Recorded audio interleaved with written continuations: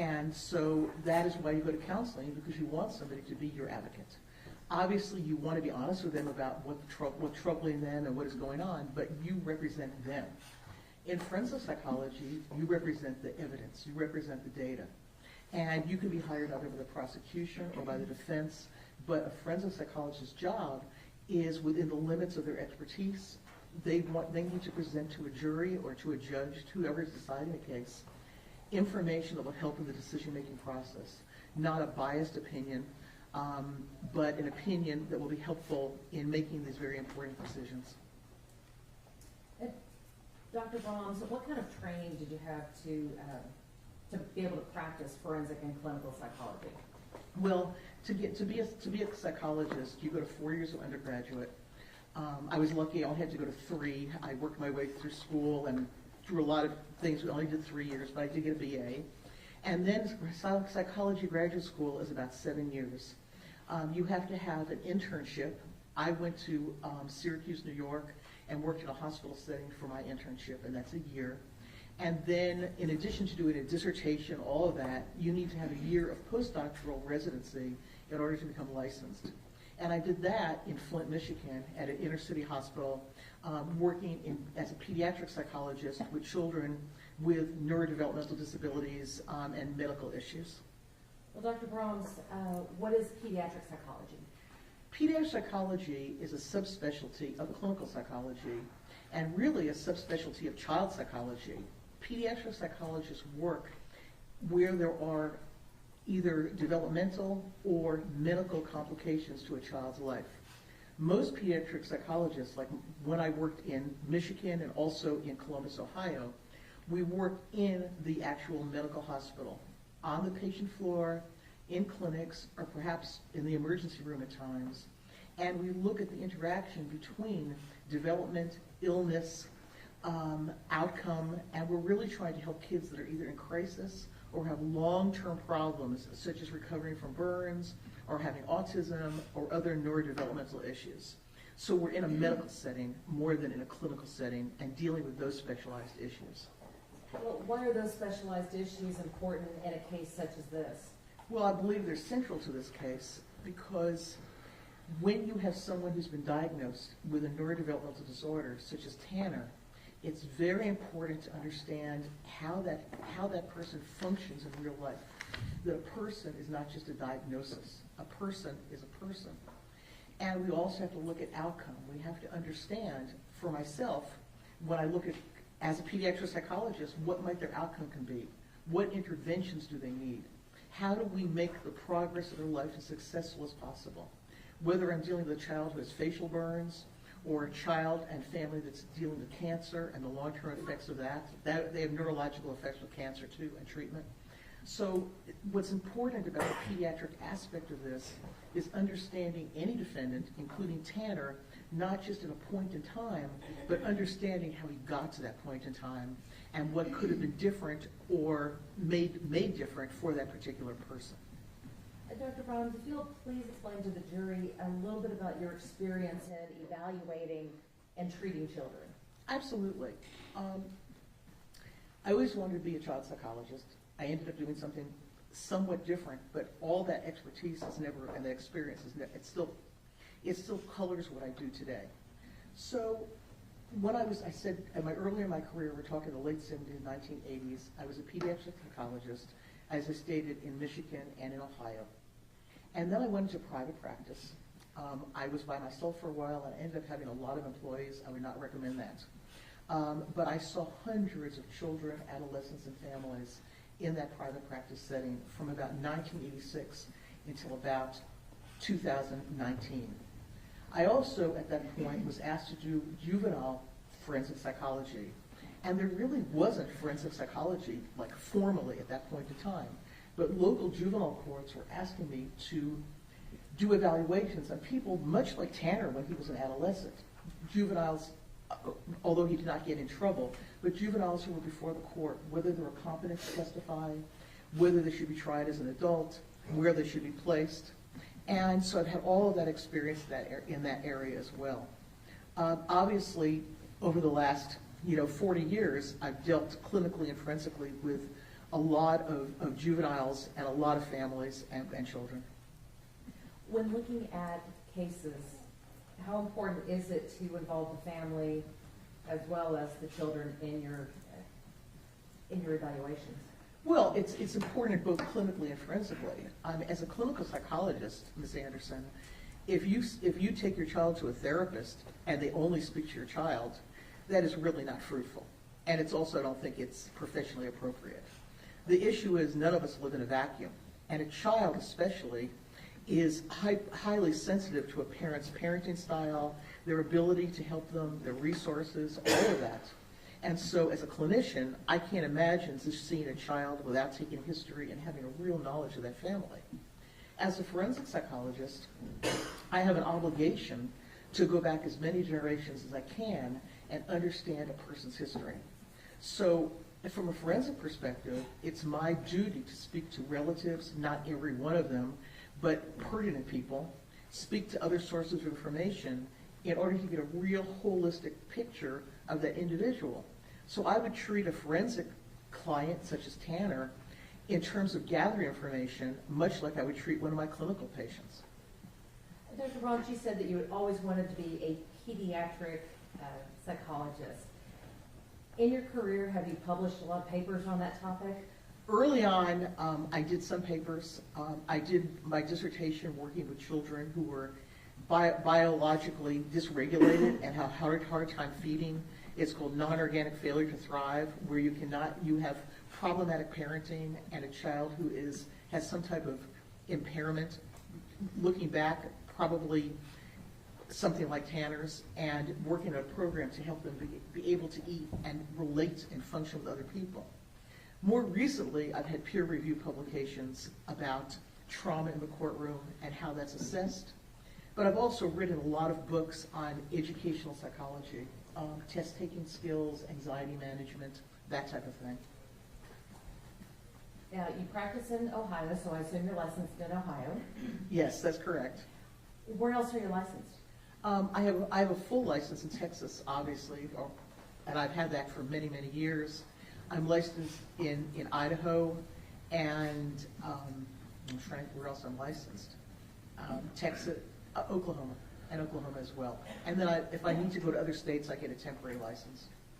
You talked about doing forensic psychology, and that involves the courts, right? Yes, ma'am. All right, so how many times have you testified in proceedings? Many times.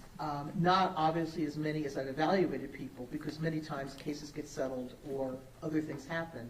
But I have been in state courts, federal courts, even military courts. I would say I've testified maybe 100 times. That's a guess. Oh, I'm sorry. What about juvenile court?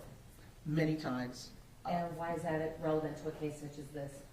It's relevant because I've done so many juvenile evaluations, especially earlier in my career, that to understand how a child develops and where they are at a point in time and what their choices really were. You know, what do we do with a juvenile who has not had the family background that all of us may have had? How do we give them interventions and keep them out of that system? All of these things are very relevant. So this whole issue about development has a great deal to do with many cases in juvenile court, and I think many cases in adult court as well. Do you often deal with cases involving capital murder? Yes, I do. How often? I don't know if I can answer often. I can say that I've been involved in approximately 50 cases over the course of my career. Many of them do not go to trial. May I approach, Your Honor? Yes, ma'am.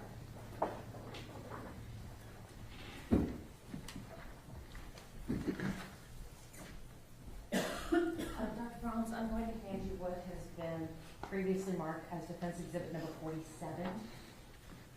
Yes, ma'am? Do you recognize that? Yes, I do, ma'am. What do you recognize it to be? This is my resume, and it is 27 pages in length. Is this a true and accurate representation of your experiences? Having spoken to my office yesterday, I would say yes, it is. Okay. Your Honor, at this time, the defense offers defense exhibit number 47 for all purposes. I've seen it, Judge. No objection. Defense 47 is admitted.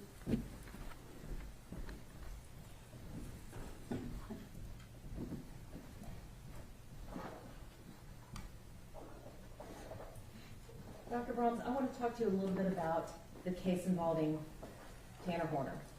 That's fine. You were retained by the defense in this case, is that correct? Yes, ma'am. All right, so, Dr. Brahms, how much is your hourly rate? $350 an hour. Is this standard for experts in your field? There's a wide range. I would say that I'm at the lower end of a range for forensic experts. Approximately how many hours have you put into this case so far?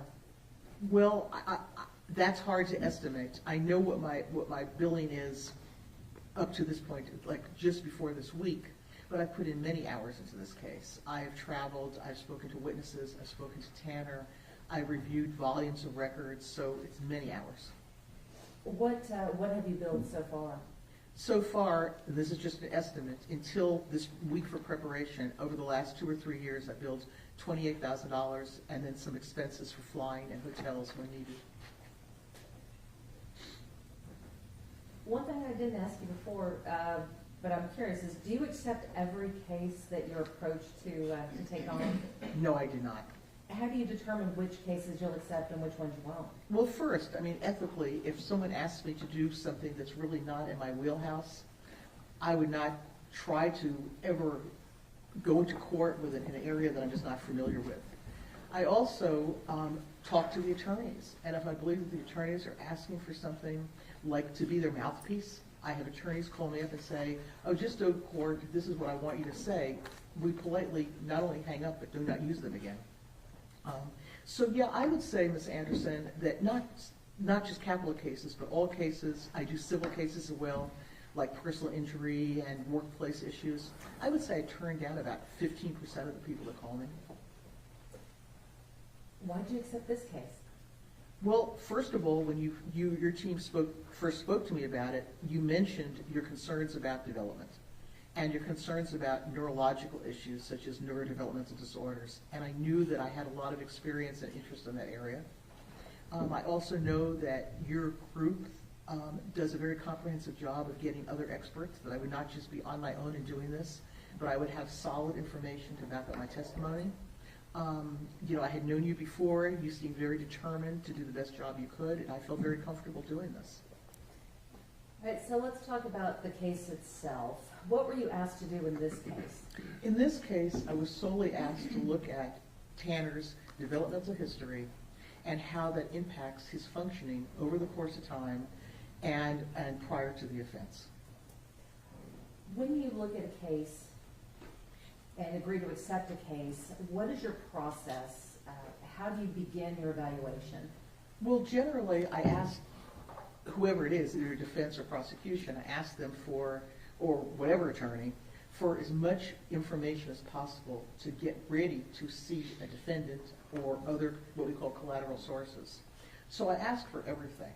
I don't want things in a summary. I do not want an attorney to summarize records for me, because I need, as the expert, to have availability to those records. Okay, some experts want to have a summary. I don't do that.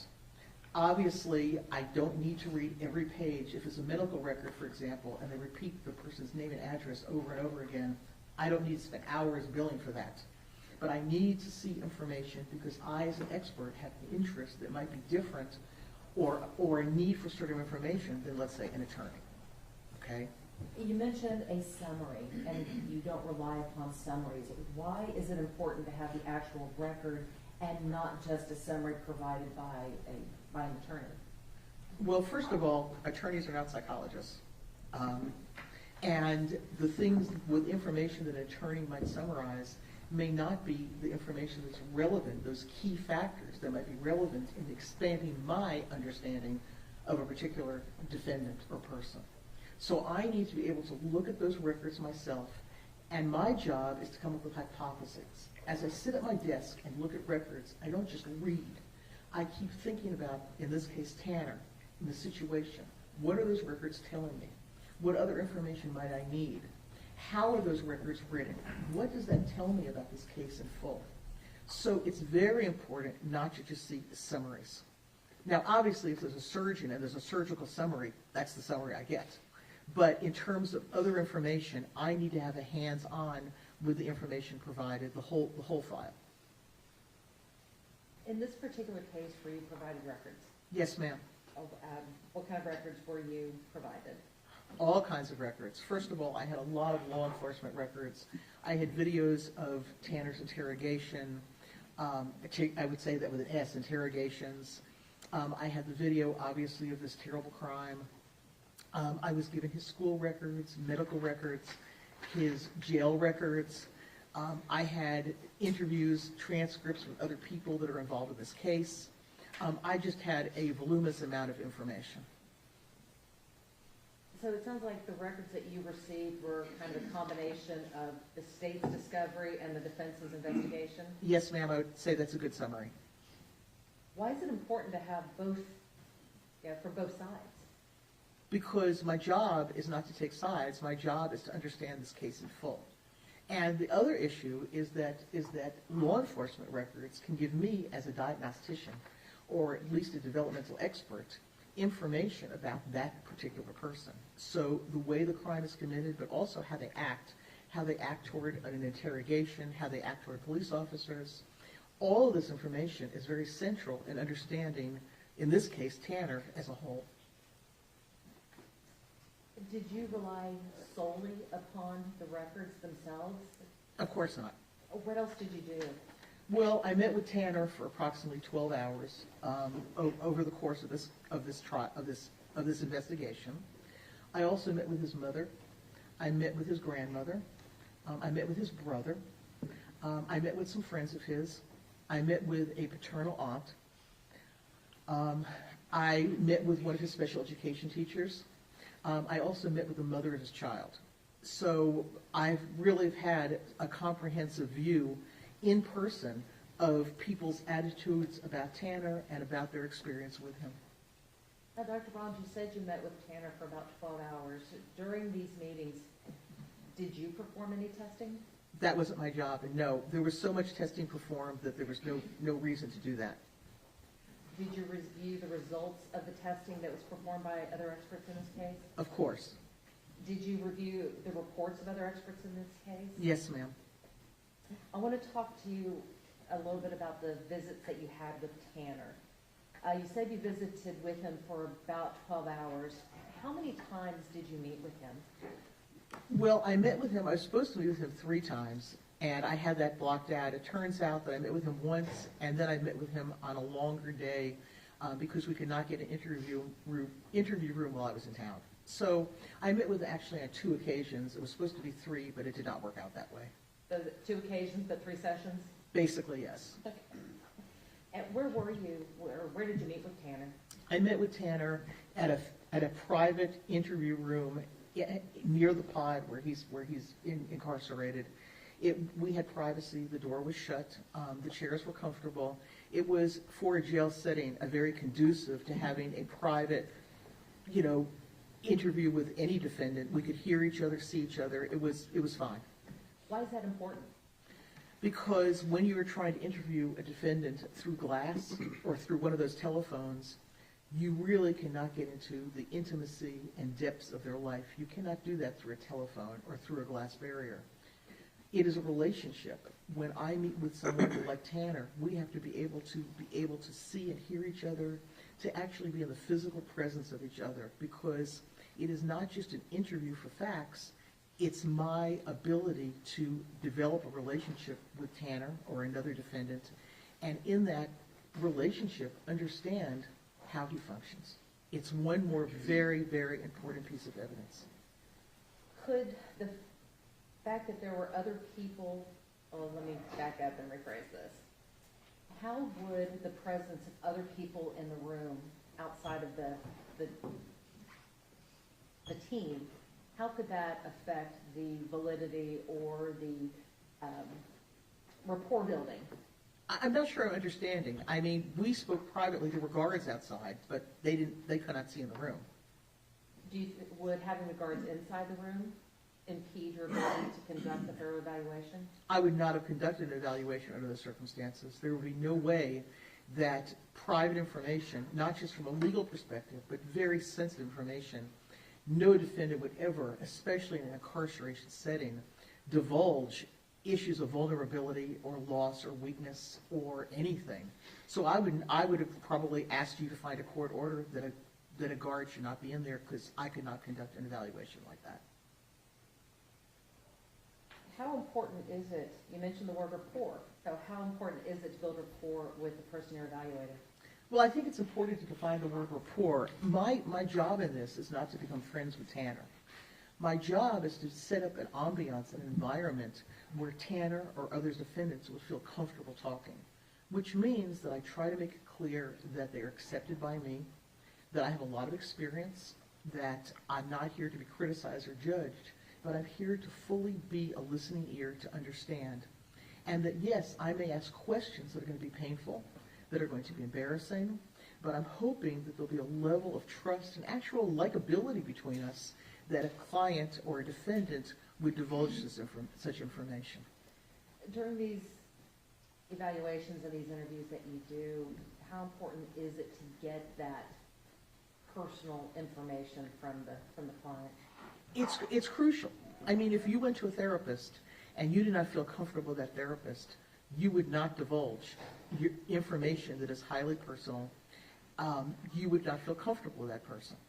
There's a big difference, and I get asked this question a lot, between caring and likability and respect. Okay? I want this to be a respectful relationship.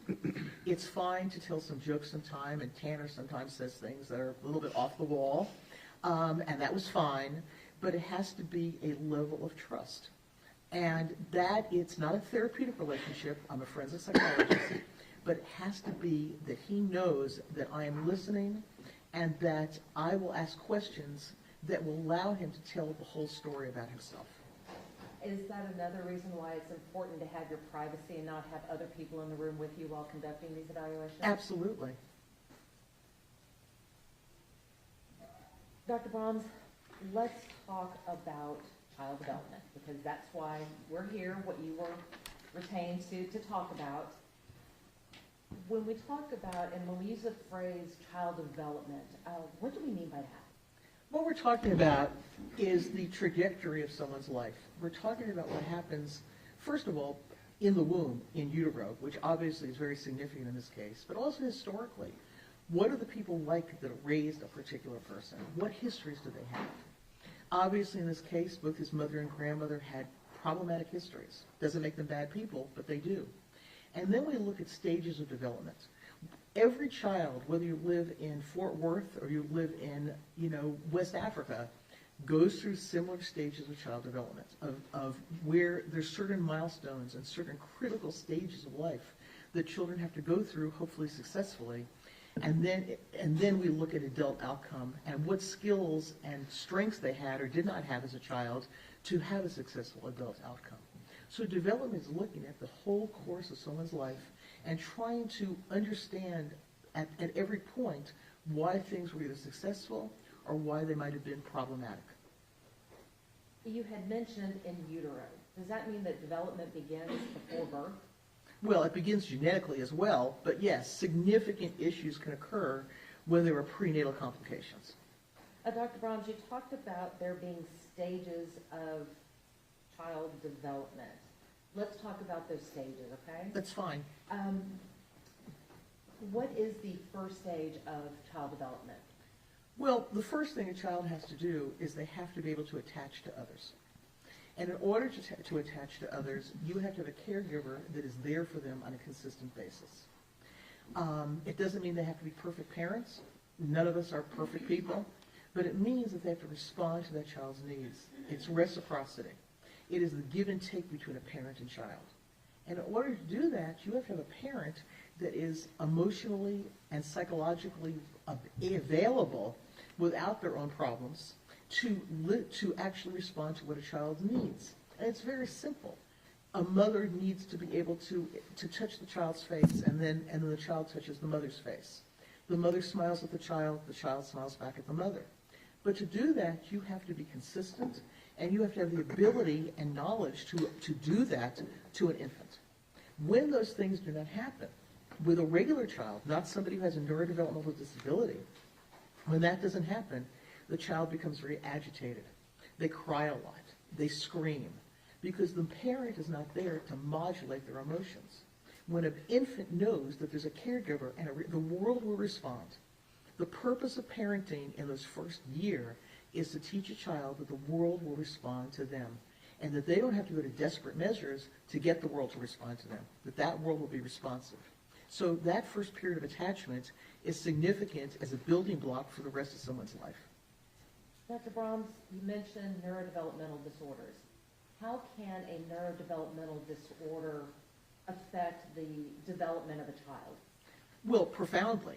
I mean, I know back in the mid-'70s I was doing research on how children who were not, we call it biobehaviorally regulated, how that affects not just attachment, but it also affects the rest of their development in their life. So when we have a neurodevelopmental disability, one of the impairments is the ability to self-regulate.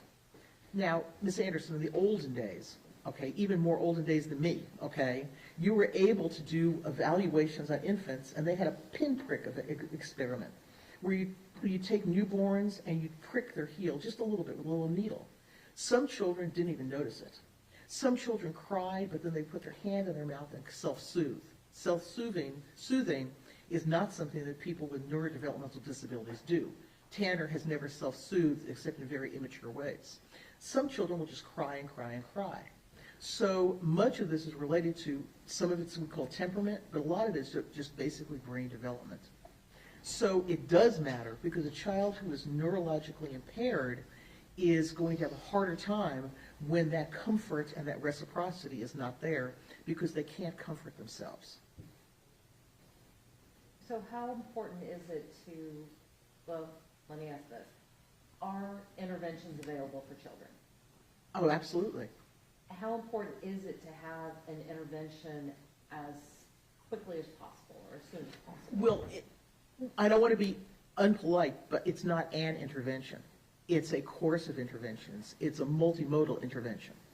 So first of all, the timing is extremely important. It is important to start as soon as you see developmental differences or behavioral differences in a child. In many states, most states, there are infant programs where people come into the house, professionals come into the house and educate the caregivers about how to set up the best possible environment for that child. But what we do know in terms of early intervention with neurological disabilities, neurodevelopmental disabilities, that if there is not intensive intervention by about age 6, that child is far behind the 8 ball. That the types of skills, attention, self-regulation, socialization, attending to the environment, all of those issues need to be addressed well before a child starts to go into stages of development where those skills are absolutely mandatory. So if you do not have intervention early, and that would be occupational therapy, counseling for the parents or parent guidance, educational issues, there's a lot of interventions. If you don't have that early on, everything snowballs because that child doesn't have the basic, we used to call it learning to learn skills. The skills that you have to learn in this world, to acquire information, to control your behavior, all of those things, if you don't have that by a certain time, your adaptation and your coping skills are going to be ineffective. You mentioned the term multimodal. What does that mean? Well, it's a fancy word, but what multimodal means is that you have interventions not just in one area, but in many areas, because neurodevelopmental issues are pervasive. And what we mean by pervasive, it's not just a learning disability. You know, I have friends who actually became attorneys and doctors, and they had a learning disability, and they got reading help, or they got whatever they needed, and they went on with their lives. And some of them they listen to audiobooks now because they don't like to read that much, but they still become lawyers or doctors. That's a learning disability.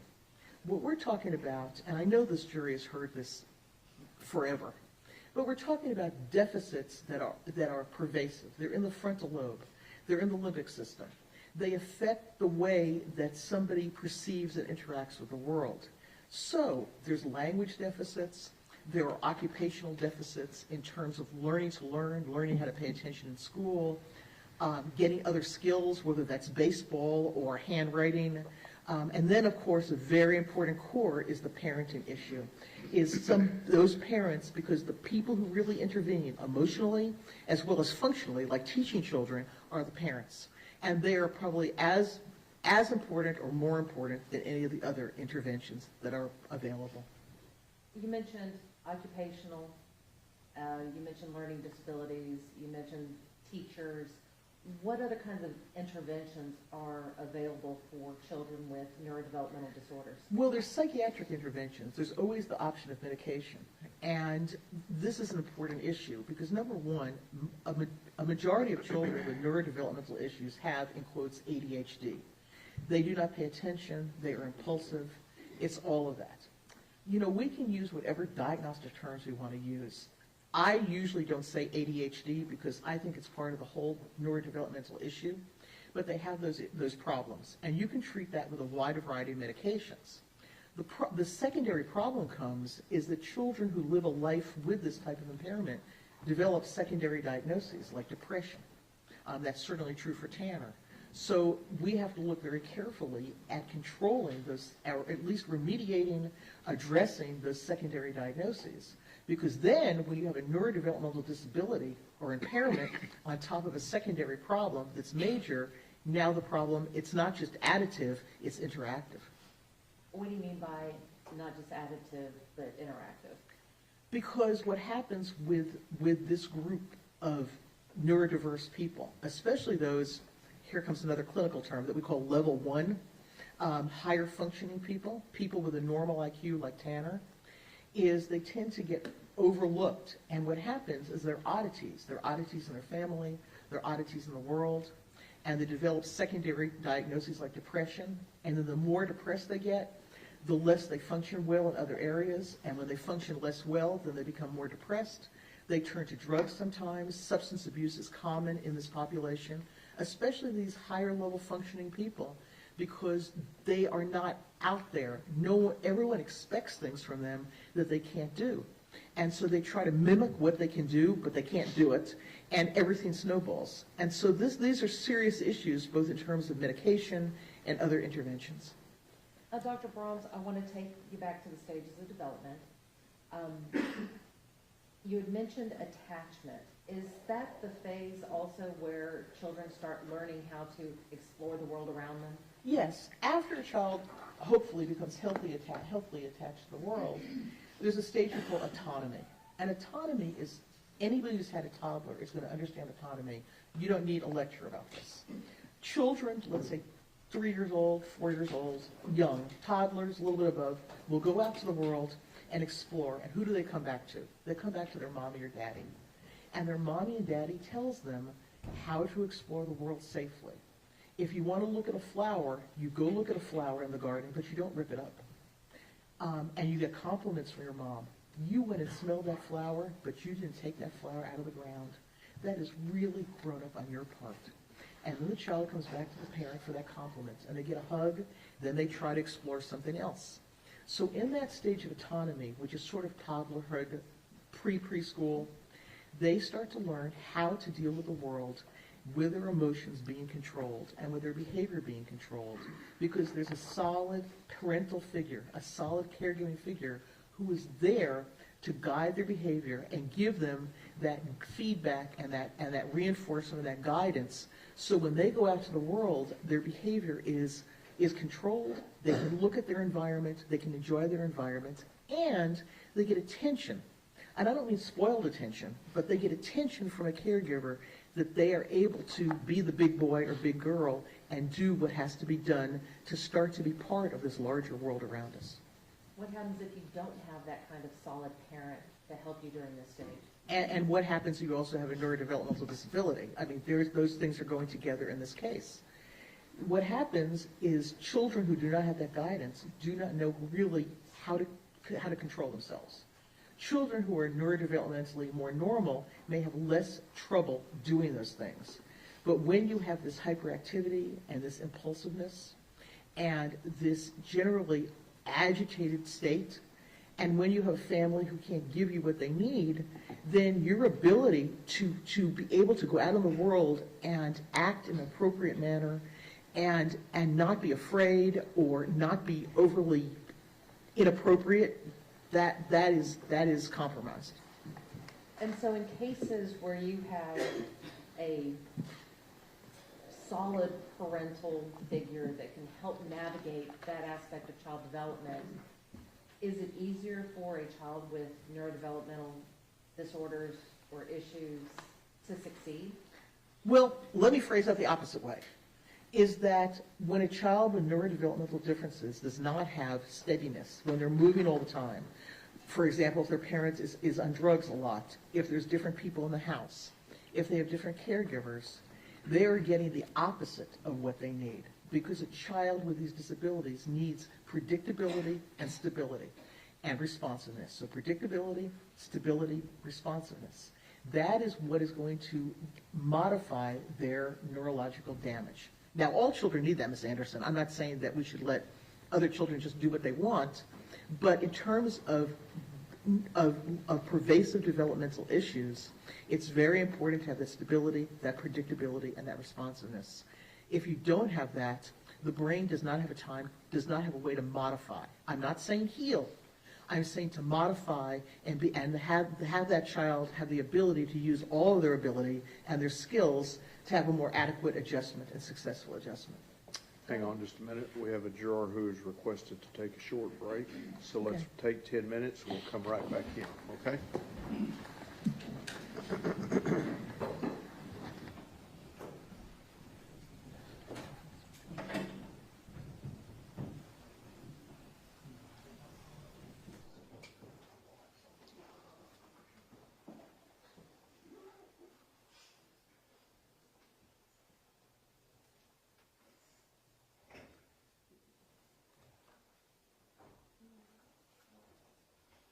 All right, 10 till 10, everybody.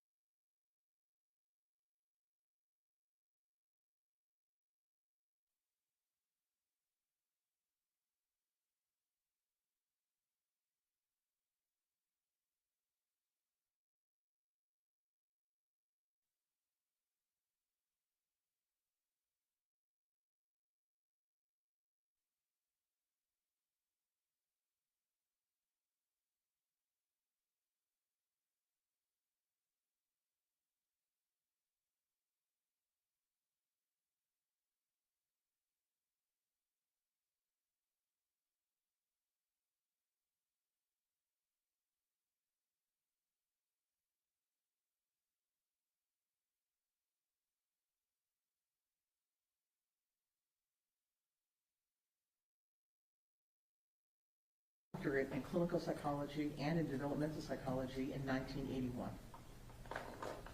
You mentioned clinical psychology, but I also heard you say forensic psychology Yes. earlier. What is the difference between clinical versus forensic psychology?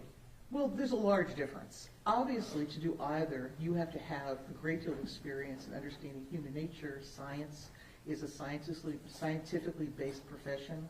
But in clinical psychology, the client is your client. You are their advocate. And so that is why you go to counseling, because you want somebody to be your advocate. Obviously, you want to be honest with them about what's troubling them and what is going on, but you represent them. In forensic psychology, you represent the evidence, you represent the data. And you can be hired either by the prosecution or by the defense, but a forensic psychologist's job is within the limits of their expertise. They need to present to a jury or to a judge, to whoever is deciding the case, information that will help in the decision-making process, not a biased opinion, but an opinion that will be helpful in making these very important decisions. Dr. Baum, so what kind of training did you have to be able to practice forensic and clinical psychology? Well, to be a psychologist, you go to 4 years of undergraduate. I was lucky; I only had to go to 3. I worked my way through school and through a lot of things. We only did 3 years, but I did get a BA. And then psychology graduate school is about 7 years. You have to have an internship. I went to Syracuse, New York, and worked in a hospital setting for my internship, and that's a year. And then, in addition to doing a dissertation, all of that, you need to have a year of postdoctoral residency in order to become licensed.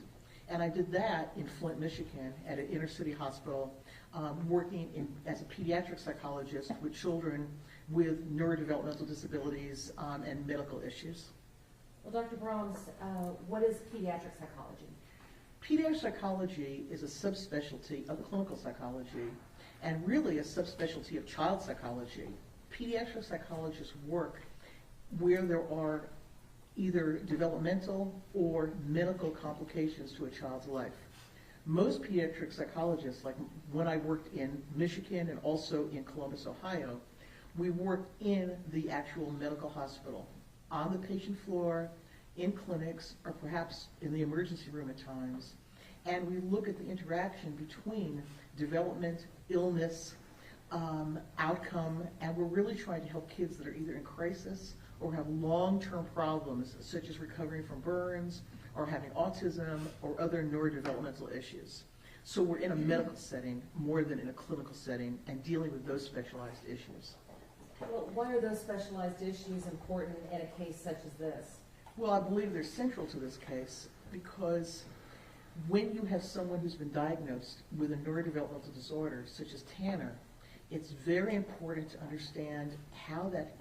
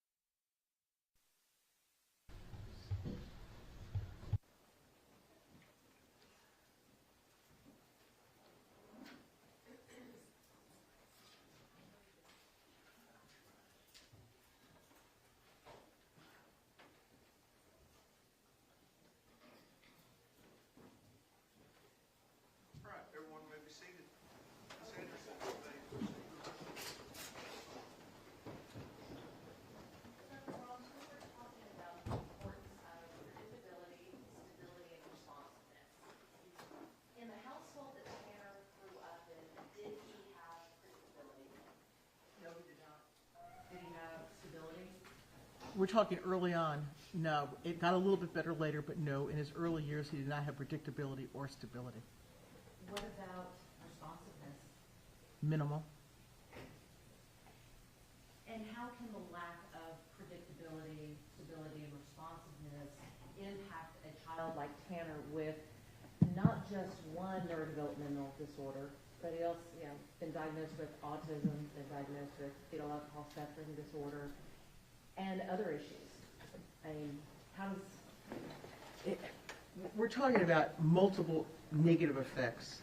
So when you think about what Tanner did not have in terms of the family structure and stability that he should have had, what happens to any child, not just Tanner, is that your ability to get what you need in an adaptive way becomes very limited.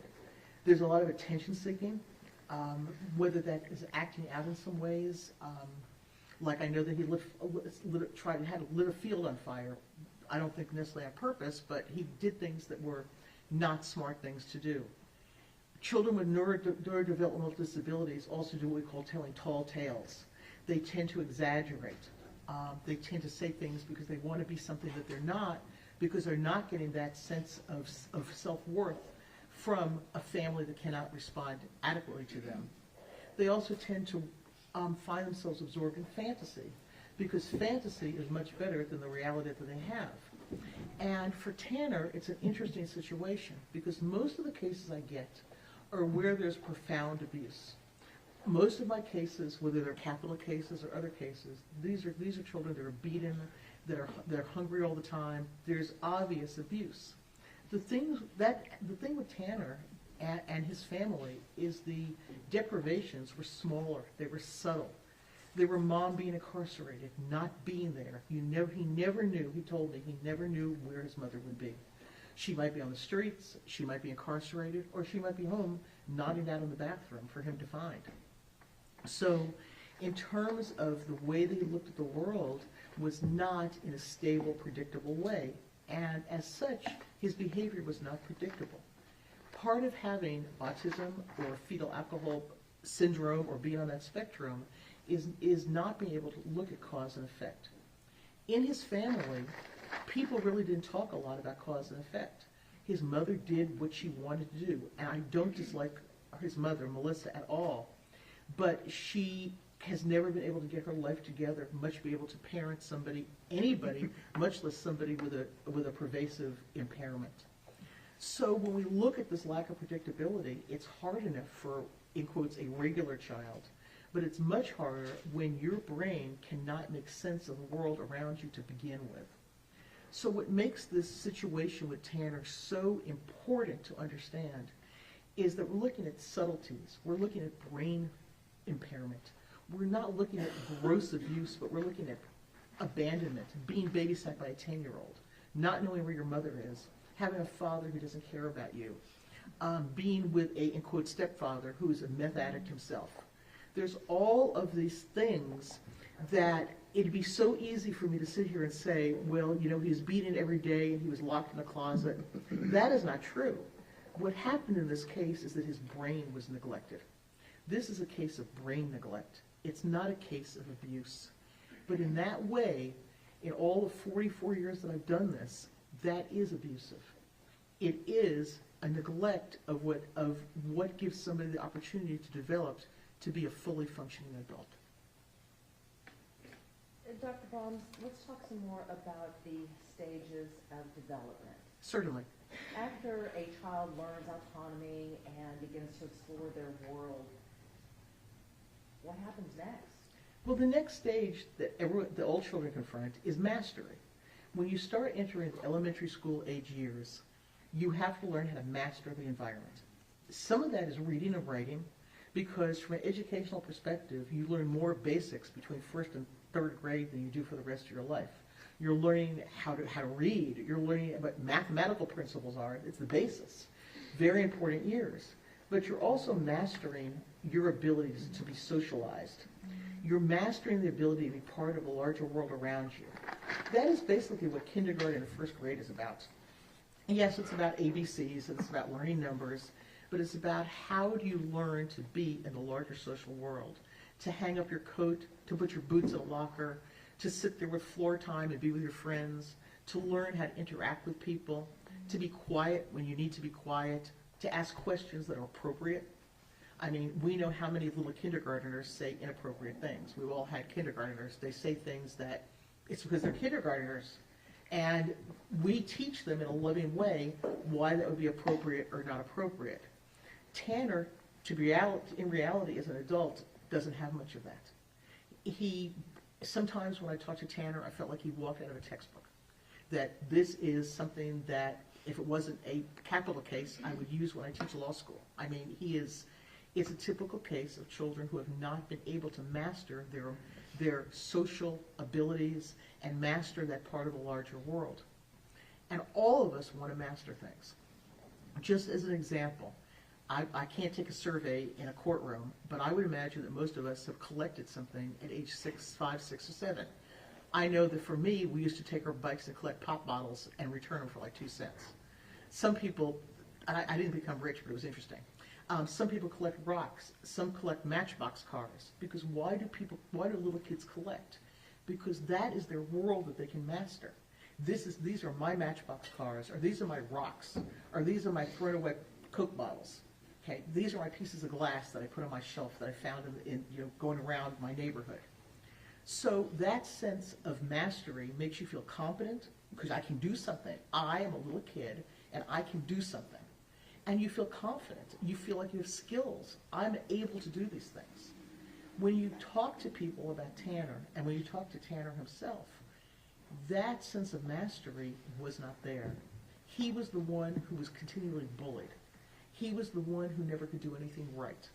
He was the one that didn't have parents. Probably he had grandma on and off, but he didn't have a family that taught him to be competent and confident.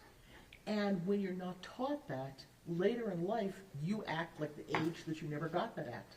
So there's times when I talk to Tanner, I literally can believe I'm talking to a 6-year-old in terms of inappropriate comments, not sexual ones, just inappropriate comments, laughing when he shouldn't, blurting things out. All of those things, it's almost as if I'm talking to a big man who is 6 years old. Dr. Brahms, you mentioned socialization. What do we mean by socialization? Well, we all learn about values and morals from our teachers, from our parents, sometimes from like Sesame Street, from various different places. So the way that you learn about the values of society is 2 ways. One is by direct guidance, like it's important to go to church, okay? That's an important part because you were brought here by God and we need to respect God. That's verbally stated. But then there's what we call vicarious learning. You learn by example. So you learn when your grandmother goes to church and says, that was a great sermon, I feel so much better. And you're listening, you're saying, you know what? This has some value, and my family's values are that we need to respect something higher than us, okay? Whatever religion you want to be. They were good Christians, so whatever you choose to be. But you learn by guidance and you learn by watching. And that is part of development. Now for Tanner, I believe that underneath all of the problems here and this terrible crime, he did learn some things from his grandmother and even from Melissa. Melissa feels terrible about what she did, and she's able to express that. And she was able to express love to him even in her worst, darkest hours, and I've seen her worst, darkest hours, and they're bad. She understands the importance of family. Jackie did everything possible to have a family with really limited resources. Not a lot of education, not a lot of money for sure. She had to deal with Bill. That was not an easy task because he was against things that she tried to do for Tanner. But what he learned is love. He did learn the importance of certain things that make us human. And he learned that because despite all of their problems, there still was that sense of that in the family. And even with Bill, Bill is a tunnel rat. He's a Vietnam, and I may his memory be blessed, but he was, fought for our country. And he took in Tanner, and it was not done with hatred. He did what he could do, but I believe that they tried their best to have a family. And I believe that in the long run, years later, Tanner wanted and wants the same thing, that he wanted to have a family, even though he had a very dysfunctional partner and very limited abilities cognitively, not intellectually, not in terms of smartness, but in terms of this pervasive developmental disorder. So those are the values that you get that you carry on. You mentioned guidance and modeling. What happens if you don't get proper role models, proper guidance, Well, proper modeling? You get it from somewhere. In middle school, you get a lot from your friends. I mean, we all know that middle school is hell, okay? I mean, I don't think I need to tell anybody that, but those years are very, very difficult in terms of developing who you are and understanding who you are. And then we'll talk about that probably sometime about identity. But you get it from other places. Now for Tanner, he started learning things through channels that were not appropriate. He got into heavy metal music. He got into a fantasy life of superheroes, of all of these things that were avoidant, which is so typical for autism, is you go into a fantasy world. And so I think that Tanner developed values that were not his parents' values and were not necessarily the best values because of the environment that he put himself in. Because he was socially limited, he wasn't going to be a typical person's best friend. They didn't want him as a best friend. And he needed to find some way to understand the world, and I don't believe he did that in the most pro-social, adequate way. But that is part of his impairment. Dr. Baums, you had talked about Tanner's mother and his grandmother. Did you hear the testimony of his grandmother? Yes, I did. Did you interview her on your own? Of course, yes, I did. When she was here to testify, was she able to tell the whole story about how Tanner was raised and about her life? No, she did not. Why do you think that is? I think because his grandmother has a great deal of regret and shame. I think that she has shame because she was sexually abused as a child and has always felt inadequate and dirty and not good about herself. And it's taken her years of prayer and counseling to try to get over this. She feels terrible that her daughter became a drug addict, a real drug addict, and that she could not do anything to stop that. And she feels inadequate because she did not give Tanner and could not give him what he needed. She did not want to talk about what she went through with her daughter. It's incredibly embarrassing to sit here in front of a court and state that I was a failure as a mother, that my daughter really is markedly dysfunctional. It's hard, it's shameful. And she's a sensitive woman who truly has love in her heart for her child and for her grandchild. And she's disabled and she's in a wheelchair. And I think this, in my view, having spent hours with her, this was probably the hardest thing she's ever done. Do you believe that Jackie possessed the desire in her heart to do everything that she could for her grandson? Without a doubt. Did she possess the ability to do those things? Very limited. And what do you feel hampered her ability to give the stability or the predictability that was necessary in the home? Well, first of all, she had a lot on her hands. She had Melissa, the mom, in and out of the house with drug problems. She was trying to give her money. She had no money of her, little money of her own, Social Security, whatever. There were always financial problems. Her husband, Bill, was not supportive. And she is not a highly sophisticated woman. She's a fairly kind, I like Jackie, you can't help but like her, but she's not a sophisticated woman.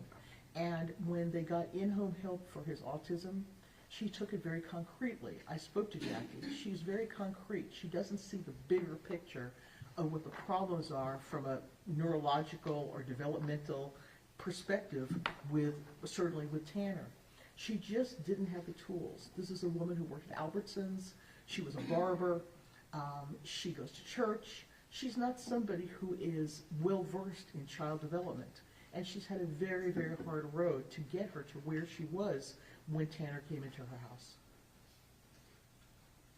You had mentioned also that some of the socialization happens in school. That's correct. How does that impact the development of a child? Well, Tanner, one develops a sense of confidence and confidence in themselves when their peers care about them and when they feel that they fit in. And Tanner has told me in many different ways that starting early on that he's an alien. I don't mean a real alien. This is not a psychotic delusion. I mean an alien that he is somehow in this world but does not have the skills that, in quotes, humans have. In his own fantasy way, he sees himself sort of like a robot when he was a little kid, like a robot in school trying to be a human being, which is, if I ever write a book about autism, should be the title of the book. Because people who have these disabilities have to mimic, they have to cover, they don't know how to do these things on their own. And so, of course, he was bullied. He was painfully bullied. And he never wanted to tell his grandmother much about it because he was embarrassed. But he was bullied terribly through school. So you have somebody with autism, and you have someone who's on the fetal alcohol spectrum, who really cannot mimic the, everyone's talking about theory of mind, but to understand how he should act, how people perceive him, Tanner even now doesn't understand how people perceive him, how the guards in the jail perceive him, how I perceive him. I don't think he even knows how his lawyers perceive him. So what we have here is a child who developmentally, when we talk about mastering the environment and feeling good about himself, is that he never was part of things socially. And when you're not part of things socially, you don't learn the things about interaction and socialization that your peers are learning because you're not in that group. You're in your own little group. So when we're talking about socialization and the mastery of the environment, would interventions have assisted him in going through these stages? Absolutely. Absolutely. Even if he had received interventions through all of these stages, would he still have brain impairments? Of course. Would they still be pervasive? Yes. Would he still need guidance? Throughout his life. So how do you reconcile all of this with the fact that he had a job, he knew how to drive a car, he had friends, he went out to the clubs, he had a life? How do you reconcile the need for guidance and the need for interventions with all of the strengths that he has in his life? Well, we've not talked about this before, so I'd like to just give an example, okay? And then we can talk. I want to tell you, prior to coming to court here, I was hit by the postal man who rear-ended my car. Okay, so nobody was hurt. He got out of the car, and he clearly was neurodivergent. He was twitching. He was crying. He said he looked at the floor and he has a hard time paying attention. He told this to me. I'm a police officer. So what we have there is a Tanner. Okay, we have somebody who has a job. He's a contract postal delivery person, kind of like a contract FedEx person. And he is begging. He's like, don't fire me, don't fire me. He's a grown man, and he's crying. And then his supervisor comes. They come to where the accident was, and they're like, well, we're going to write you up, and this and that. And he's twitching and twitching and crying, and it's obviously that he is neurodivergent in some way. Now, he has a job, but he looked at the floor instead of looking at the road and hit my car and did $9,000 worth of damage. And so what we have here is someone who on the surface you can say, well, you're a contract person for the post office. In reality, he is barely able to have the attentional skills to do his job. So when you do an evaluation of someone, you never just say, what is your job? Or what's going on in your family? Or anything like that. Or what are your hobbies? So you can say to somebody, I have a job doing X, Y, or Z. But to understand their impairments as well as their strengths, you need to have functional details. And by functional details, it's not just do you have a job, but what are your daily routines? How do you master challenges? What do you do about stress? What happens if you have to make a decision about a FedEx route or how you stack dishes? How do you make these decisions? So you could be working as a dishwasher and the dishes are piling up. You have to make an independent decision about how to stack them so they don't fall down. Do you have the problem-solving skills to do that? You can say on paper, I wash dishes at Olive Garden or wherever, at Outback or whatever. I know he worked at Outback. But can you really stand the stresses? Can you maintain a pace? Do you have processing speed? Tanner has very low processing speed. Things that would be decisions for us that happen rapidly come very slowly to him. So when you're looking at functional analysis of somebody, You don't just take things face value, I have a job. You have to, Ms. Anderson, really understand what that entails. Do you believe that Tanner would have benefited from the early interventions, Yes, for many reasons. such as? Well, he has a normal IQ. I think that Tanner, even as a little boy, wanted to have interactions with others. He couldn't have good interactions, but I think he wanted that. And if he had found the right therapist, the right social group, like a training group, a therapy group for kids with neurological, neurodevelopmental differences, if he had been taught some basic skills that would have helped him, like how to play t-ball, or how to be successful at something, or how to do artwork, or whatever that may be, we would find that he would feel more confident, that he would start to modulate his behavior. And as you said, Ms. Anderson, it's not going to take away what happened in utero. We're not going to fix someone's brain. This is not brain surgery. This is using every talent and every ability that this young man may have had, and also teaching him to overcome what he doesn't have. I want to go back to this postal worker that had the rear end, or had the car accident with you. Yes. You said that it was obvious that he was neurodivergent, said that he was having these twitches and whatnot. He didn't kidnap you, did he? No, he did not. Obviously, he didn't murder you. No. So I guess my question is, do all people with neurodivergent disorders respond to stimulation or overstimulation or situations the same? No, they don't. But they do respond with certain stress reactions.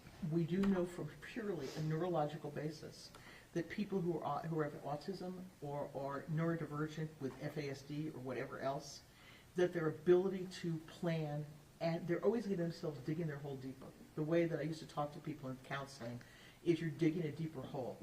It's one thing or another. I had a very brighter than Tanner, college and graduate student as a patient, and he would dig himself into holes continually. So he'd give a PowerPoint, and obviously he has poor communication skills, and he's very, in quotes, nerdy, and it didn't go well. And so what he then does, he leaves the classroom without anyone asking him a question. So then he gets in trouble with the dean, and then he doesn't agree with what the dean tells him, so he goes to the president of the university.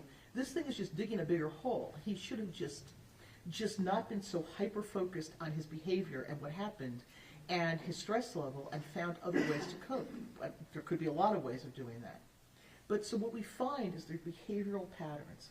Not every situation, Ms. Anderson, is the same, but the reactions tend to have a diagnostic and commonality to them depending on the situation. What do you mean by diagnostic and commonality? Well, we know that the brain, all of our brains work in a certain way. We all have to solve problems by looking around the environment, pulling together information, and then our emotional part of our brain has to have some control over the thinking part of our brain, and vice versa, to come out with solutions. When you have damaged those areas, that's going to be very different and difficult. And we know from research, and we know from clinical experience, that people with these disorders who deal with stress generally do not have good reactions. It's avoidance. Tanner has a lot of avoidance. It's meltdowns, which Tanner has had many meltdowns. My mailman was having a meltdown. These are predictable things. So not everyone's going to respond to the same situation in the same way, but the impairments are generally the same. Dr. Brahms, when you were talking about mastering the environment, you used the phrase competent and confidence. Yes, ma'am. What did you mean by competent and confidence? Well, in order to be successful in this world, you have some competencies. And to have competencies, you have to be able to follow through on things, pay attention, solve simple problems, not get discombobulated by stress. All of those things and many more are part of having this type of disorder and impairment that Tanner has. And if you don't feel that you're able to master the environment as a child or as an adult, Tanner could not master the world as an adult. He couldn't find the right place to live. He couldn't handle a job. He couldn't handle relationships. Then your feeling confidence about yourself is minimal, if not less than minimal.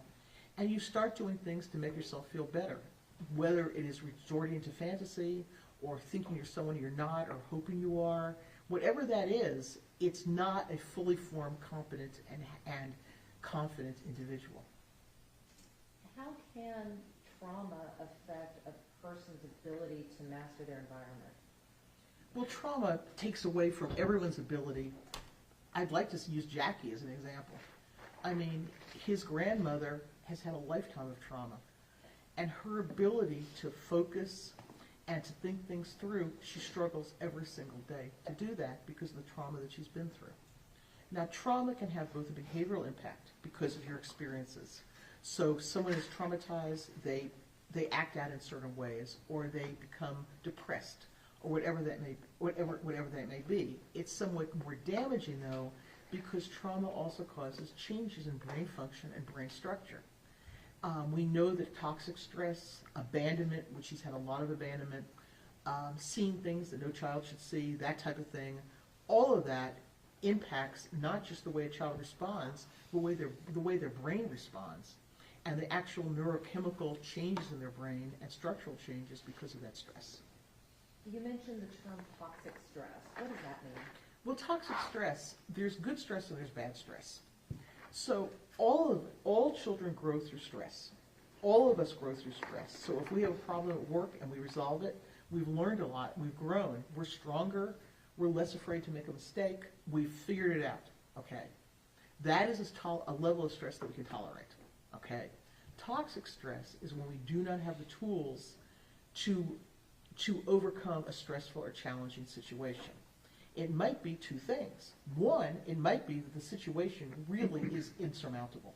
There are situations that will cause anybody toxic stress, no matter how smart we are, no matter how our brains operate. But stress can become toxic when that person has an impaired brain and then they're faced with challenges that you or I might be able to deal with, but they cannot. And that becomes toxic, especially when they're faced with those stresses over and over again. For Tanner, it was never knowing where his mother was, never knowing if she was alive or dead. It wasn't toxic stress like being beaten every day, okay?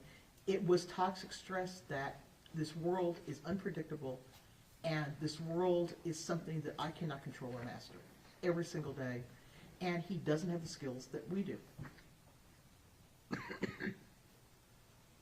We're talking about trauma here. Did Tanner share with you some of the more traumatic events in his life? Yes. Yes, he did. Let's talk about that. Did he share with you about the time that he himself had been sexually assaulted? Yes, he did. What happened? Well, not surprisingly, it was difficult for Tanner to talk about. What happened is that his mother, they were living on a property that had several homes, and there was a landlord. And as I think I mentioned earlier in my testimony, he was involved in setting a fire and causing some problems on that land, and he had to apologize to the landlord. And his mother, despite her difficulties, had him apologize, and he was sexually assaulted by that landlord at that point in time. How old was he at the time? He was about 10. You talked about setting the fires. Were those fires, or let me rephrase that, was there any indication that those fires were set with the intent to burn down a house or to cause mass destruction or anything like that? No, not at all. When he told you the story about the fires, what did you make of the fires? I felt that I was talking to a young man who was unable to predict cause and effect, and he thought it would be interesting to see what it looked like if some dry brush was burning, and it never occurred to him that that could spread. When someone who has been sexually assaulted like Tanner was at such a young age, can that cause that person to either to mimic that same behavior? Well, I don't think that the research, again, Ms. Anderson, I know you're not a psychologist, but it's not a matter of mimicking behavior. It's a matter of when someone is sexually assaulted, there's a lot of questions raised in that person about their sexual competence, about why they were picked upon to be abused. And because of this, not everybody by far, they get into situations where they're exploring their sexuality and where they're trying to get some issues worked out about that. So I think what sexual abuse does primarily is put somebody in a position where they're unsure of their own sexuality, which can lead to many, many different outcomes. Okay, it can lead to sexual exploration. It can lead to depression. It certainly did for Tanner. He had some traumatic symptoms after that. Even now, it's in his memory. I would not diagnose him with PTSD, but I would say that at the time, he had many trauma symptoms that sort of have remediated over time, but the actual event is something that he clearly does not get out of his mind. That is something that is still very troubling to him today. And difficult to talk about? Very. You had mentioned earlier about identity. Yes. Tell us about that stage of development. Well, during those middle school years and beyond, one has to establish who you are as a person. What am I? Am I a smart person? Am I good at certain things? What am I going to be when I grow up, so to speak? Much more than I want to be a fireman. We're not talking about a 6-year-old. We're talking about forming an identity that will lead into adulthood. So when Tanner was in those stages, most children in healthy situations have positive experiences. They're not bullied. They don't have home life problems. And they're able to have experiences that mold who they would be. For Tanner, he did not have those positive experiences. His identity started being formed as that alien, that person that can't really get along, who has to mimic, who doesn't really understand the social world around him. And when he started to develop an identity, what was left for him? I mean, what really was left for Tanner? Well, it was the odd things. It was the outlier things. It was the rock music and the heavy metal many people don't listen to. It was watching Marvel movies 20 times. It was Dragon Ball Z. A cartoon that I still can't understand, by the way. But it was all these things that he created his own identity. But it wasn't an identity that was the typical identity of I'm in 4-H, I'm in the school play, I play basketball, I do these things. At that point, he was a church-going kid, and he could not sustain that. Now I know later on he's become much more serious about the values his grandmother taught him about religion. But at that point in time, he couldn't get along with the youth group there. I mean, I think he played some kind of musical instrument, but he shared. He's always an outsider. So he went to activities that made him comfortable because he found people like himself. How would a person who has level 1 autism, how would that impact their ability to navigate this developmental stage? It would be very difficult. I think having, I really don't like talking so much diagnostically. Level 1 of autism, to me, is worse than more serious autism. Because, and I know that sounds probably off the wall here, but I do mean that to some degree as a professional. Because if you are more impaired, people see that you're impaired, and people either have empathy or you get special services or whatever. But it's the people in level 1 that are the ones that are hidden figures. Nobody sees they see the superficial. They see someone who has a job or this or that and goes to school and graduates high school. Not greatly. I think he was like 350 out of 355 or something, but he graduated. Okay? And so what the issue here is for Tanner is that he didn't stick out. He stuck out as odd, but in terms of the services that he needed, like in high school, he had minimal services because people did not understand the depths of his impairment. They saw a kind of pain-in-the-butt, goofy guy who was sort of attached to school, who had his social issues, but nobody really understood the limitations that he encountered every day. So it sounds like when we're talking about level 1, people tend to focus on the strengths and not the deficits? Or they just don't see the deficits. Or they see these youngsters, teenagers, adults too, as just odd or sort of bothersome or not really doing the job they should do. But I don't think that it comes out as a impairment to the degree that it really is like to have level 1 autism. That is a pervasive developmental disorder regardless of what clinical level we put it at. I don't care if you give him level 2 or 3 or 100. Tanner is Tanner. Tanner has these impairments, and he has struggled with them without very much help. I mean, he had Miss Weaver, who's a lovely person, but the type of intense, continual intervention that he needed till adulthood and through, he did not have. You had talked about his feelings and that he was gravitating towards outlier things. Yes, he did, for sure. So when someone sees themselves as an outsider or someone who just doesn't fit in, can their own, I guess, self-identity impact how others, I mean, is it a self-fulfilling prophecy, I guess? It is. It's a self-fulfilling prophecy. I mean, Tanner was, I'm going to say this, less capable than his peers that he chose. He chose outliers. He had 2 friends that I talked to who were punk rock, used drugs. They finally had a life, and they have a couple children, and they're very nice people. To this day, they look at Tanner as their, as they put it, their disabled little brother. They know that he doesn't have the judgment, that he doesn't have the social skills. So what we have here is Tanner went to a group of people, especially his bandmates, who were into all of this fantasy and all of this stuff. And even then, he told me he was kicked out of 10 bands. He does not know why he was kicked out. He has no idea how inappropriately he was from a social perspective. He told me some of the things he did. And they weren't dangerous. They were rude. They were comments he should not have made. There were things he did that were remarkably immature. And even those guys who were in that outlier group thought he was more of an outlier. So how would having someone in the home to help form this identity affect their ability to form that identity? Say that again more clearly, if you don't mind. I don't know if I can. Okay. I'll try again, though. How important is it for a child to have someone to encourage them in the home, Dee?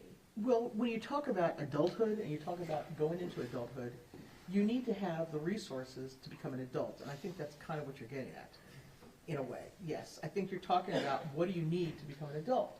Well, first of all, you need to have a brain that functions well, because adulthood has complicated challenges, really complex challenges. Whether you go to college, whether you get a job, you have to have the ability to plan, to problem solve, to pay attention, to deal with stress, to control yourself behaviorally, not have meltdowns, all of that.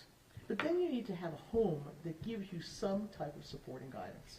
It doesn't matter, Ms. Anderson, if they're rich or poor. I have families that are not wealthy at all, and that their son or daughter knows that if they need $20 for gas, you can go to mom. They also know if they're having a problem with a girlfriend, they can go to mom or dad. And as you have that support, you're slowly able to start to acquire those adult skills and independence, that adult independence that we all need. But you can't just go from being a teenager like he was with these pervasive impairments and all of a sudden he's in the adult world. There was like no transition for him, and he did not have the resources in his home or his cognitive neurological resources to really function as an adult. And I think we all see this over the testimony that's been given. When we talk about adulthood and independence, I've heard the phrase fully integrated. What does it mean to be fully integrated? It means that a person is able to accept their positive and negatives, that they're able to see themselves as a complex person, and they do not have to shut off certain parts of themselves. So if I make a mistake, and we all make lots of mistakes, if I do something that, let's say, is rude to Miss Anderson, okay, I wouldn't do that, but let's say I did. I made a comment I shouldn't make or whatever. That is still part of me, and I can analyze that is it. I was either stressed, or there was something in my childhood that you reminded me of that I got upset about, or I was just in a bad mood. But I also can take it, I can also understand that I don't have to kick that apart and say, oh, that's just somebody else doing that. That's not really who I am. Of course it's who I am. It is who I am. I did it. I said those things.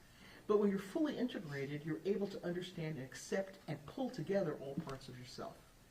And that's a challenge. That is a developmental challenge, and it takes time to do, and some people never get to that point. Was Tanner ever able to get to that point? No, he was not. how important is it to have coping skills in order to help yourself to fully integrate? Well, the coping skills mean that if you do something wrong, like if I was insulting to you, I'm not going to not deny it. I'm not going to make up untruths, fanciful untruths that, for instance, like, I was in the Uber going to court and the guy really scared me, and then I saw somebody who I didn't like, and then I was in the elevator and I got stuck, and that's why I'm in a bad mood. These are fanciful things. It's not true. The reality is I was wrong to talk to you the way that I did, and I'm able to accept that as part of myself. But when you are on, either have signs of FASD, where many people on the spectrum have a very hard time just coming to grips with what is going on in the here and now, as well as autism with the theory of mind issues, these are difficult things to do. So Tanner has a double, if not triple whammy. He's got difficulties in his neurological functioning from FASD and from autism, but he also has a family as good-hearted as they may have tried to be, who just were unable to give him that type of guidance and daily reinforcement about how to function. You mentioned earlier about avoidance. Is that how Tanner copes with things? That is Tanner's main way of coping, is he avoids. He avoids through music. When he's stressed, he plays music. He avoids through watching the same Marvel movie 20 times. He avoids by watching Dragon Ball Z 100 times. He avoids by smoking weed. He avoids in a lot of ways. He avoids, and it doesn't work because he's still anxious and he's still depressed. So how does he cope with changes? He doesn't. How does he cope with stressors? He doesn't. How does he cope with disagreements? Not well. He leaves. He's not an arguer. He can't do the social, he can argue, but it's ineffectual. How does he cope with adult responsibilities? Very poorly. And how does is he able to manage multiple demands? No, that multiple demands for anyone with his limitations are difficult, but for Tanner, they are really destructive. When he has multiple demands, especially in stressful situations like not having money, not having a car, having to go places, having to work, he completely melts down. It might not be crying, although I will tell you as an adult he's banged his head many times. He's self-destructive, he hits himself, he does things with a lot of self-hatred, a lot of meltdowns, all of this. But no, he does not handle complex situations, multiple demands, stress, in any way comparable to a regular adult. When we're talking about the avoidance, you mentioned that he avoided by going to music. That was a major way that he coped, yes. So how do we, again, reconcile the type of music that he has, that he loves, the screamo and the heavy metal and Yes. whatnot, with the fact that so many people with autism have issues with noise? Yes, but for Tanner, this music, which I made myself somewhat familiar with, is noise, but it's really for him white noise. Children on this, adults too, who have these disorders do very well in environments where like a fan is whirring or there's these white noise machines. Many of my clients, the parents would buy them these white noise machines where it just blocks out other sounds. But for Tanner, he knows the lyrics of every song. He has that control. He likes the loudness. It sorts out it sort of avoids the thoughts in his head. He completely goes into the music. And for him, it's calming more than overstimulating. Let's talk about the interrogations. Okay. Did you see all of the interrogation videos? Yes, ma'am, I did. Now, from a clinical point of view, what were your impressions of these interrogation videos? From a purely clinical point of view, Ms. Anderson, if I was not involved in this case and someone just clinically gave me and said, what would you think about that person? If I knew nothing except the video, okay, and this was a test of some kind, I would definitely say that person was on the autism spectrum, without a doubt. Why is that?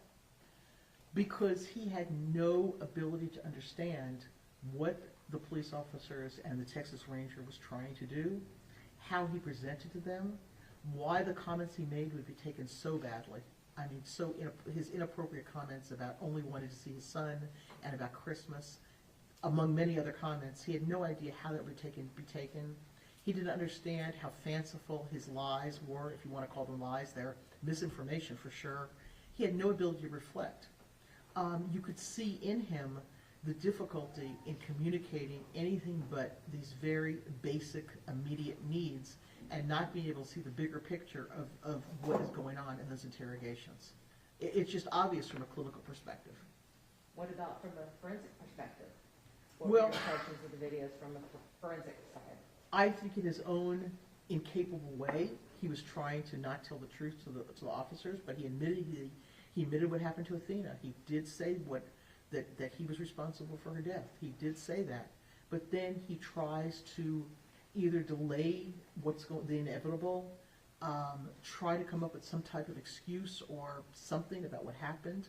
I mean, you have someone here who's just incapable. This was not a criminally minded lying. This was some type of ineffective storytelling that anybody who would interview him would know would not be true. How is this not a manipulation? It's a sign of autism. It's a sign of what he has on. What is he manipulating? He admitted what he did. Eventually, I hate to talk about this, it's very painful to talk about, but they eventually found Athena's body. Eventually, he got them into the area. What is he getting from that manipulation? What is he gaining? He's gaining nothing. There's nothing to gain. My question watching the interrogation was, is this a fantasy? Is this him trying to be on Law and Order? Is this Tanner's just way that you're supposed to talk to the law enforcement like this? It seemed almost like he was movie scripting, like this was something that if you're caught, this is how you act. But it had no end. There was no purpose to what he was doing. So when you're talking about manipulation, generally does a manipulation have a purpose to the end? It has gain generally at the end, whatever you're manipulating for. And in this particular case, there was no gain at the end? I didn't see any gain at the end. What I saw was someone struggling to make sense about what happened and struggling to understand, which he did not, what is going to happen to him. To him, at that point, it was just let me go home and see my son. I don't think that he understood the gravity of what was going on or how the police and law enforcement, those Texas Rangers, would perceive him. During your evaluation, did you discuss these interrogations with Tanner? To some degree, yes. And what was his reaction when you started challenging him on these interrogations? He went back to the fact that nobody understood how much it was Christmas and he wanted to see his child. He told me that he did not really remember everything that happened. He told me basically he did not understand the gravity of the situation. In these videos, we see Tanner take on the persona of Zero. I know. Does taking on this persona make any sense to you? It makes diagnostic sense, absolutely. Why is that? Because you see this in a lot of people like Tanner. That's the lack of integration, the lack of integration. He cannot say, I did this. He said it happened, okay? He said Zero was involved in this. Zero, okay? Is there really a Zero? I don't think that there's a Zero that walks around with him all the time. Is it something that he has a Zero in his life that he turns to when things get bad, that he talks to, that's sort of a part of him that's not integrated? Yes. And I think in this very stressful situation, when you have to talk about something that is so horrendous, I believe that this was his autistic way of being able to talk to law enforcement. That Tanner Horner himself is not integrated. Tanner could not do this. He had to put some of this aside. I don't think that this is a fantasy. I think this is the same thing as when your 4-year-old breaks something and you ask them if they broke it, they have an imaginary friend or say somebody else did that. You know, this little guy did this. This is the developmental fixation that we have with Tanner. So, I don't think there's no such thing anymore as multiple personality. I don't think he has dissociative disorder. I don't think that he really has another person. I think you're looking at someone who is remarkably impaired and extremely immature for adulthood. So in taking on the persona of Zero, It sounds to me that that was just his way of being able to tell the police the truth. That would be my testimony, yes. And so how do you tell if that's just not another manipulation? Again, I don't see in the interrogation what he would get out of a manipulation. I don't see any gain. They know that he did it. He said that he did this. I don't see that there's anything else that he would gain. You know, you've got to understand that Tanner also takes on other persona. I mean, he sees himself as a Marvel character. He lives in these movies. He takes on other identities. Not in terms of going to work and acting like he's Superman, but in terms internally fantasizing that he is some of these characters, that he could be that competent, that he could fly, he could be the superhero. And he lives in those movies. He lives in that music. You know, he lives in another space because, as he puts it, the Tanner space is not the best space to be in. I guess the question I have is, could that be perceived as a ploy to feign insanity? Well, let me put it this way. He's never feigned insanity with me, ever. He's never said that he's had psychotic features or he sees things or hears things. There's nothing like that. He speaks about his depression very rationally. I don't see that. I did not see any feigning during the interview. I did not see him telling the officers, I have a severe mental illness, I'm mentally ill, I think that you're the devil. There's nothing like that. He is just somebody who comes across as very incompetent and unable to relate on an adult level. Dr. Brahms, I want to shift gears a little bit, and Okay. I want to talk about antisocial personality disorder, Okay? also known as ASPD. Yes. What is ASPD? Well, obviously it's antisocial personality disorder, okay? And I don't want anyone to get it mixed up with AS, which is autism. Okay, antisocial personality disorder is a long-term, ingrained way, a maladaptive way of perceiving and interacting with the world, like all other personality disorders. Antisocial personality disorder means that the core of your character, the way you perceive the world, the way you interact with the world, is antisocial in nature. That your primary responses to situations would be to act in ways that are criminal or in some ways against the values of our society. So it has to be long-term, chronic, and it has to be really the core of who you are. When you evaluated Tanner, did you find that he met the criteria for a diagnosis of ASPD? No, I did not. And why not? Why did I not see that? Okay, number one, you have to look at differential diagnosis. Tanner has done some things that people might think are a little creepy. He's done some things that are not right. He may have been involved in some sexual other activities that may have been illegal. Never was convicted of those, okay? But he does things that are impulsive and not always in his best interest or that of others. However, when he thinks about the world around him, I never saw anything that he thought about things in a criminal sense. I have dealt with criminals for over 40 years, and their attitude is always criminal. They talk about their past experiences with bravado. They talk about being so tough and, you know, I can sell drugs on any street corner. I can do this, you know, I'm the toughest criminal. I don't see anything like that with Tanner. I don't think that the things that he emulates are superheroes, not criminals. The movies he watches are not, you know, criminal movies. They are fantasy movies. I don't see anything in him chronically, and I spoke to Jackie and his mother and people who knew him, his teachers. Nobody ever felt that there was a criminal attitude about Tanner.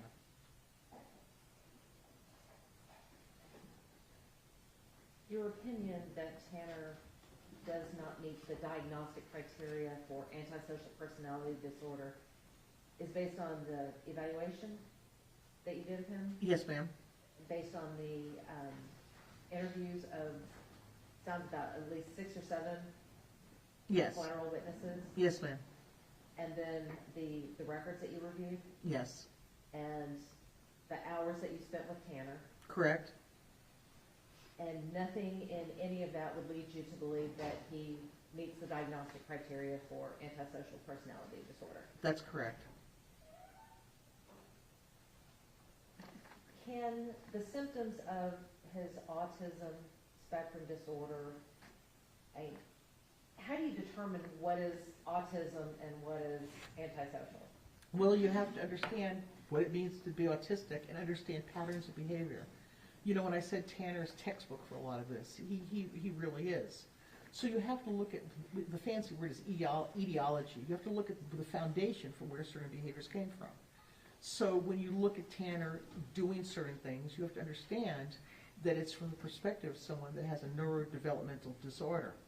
And you have to understand how he thinks about the world. Did he think about doing something to be a criminal act?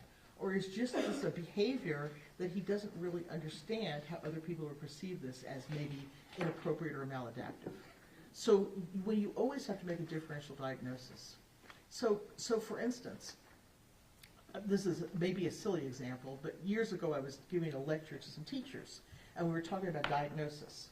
And one lady raised her hand and she says, you know, I think my husband's crazy, this is what he does. And so this is what he does. Every Saturday he gets up and he mows the lawn wearing this pair of Aggie shorts, and he smokes a cigar. And he goes around and he's got no shirt on and he mows the lawn. So she goes, is there something wrong with him? So you make a differential diagnosis. Number one is that this might be just his way to relax. Number two, he just might have some oddities to his personality. Number three, you should be really happy he's doing the lawn. I mean, these are the differential diagnosis. Now, I could come on and say that it's inappropriate. He's wearing a shirt and no shirt and these stupid Aggie shorts, and he's showing off because he's a narcissist and he's a pervert and this, that, and the other. But then I ask her about him. He's a wonderful father. He's very silly. He makes stupid dad jokes. He is a stupid dad joke person. So she was just raising her hand in a teacher's workshop.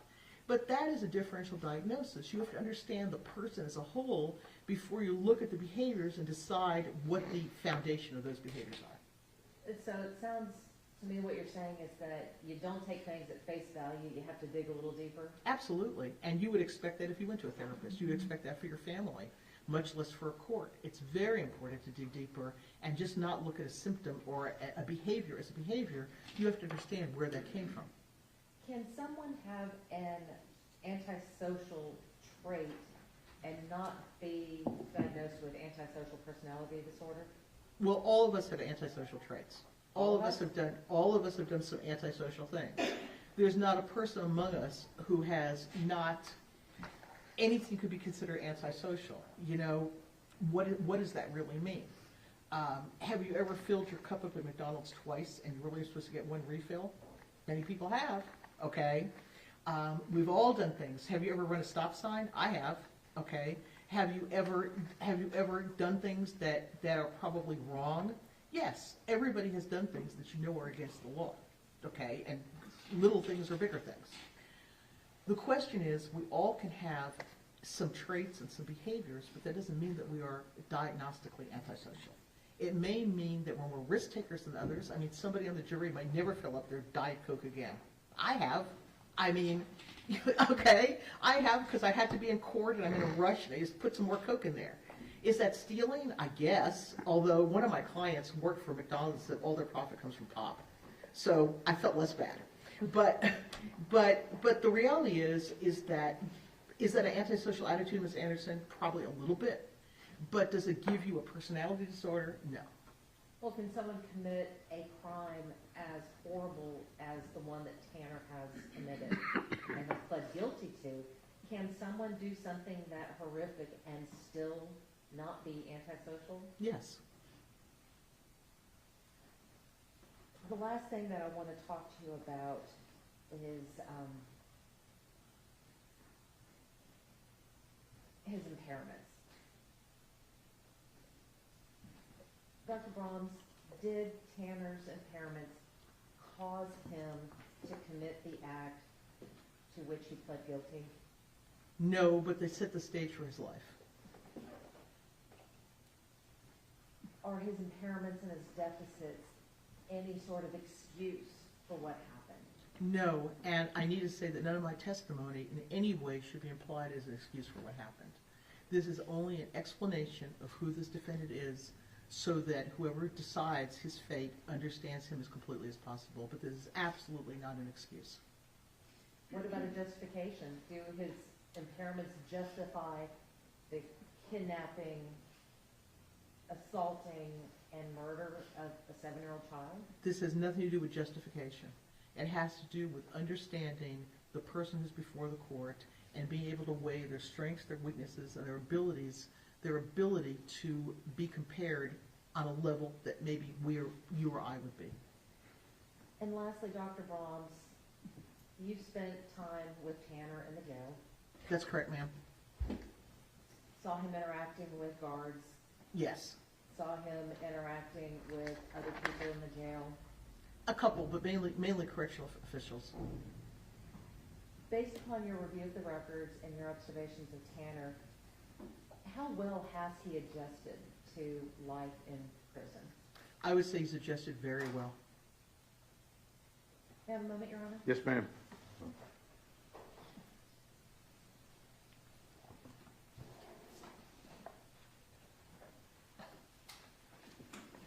I'll pass the witness, Your Honor. Cross-examination.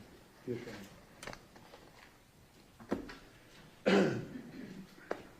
Ma'am, how many psychologists does Tanner Horner have in this case?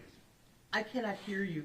I'm sorry, you're drinking water. I couldn't understand you. How many psychologists does Tanner Horner have in this case? As experts, Yes. I've never counted. I can try. Well, he has Dr. Ryan, who you talked to, right? Is she a psychiatrist, psychologist? What is she? She's a psychiatrist. Okay. And you got Dr. Spence and Dr. Emhoff. Yes, one's I think is more of an they're both autism specialists. All right. And then you have some other people. You have Dr. Davies, who you talked about, had the fetal alcohol thing, right? Right. I know Dr. Davies, yes. And so would you agree with me, there's been a whole lot of people interview him consistently over the last several years. That's correct, sir. Interviewed him and asked him the same basic questions you're asking him about his family history, how he grew up, traumas, all of those things have all been asked multiple times. In different ways, yes, and for different purposes, but yes. And so in this particular case, let me ask you, did you review all of their reports in this particular case? Yes, I did. Okay. And let me ask you, where's your report? I do not have a report Well, why not? because my testimony was going to be based upon all of the other people's reports, and that is what was agreed to by the defense, that I would wait until all reports were submitted and testify from the information I have, not just from the reports, but from obviously many other sources. Okay. So I guess what I'm trying to figure out, you didn't do any testing. No, he's been tested and tested. There was no need for me to do testing. Okay. So part of what you're doing today is just simply repeating what other people have already said in this case. Absolutely not. Well, you're repeating things that you got from Dr. Ryan. I didn't know that I was repeating directly from her report at all. I'm talking about Tanner's development. She's talking more about diagnostic issues, but I don't believe that I quoted her report in my testimony. But you don't have a report that we can look at with regard to your findings and tell us that before we came in here today and you testified. That seems to be correct, yes.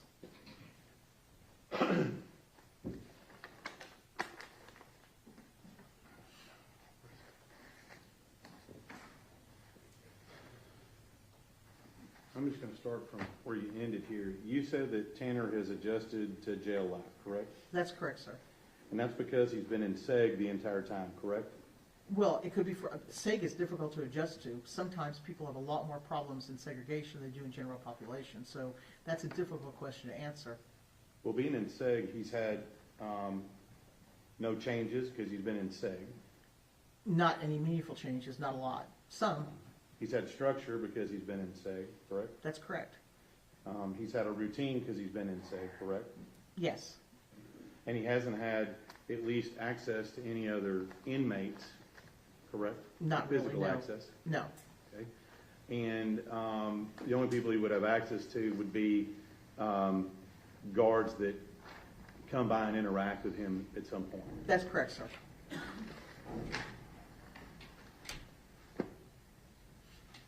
I'm trying to figure this out here a little bit here.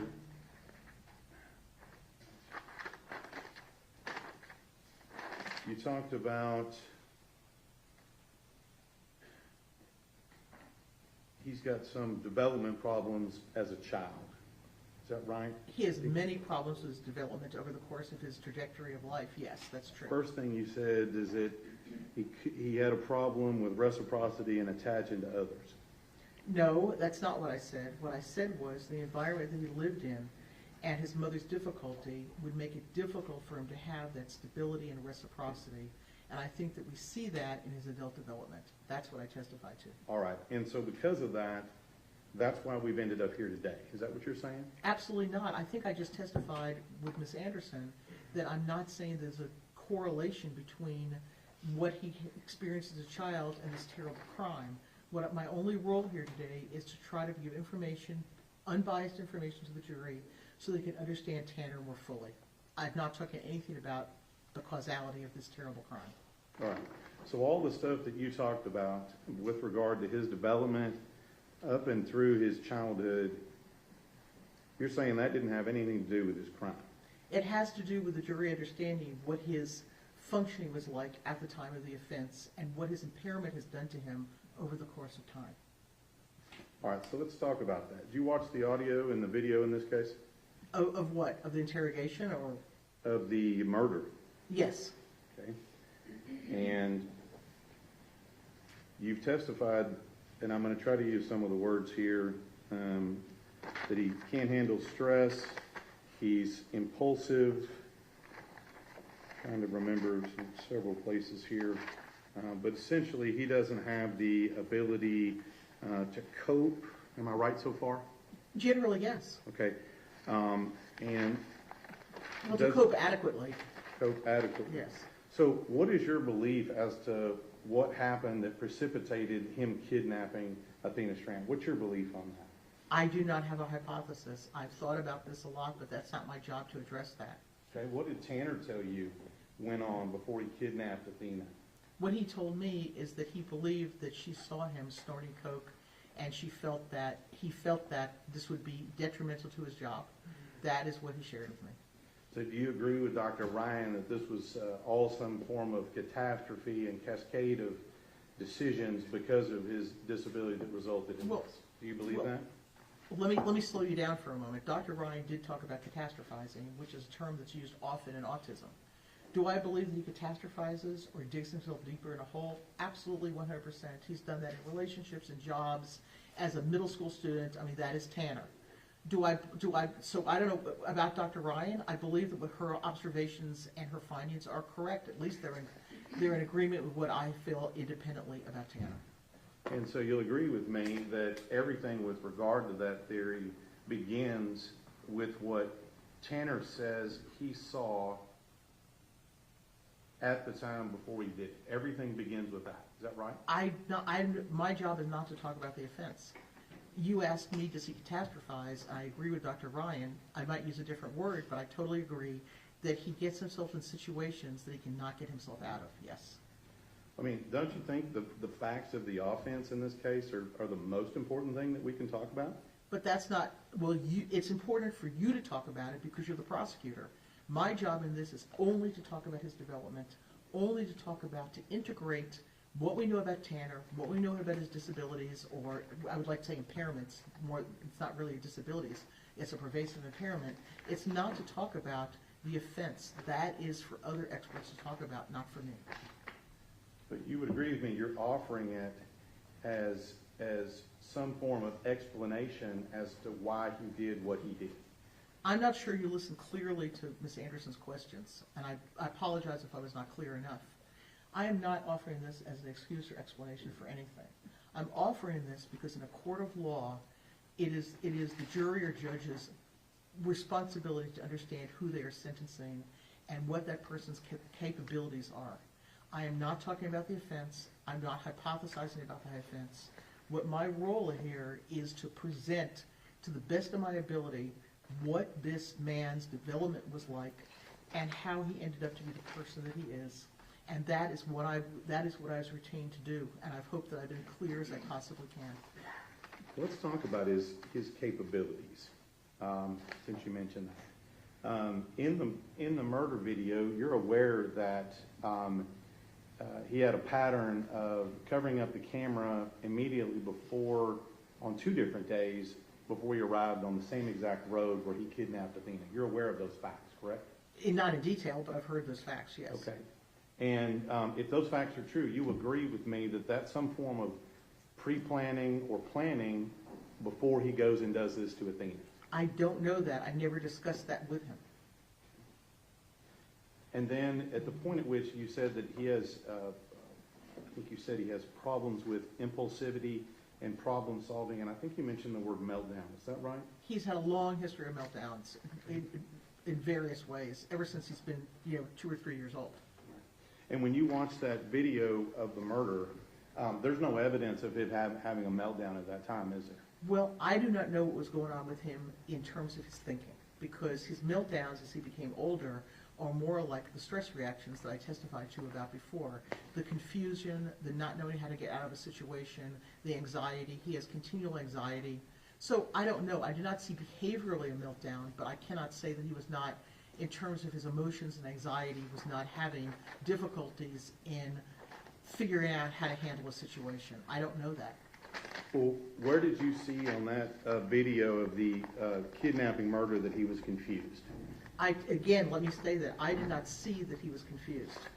I do not know what was going on with him, but I do know that this massive reactions to stress, that his inability to get himself out of situations, that his ability to plan and to think about the best way out of things, this has gone on throughout his entire life.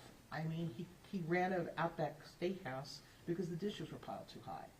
That is how Tanner copes. He just cannot figure out a way to interact with people, problem solve. That's what he does. But, I do not know what happened in that truck, nor it was my role to talk to Tanner about what happened. Whatever he volunteered, I took into consideration, but that's not my role in this hearing. You used the example at Outback, and you said the dishes were too high. You know that's not the complete truth, right? No, it's part of the truth, yes. Okay. So what's the whole truth? He did not show up at work at some point. I know that. I don't have all the details about Outback, but what he did share with me was avoidance, was leaving, was quitting, was sitting there and looking at the dishes and having a panic attack, which is absolutely prototypical textbook for someone with autism. It's nothing that would be unexpected. I've had dozens of young people tell me that they've left their place of work because they're of overwhelming anxiety and confusion. So what he's telling me was not something to write home about. It's very much diagnostic. Just wasn't the truth. I don't know what the truth was. I know that he was honest and told me he didn't show up for work. He told me he became overwhelmed.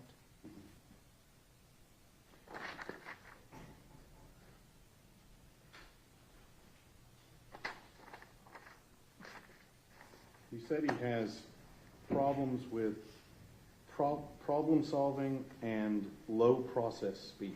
Did I read that correctly? Slow processing speed, yes. Okay. When he's committing this offense, is he having problem-solving issues and low processing speed? My guess would be that if you look at this, and again, I'm not talking about the offense, is that I think making decisions is difficult for him, and it would not surprise me if he did not have a well-thought-out plan about this. But I do not know that. I know he does not have a well-thought-out plan about many things, and I know that his ability to process information effectively, both by testing, is very clear on the testing, and also by other people's evaluations, is limited. That's all I can answer. You talked about Zero like being an imaginary friend. And you said that when it came to the interrogations, that was his way of talking to law enforcement. Was I right about that? It was his way of trying to share what happened without, the word wouldn't be taking responsibility, but it would be very difficult for him to talk about those things, and this is how he's learned to cope. This is something over the course of time. This is not new to this evaluation. To that interrogation. But in that interrogation, whatever imaginary friend he created didn't actually tell the truth, did he? No, I'm very well aware of that. Is that what he does is I used an imaginary friend example of a 4-year-old. But what we're really talking about here is a not integrated person who copes in a way to try to distance himself. Instead of being an integrated part of him, he distanced himself with a zero. You know, it's very easy to focus on zero, but we have to focus on the totality of Tanner.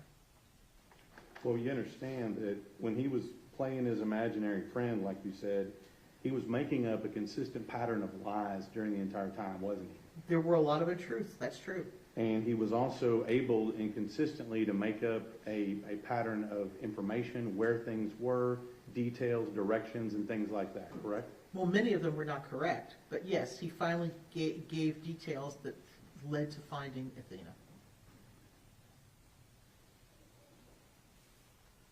But still stuck with his lie about backing into her and everything else. Whatever that was, yes, he told a story that clearly was not true. And you know, he still lied about that in January of 26 when he got interviewed by Dr. Fritz. I remember He came that. back to that too. Yes, I don't remember the month, but yeah, it was earlier this year. So is his imaginary friend back when he's talking to Dr. Fritz? His coping mechanisms are the same. His So- coping mechanisms of whatever his inability to tell the entire story is there. I didn't know that Dr. Fritz was going to ask him about the defense. I certainly was not. So he copes by lying. At times, he certainly does. And he copes by avoiding responsibility by deflecting it off on anybody but Tanner. Many times, yes.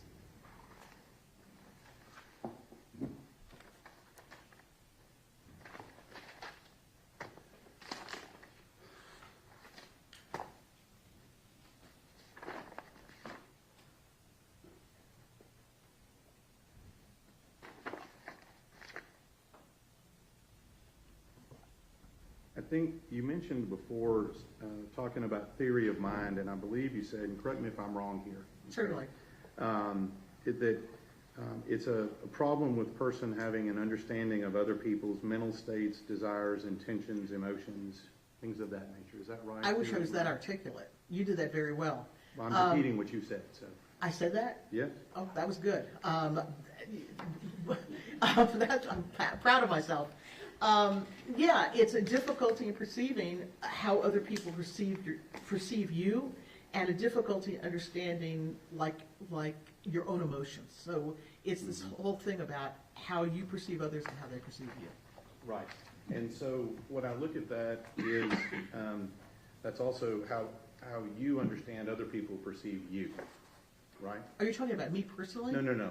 In this particular, when you're talking about here, it's also when a person like you're talking about with theory of mind, it's also their understanding of how other people perceive them.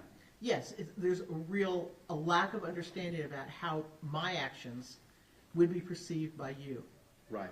Right. And so I guess in that role, when I watched the first part of the kidnapping video, you'll agree with me that Tanner Horner knew that Athena would be upset, and that's why he covered her mouth to keep her from screaming. I know that he covered her mouth to keep her from screaming, and I'm sure that he knew that she would be upset. Right? And he knew that that he was taking her to that first location where he stopped and calmed her down and talked to her the entire time. I Correct? do not know what was going through his mind. I cannot answer that because I don't know about the first location. I do not know the actual specifics that you might be addressing. Okay. You didn't ask Tanner about it. No, I did not. That was not my role. Now, we talked about, I think you said that Tanner has difficulties in functioning in the outside world. Well, yes, he does. He has marked inadequacies. So things like having a relationship, job, friends, social life, being a parent, those were all problems for him. All of them, yes. But you'll agree with me that he had a job operating a FedEx truck for almost a year total, right? Isn't that right? If you count, I guess, the two different contracts. Yeah. Yeah. And so in doing that job, he would have to, operate the more simple task of operating a vehicle, right? But he would also have to operate it in a rural environment, correct? Many of his routes were rural, yes. He would also have to operate a GPS and operate package delivery, things of that nature, correct? Probably so. And you saw in the video where he's operating the FedEx device to be able to scan and deliver packages, correct? Right. And so, and he's doing all of that, and you don't see him having any problems doing all of that, do you? Well, this is what I do know. He does all of those things, but when he changed the routes, he had really an internal breakdown. He had tremendous anxiety. He could not get to work on time. He had all kinds of other problems. So I don't know. I'm not saying Tanner has an average IQ. He is able to use a FedEx scanner. There's no doubt about it. My mail guy is able to do whatever he does with the mail, but he can't drive a truck because he has some kind of disability or impairment of some type. So yes, of course, no one has ever said that this is an intellectual disability. Let me be very clear to the jury. Tanner is not intellectually disabled, which is what makes this case so complicated for everybody to consider. This is not, in the olden days we called it mental retardation. That's not what we're talking about here. We're talking about a complex neurodevelopmental syndrome. Ma'am, I'm gonna stop you right there. Yes. Let me just go back to this here. You said he can't get to work on time. Sometimes he can't. Sometimes he had no car. You know he just got a new car at the time this happened, correct? I think really recently to that. I don't remember the dates. Right. Yes. And is it possible that him not getting to work on time is because he's partying on the weekends and doing cocaine? That could be possible. Is it possible that he can't get to work on time because he's playing video games and watching Dragon Ball Z all night? Objection, Your Honor, that calls for speculation. Overruled. I don't know. I don't know. I know that he loves video games. I know that he watches TV. I also know, like other people on the spectrum, he's incredibly disorganized. Getting his life together, the way that they lived, which was horrendous, just dealing with the daily tasks of life were very confusing to him. He was inefficient. That's the best way I could put it. He was inefficient. And that's just a sign of his impairments. So back to what we're talking about, functioning outside world. You read Dr. Emhoff and Spence's report, correct? Yes, sir. Where they indicated that they felt satisfied that he had friends and things and a social life. You'll agree with that's what they said, right? I'd have to look at the exact quote in the report, but I remember them saying that, yes, he had friends. Okay, and he had a social life. I don't remember those exact words, but if you say they're there, I'll take you at your Well, word. let's talk about this. You'll agree with me that he did have a social life, being in bands, going out with his girlfriend, things of that nature. Well, the bands were a failure, but he had friends. He did have friends. Okay, and he had a social life. He went out, did things like normal people do, right? Well, I don't know about normal, but he did go out and do things at times. They also stayed home a lot. Okay. And then also was able to be a parent and have a child with his girlfriend, correct? With as much outside help as possible from the mother's mother, who happened to be a nurse, and with as much help as possible from his grandmother. Despite his best desires and best efforts, it was incredibly difficult for them to take adequate care of that child. But you agree with me, you said before that he had difficulty functioning in the outside world, but don't you agree that with job, friends, social life, parent, he is functioning adequately in the outside world? Not if you take those apart functionally. No, I don't agree with that. He's doing everything else that everybody else does in life, isn't he? No, he's not. Doesn't have a job, doesn't have friends, doesn't have a social life? How is that? He's not doing that in a way that would be productive, in a way that's effective, in a way that would be reflective of his IQ. He is not functioning. Yes, he has a job, and he has a child that was incredible, as much as he loved that child, struggled to take care of. He has jobs that were struggles. He has friends that are struggles. All of these, we're getting back to the superficial, and my role here is to go beyond the superficial.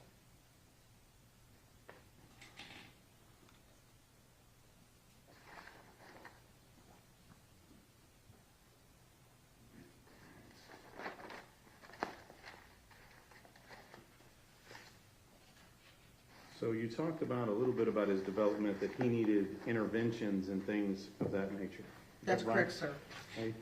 And again, and with regard to interventions, are you saying that if we had had those interventions, we wouldn't be here today? Is that what you're saying? I think there's a possibility, yes, I do. I think that Tanner would have taken a very different developmental trajectory had he had the services that he desperately needed when he was young.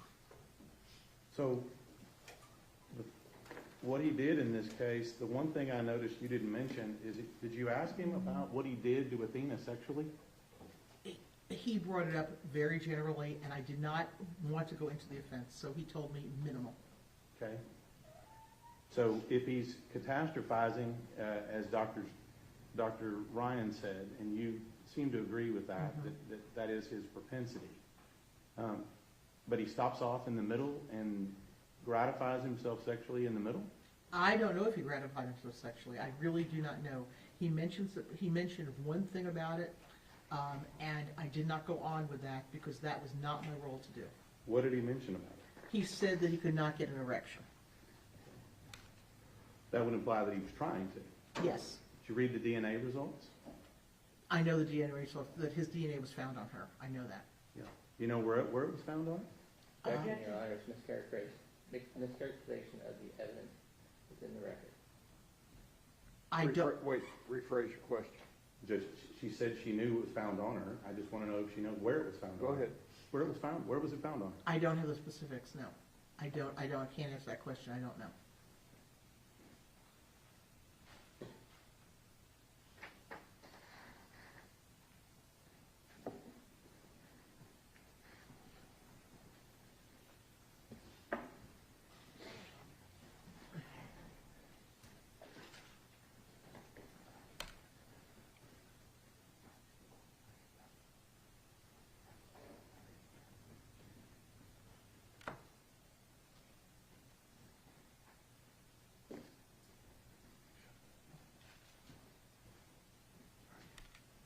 Pass the witness, Sean. Redirect. Yes, Your Honor.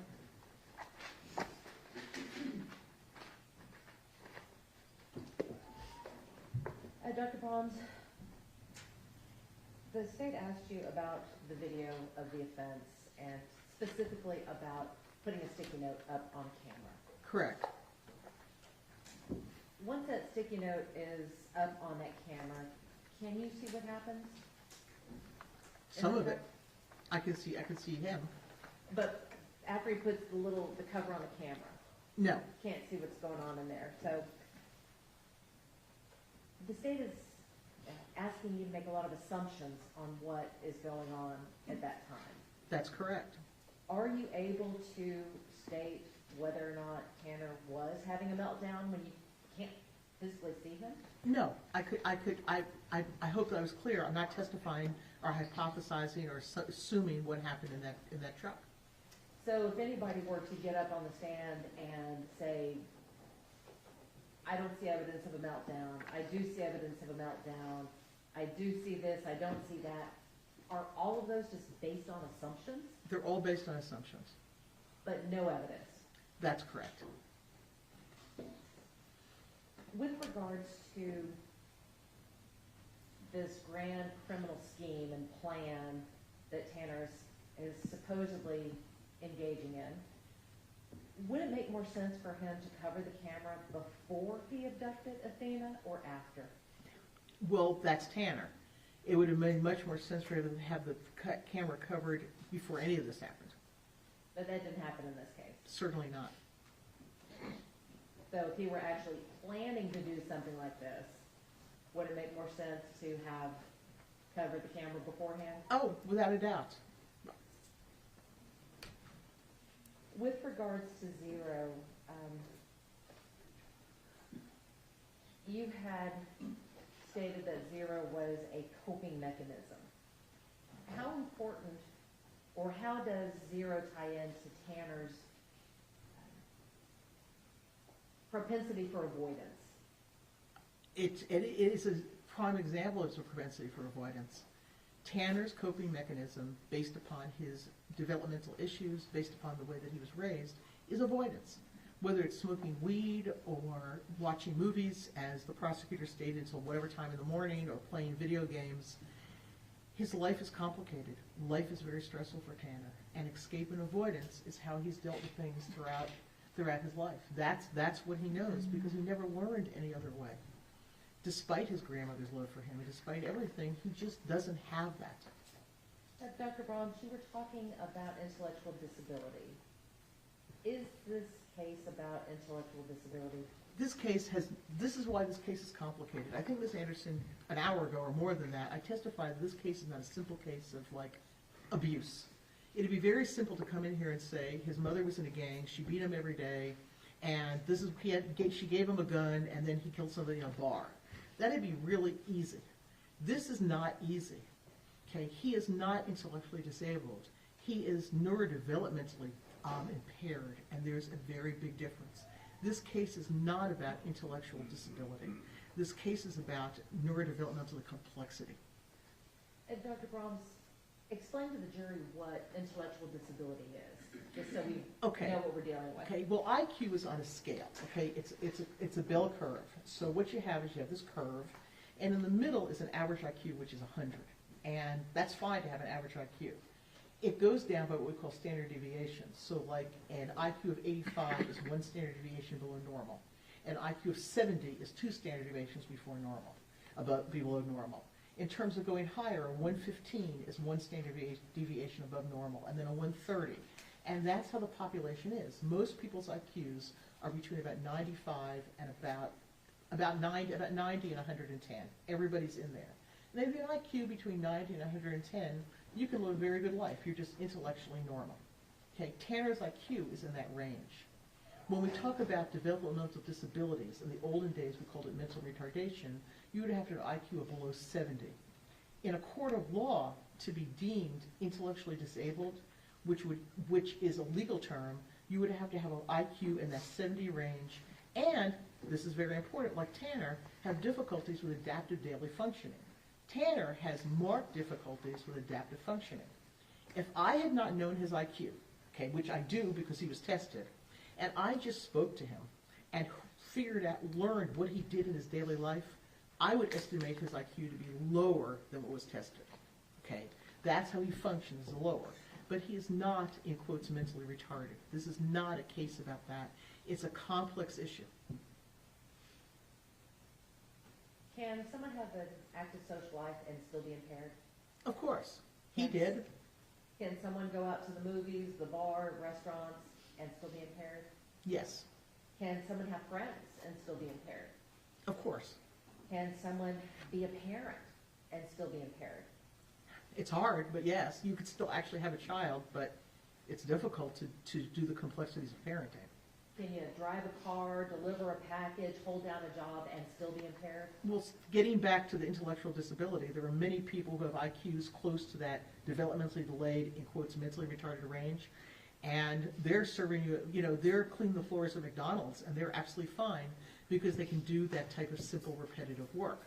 So just because you have an impairment doesn't mean that you can't work. It's how that impairment affects your functioning in real life. And Dr. Brahms, you had used the phrase, go beyond the superficial. Yes. What did you mean by that? I meant just what I testified to, is that it is, okay, if we take a clinical situation, if you go take your child to a therapist, that therapist better go beyond the superficial or you should not come back, because they need to get to the core of what is going on, not just the behaviors. In terms of forensic responsibilities, it's my responsibility to go. Anybody can say he had a job. You can say you don't have to have a PhD, Ms. Anderson, to say that he had a job, or that he had a baby, or that he had a girlfriend, or that he had friends. The question is, what were those like? You mentioned going to a bar. He kept saying things at bars that would really aggravate people, and he thought he was funny. He wasn't. But did he go to the bar? Yes. Was he socially appropriate and made tons of friends? No. The state asked you about the facts of the offense several times. Yes, they did, ma'am. In this particular case, did we ask you to talk to Tanner about the facts of the crime? No, you did not. Would it be important for your evaluation, the development side of it, would it be important to that evaluation to know about the facts? Oh, well, I had to know about the offense, obviously, Ms. Anderson. But I did not, in no way would my understanding of his development have anything to do with what happened in that truck. I am here to talk about how he developed, who he is, what his limitations are, and in real life, what it means to have these neurodevelopmental impairments. Not just a diagnosis or a test score, but what it means for him over the course of his life. And lastly, Dr. Brahms, the state mentioned that you didn't write a report in this case. That's correct. Is that uncommon? No. state had had the opportunity to speak with you before about your findings in this case. Well, they didn't ask me, that's true. The state can call me, they had the chance to interview me in a Daubert hearing, so they knew what I was gonna testify about. There's a pre-hearing where you talk about what you're gonna testify about, and that was, I don't know, a couple months ago, maybe less than that, something like that. And they also have a right to contact me at other times, and you might wanna have the defense attorney on the phone or on the Zoom with you, but it's their right to talk to me, and I would have talked to them. I have nothing further. Mr. State? Ma'am, Senator Horner knew exactly what he was doing when he kidnapped Athena, didn't he? I don't know that. I did not ask him about the offense. He knew exactly what he was doing when he sexually assaulted her. If he's sexually assaulting her, he knew it was sexual assault. I will agree with that. And he knew exactly what he was doing when he choked her and he beat her to death. I know, I think that is true. I think he knew that would cause her great harm, if not death. That's what. Ms. Anderson? Nothing further, Your Honor. May this witness be excused. Yes, sir. Thank you, ma'am. Thank you, sir.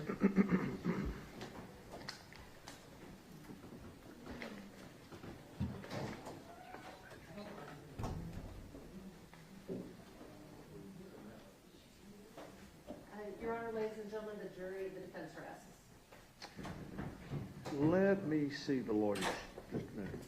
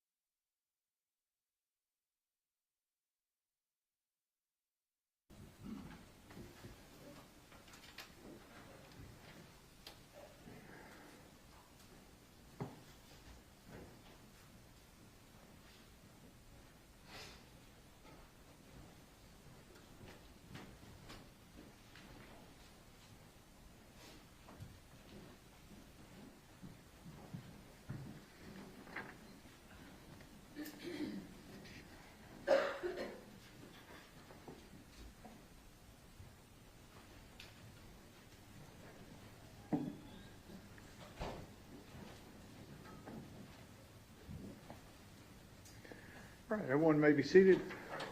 We are ready to proceed, ladies and gentlemen. This witness has been previously sworn to testify truthfully. Ms. Dool, Mr. State. Yes, Your Honor, thank you. Tim, would you introduce yourself to the jury and state where you're currently employed? Yes, sir. Good morning, ladies and gentlemen of the jury. My name is Timothy Fitzpatrick. I'm employed with the Texas Department of Criminal Justice. And what is your position title at the Texas Department of Criminal Justice? I am the Director of Classification.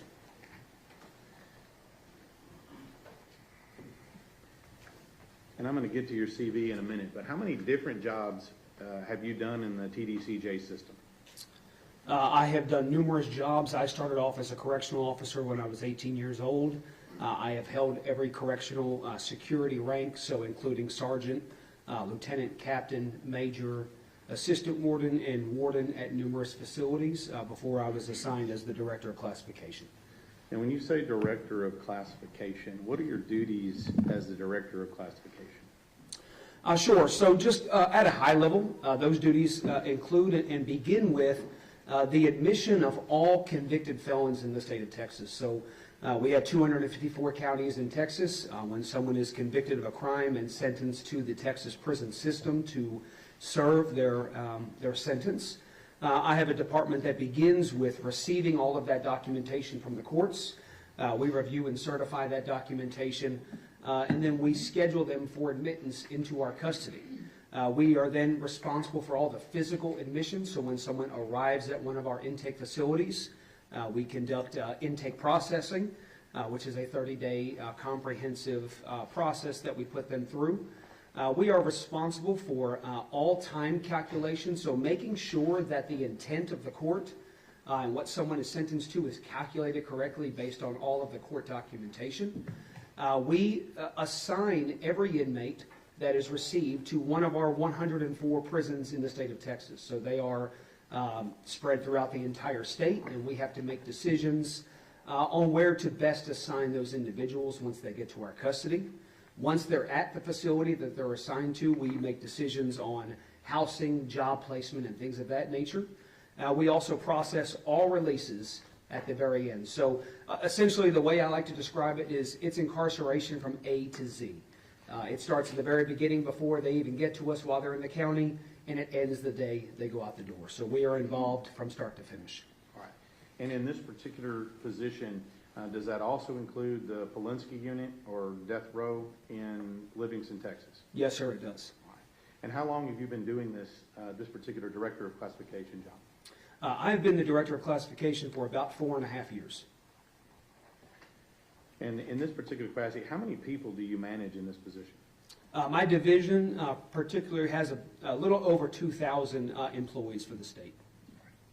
And when we talk about, I'm going to use the term staff, is staff, is that term defined, is that just prison guards in the TGCJ system, or who is that? No, sir. We have a wide array of public servants who work within our prison system, so it's not just the correctional officers. All right. So what other kinds of people would be considered as staff in the TDCJ system? Sure. So we have staff that work, like I said earlier, in the classification and intake departments. Those folks do not wear uniforms like our correctional officers. We have maintenance personnel. We have employees that work in the commissaries. So there is folks, all kinds of support functions that have to operate a prison center. And in addition to those people that are employed by the TDCJ system, are there other people who work in the system but are not technically TDCJ employees? Yes, yeah, we have a large base of contract employees, so all of our medical care is conducted by contract personnel. We also have the Wyndham School District that comprise all of our educational services for the prison system as well. So there's a lot of different contract employees that work inside the fence. And then what about volunteers? Do you have volunteers that participate in the TDCJ system? Yes, sir. We have about 29,000 or more volunteers that are approved to come into our prisons around the state. Okay. And as far as the things that they provide, is that things like clergy, teacher, things of that nature? Is that what they provide? Sure. So a lot of that volunteer base is for religious purposes. So you have different, whether it's a church group or religious organizations that have volunteers that come in. But also you'll see a lot of things like Alcoholics Anonymous, Narcotics Anonymous, anger management courses, things on how to be a better parent, things of that nature. So there's a lot of different organizations that have volunteers that spend their time to come in and try their best to help on that rehabilitation of the population. Now, what I'm going to do is talk to you a little bit about the classification of people that are in the prison system, as we talked about, and then the difference between people that are in the Polinsky unit, death row, okay? So let's start and focus on classification for people that are actually serving an actual sentence, okay? I'm familiar, there's a G scale that we classify those people on, correct? Yes, sir. And I'm just going to focus on two parts of that, just in the nature of brevity here. What's the difference between a G2 inmate and a G3 inmate? Sure. So just for the jury's understanding, G just stands for general population. And we have a scale, like he mentioned, it goes from G1 to G5. G5 being the worst, G1 being the very best. The vast majority of individuals, when they're received within our custody, they start off as a G2 custody inmate. G2 just means that they're going to be serving less than 50 years in our custody. If they are going to be sentenced to more than 50 years, anything 50 or above, up to and including life without parole, they're going to start as a G3. So they're starting right there in the middle. And then anything above is going to be a behavioral issue, and I believe we get into that a little bit later, or I can cover that now. And then anything below that G1 is going to be reserved for a very select group of non-violent individuals that work outside the fence. I want to talk about offenses and potentially some myths here.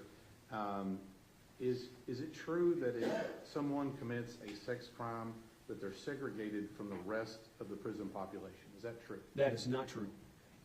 And with regard to an offense involving violent offenses like murder, aggravated assault, weapons offenses, are they similar? Are they housed separately? They are not housed separately. So let me give you an example. If an inmate is serving, let's say, a 40-year sentence for murder, and then someone serving a 60-year sentence for as a habitual drug offender, right? What classification would the 40-year sentence get based on the G scale? That individual would be a G2 if they have a positive, no disciplinary history. They would be a G2. Right, walking in the door. Sure, walking in the door. And then the person that's a 60-year sentence because they're a habitual drug offender, what are they classified as? They'll be a G3 walking in the door. And somebody there for serving life without parole for capital murder, they're going to be what? They would be a G3. Okay. The same as our habitual drug offender. That's correct. Now, let's talk a little bit about the G4 and 5 quickly. G4 and 5, you said that had to do something with behavior. What do you mean by that? Sure. So as I explained, the G2 and G3 is solely based on the sentence and the charge when they're received. G4 and G5 has nothing to do with their charge or their sentence. It has everything to do with their institutional adjustment. So how are they behaving once they're received into our custody? Are they complying with rules and regulations? Are they listening to the staff? Are they not getting into fights or altercations? All of those higher custodies, the G4 and G5, is based on the behavior of the individual once they're received. All right.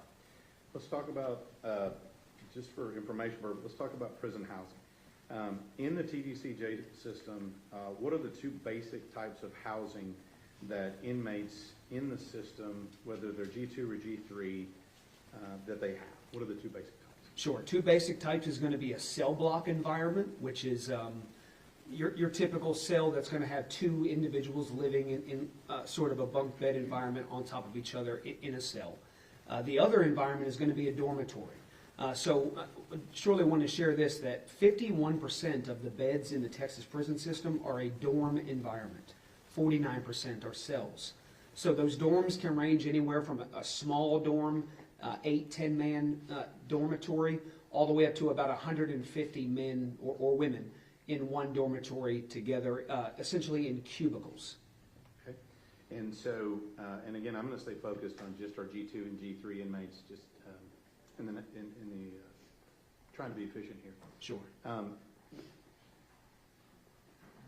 With regard to G2, G3 inmates, do they have access to either housing arrangement? Yes. Okay. And then let's talk about movement around the prison. What I mean is when G2 and G3 inmates are moving about the prison, are they secured in any way, handcuffed, shackled, things of that nature? No, sir. They walk to wherever they're going to be going. Okay. Even if they're serving life for capital murder? That's correct. Is this the same when they go outside? Yes, there are instances where we have job assignments where individuals could work outside of the fence under armed supervision, but they are not restrained with hand restraints or leg restraints. Let me back up. When a G2 or G3 inmate that's not going outside the fence, I'm assuming they go outside at some point. Recreation and things like that? Recreation. Sure, yes. And during that time, is our G2, D3 inmates, are they chained or shackled or limited when they go outside? No, sir. Let's talk about meals. How does it work for those in either the dorm or the cell block environment? How does it work for them to go to meals? When it's time for a meal, the living area where they are at are notified for the meal time. They then walk 25 at a time down to the dining hall.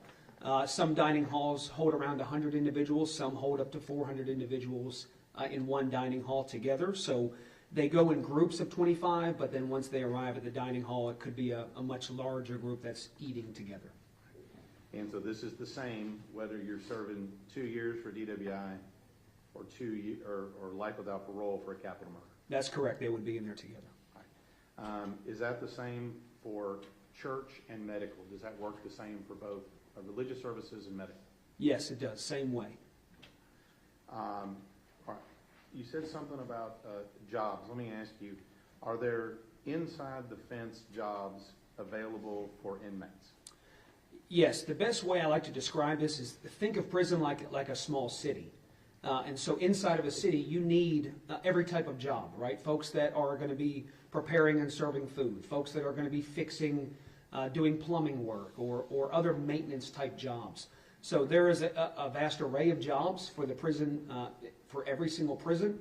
And it is our goal to ensure that everyone is being as productive as possible while they're incarcerated. And so we do assign jobs to the fullest extent based on their medical considerations. Yeah. And so is that, whether or not they have a job or not, is that limited by the type of offense they committed if they're a G2 or G3 inmate? There is very minimal limitations. Is it limited by the type of offense as far as violent or nonviolent? No, it's not. Is it limited by the type of offense, whether it's drugs or theft? It is not limited based on that. I'm going to talk a little bit about transport. Inmates that are serving time, including our capital murder inmates that are serving life without parole, are they sometimes transferred between locations? Yes, we, as TDCJ has to make decisions on those placements around those 104 prisons, as I mentioned earlier. We move anywhere from 1,500 to 2,000 inmates a day on buses or vans all around the state of Texas, so they are moved frequently. And again, kind of the similar question with regard to jobs. Is that movement, who you're moved with, limited by virtue of your offense? No, sir. It's only based on the custody. So when an individual, any individual G2 or G3 custody could be on a bus, and that's with up to 40 other inmates traveling together on the road.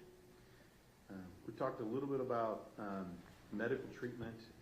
Who provides all the medical care for the Texas inmates? So we have two university partners. So the University of Texas Medical Branch provides the vast amount of medical services and mental health services for the entire eastern and southern part of the state of Texas. and then the northwestern part is provided by Texas Tech University. Talked about housing, jobs. Let's talk a little bit about commonly, how does visitation work with people serving a sentence in the Texas prison system? So we have two different main forms of visitation. We call them contact visitation and non-contact visitation. And somebody serving in a G2 or G3 status, like we talked about, are they available to have contact visitation? Yes, they are.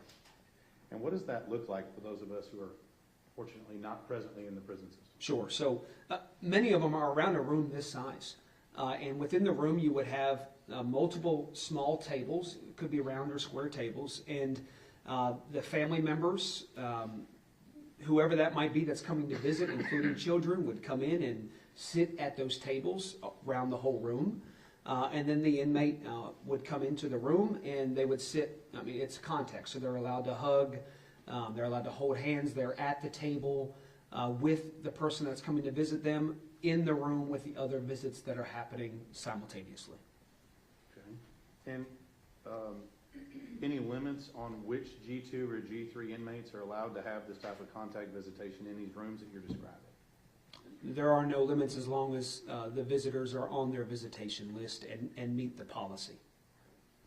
Now, what process is in place to kind of warn these civilians that are coming in there as to who's sitting at the table next to them? What process in place to let them know who's sitting around them? That there is no process for that.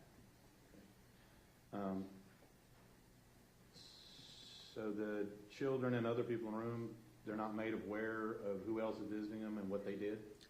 That is going to be protected information essentially, so security type information, so we would not be able to tell other families the charge or the sentence of the individual sitting potentially right next to them at the other table.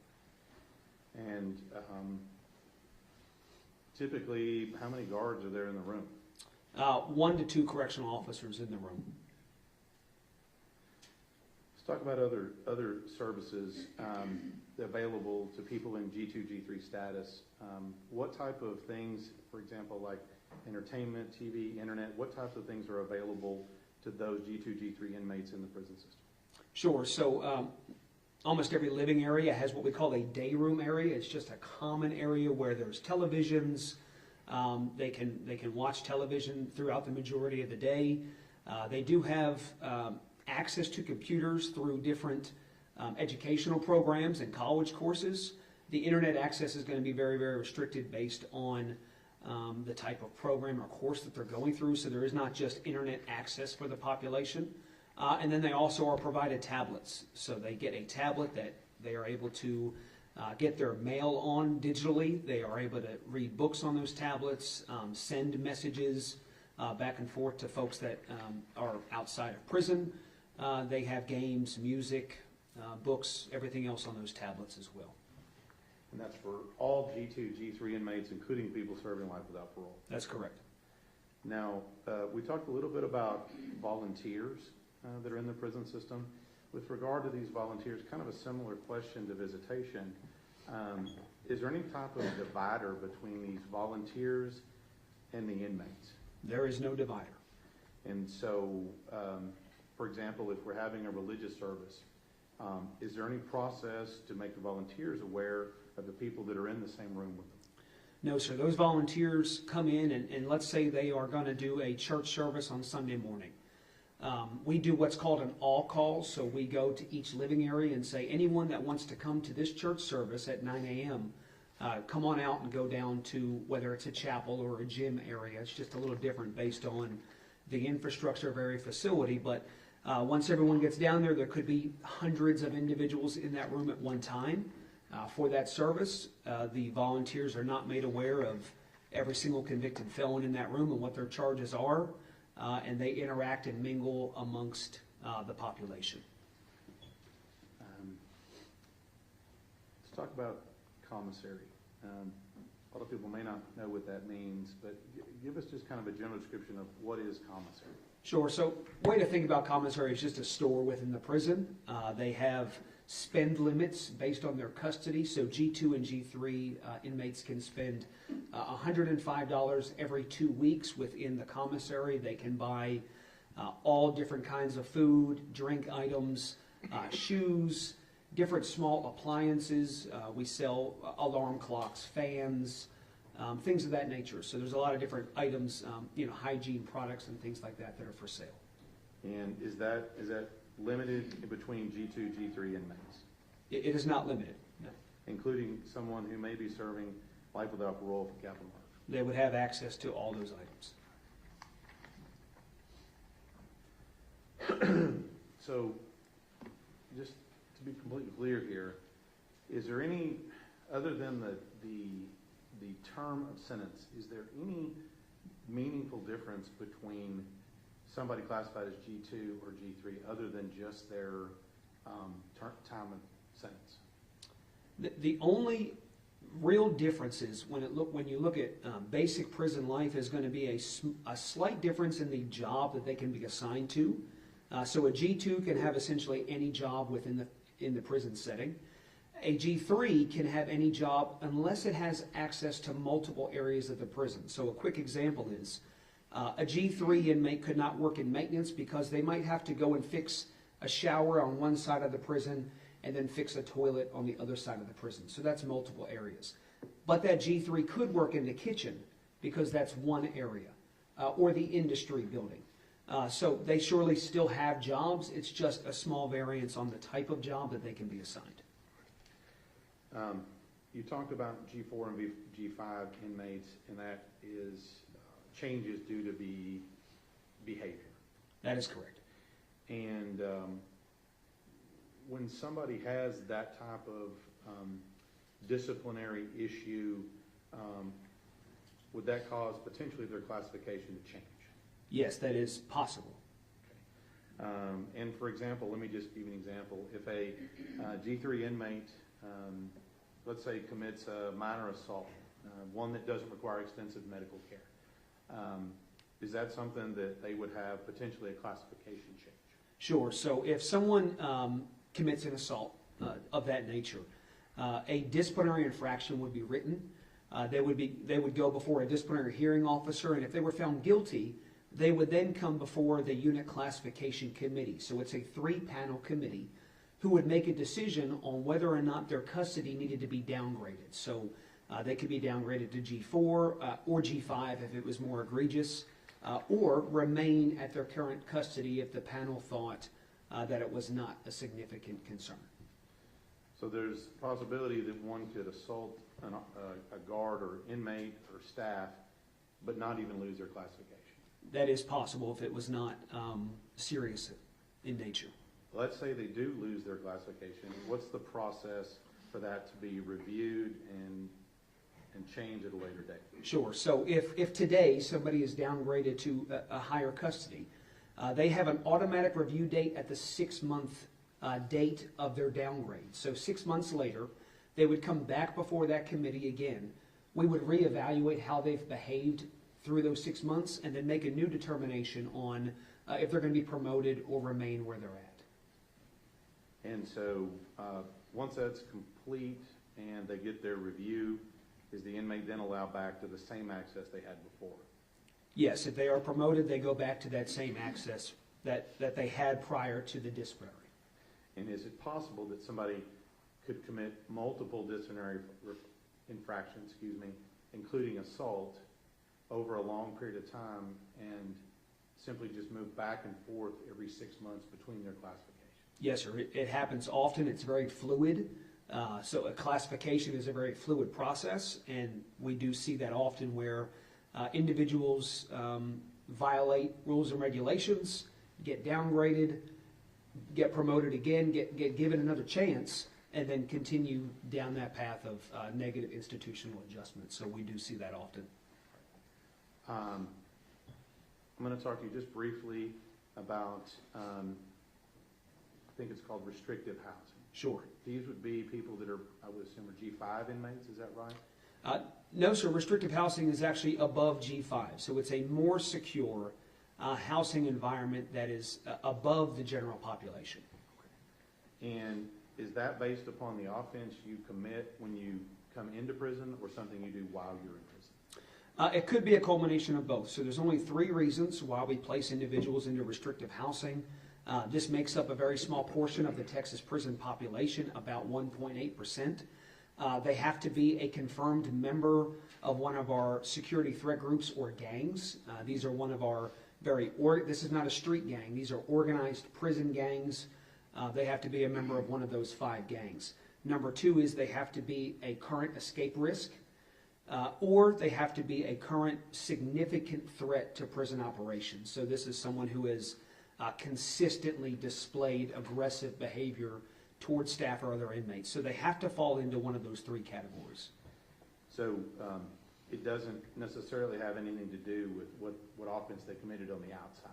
Not necessarily, unless, for instance, they escaped from a county jail, per se. So that could be a situation where it was prior to incarceration, but the majority of these are situations that have happened during our custody. While serving time, how does someone tell the difference between a G2 inmate and a G3 inmate? Well, our line staff will not know that per se. They don't wear a different color uniform. They don't have any other identifiers other than for one of our correctional staff members working on the floor to understand or know that right away. There are, of course, reports and things that the classification and administrative staff can see to know who is doing what sentence. I guess I'm trying to figure out, how does someone in the prison system, whether it's a prison security official, medical staff, or a volunteer, how do they tell if the person they're interacting with has committed a violent murder or they're serving 2 years for DWI? They would not know that unless they looked him up on the computer.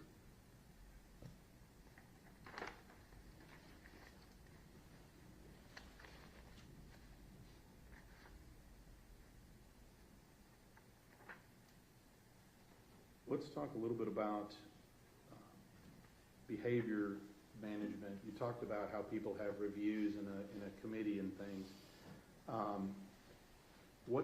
In your experience, what's the best motivator for people to act right in prison? In my experience, the very best motivator is going to be the possibility of parole. All right. So the hope of getting out. That's right. Hope is a critical piece that we try to tap into through management and rehabilitation. But yes, someone's ability, knowing that they have a parole review coming up sometime in the future, is a keen driving factor behind positive behavior. Just in general, is prison a stressful environment? I think that could be a very good way to put it. It is inherently negative, right? You have an environment where you have thousands of people who don't want to be there. And so, yes, it can be stressful. It can be a negative environment, and that's something that we have to manage daily. Now, I'm just going to talk about a little bit how the prison system interacts with the inmates. Do inmates have any direct control over where they live and who they live with? No, they do not. Do they have control over the type of housing that they may have? You said it was dorm or cell block. Do they have any control over that? They do not. And then with regard to inmates serving a sentence, what is the possibility that their living arrangements may change? It's very possible. Earlier I spoke about the fluidity of classification, but it goes deeper than that. So each of our prisons have different missions, right? Whether it's a security reason, a medical reason, a treatment reason, there are a large amount of reasons why someone could be moved internally within a prison or to another prison altogether. So that is something at the state classification level that we monitor on a daily basis and then make those decisions on those 1,500 plus moves a day around the state. So with regard to prison life, is it possible that an inmate's location within the actual unit they're in, is it possible that that may change? Yes, sir. Is it possible that who they are housed with in a dorm, is it possible that that changes? Yes, sir. I think I already asked you this, but I want to make sure. Is it possible that they may be in Beaumont one day and in Wichita Falls the next? Yes, sir, that is possible. And that's just based upon what the prison system decides is in the best interest of population and efficiency. That's correct. Yeah. And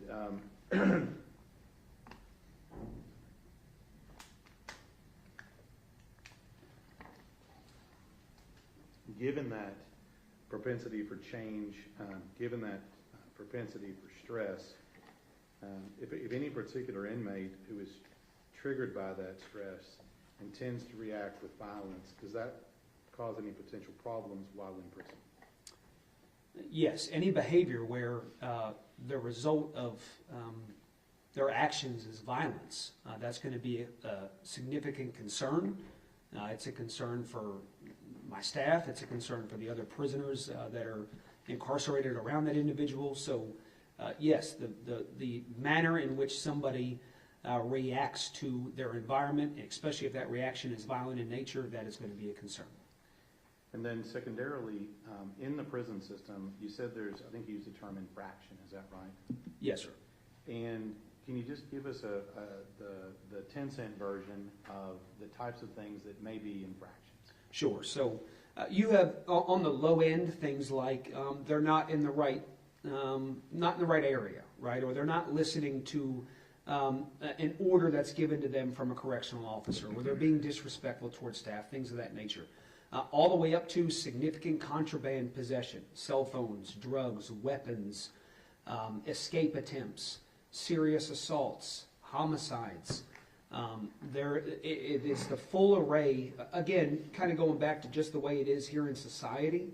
All those infractions that I listed, it's the same thing within prison, with, of course, more structure and expectations on the way they behave and manage their behavior within prison. And like you said, talk about drugs, not to speak ill of the prison system, but there's still drugs in our Texas prison system, correct? That is a fact of life, yes, sir. And, for example, I asked you before, if an inmate is caught committing one of those infractions by a guard, and their default, because of whoever they are, is to resort to violence, does that cause any problems? Yes, it does. And to your question, go ahead. Is that the same thing you described for somebody who reacts to stress and change? Is that the same type of problem? Yes. Yes. Now, kind of dispelled a couple of myths here. Is it true that there is a typical predator versus prey person or inmate in the prison system? Is that true?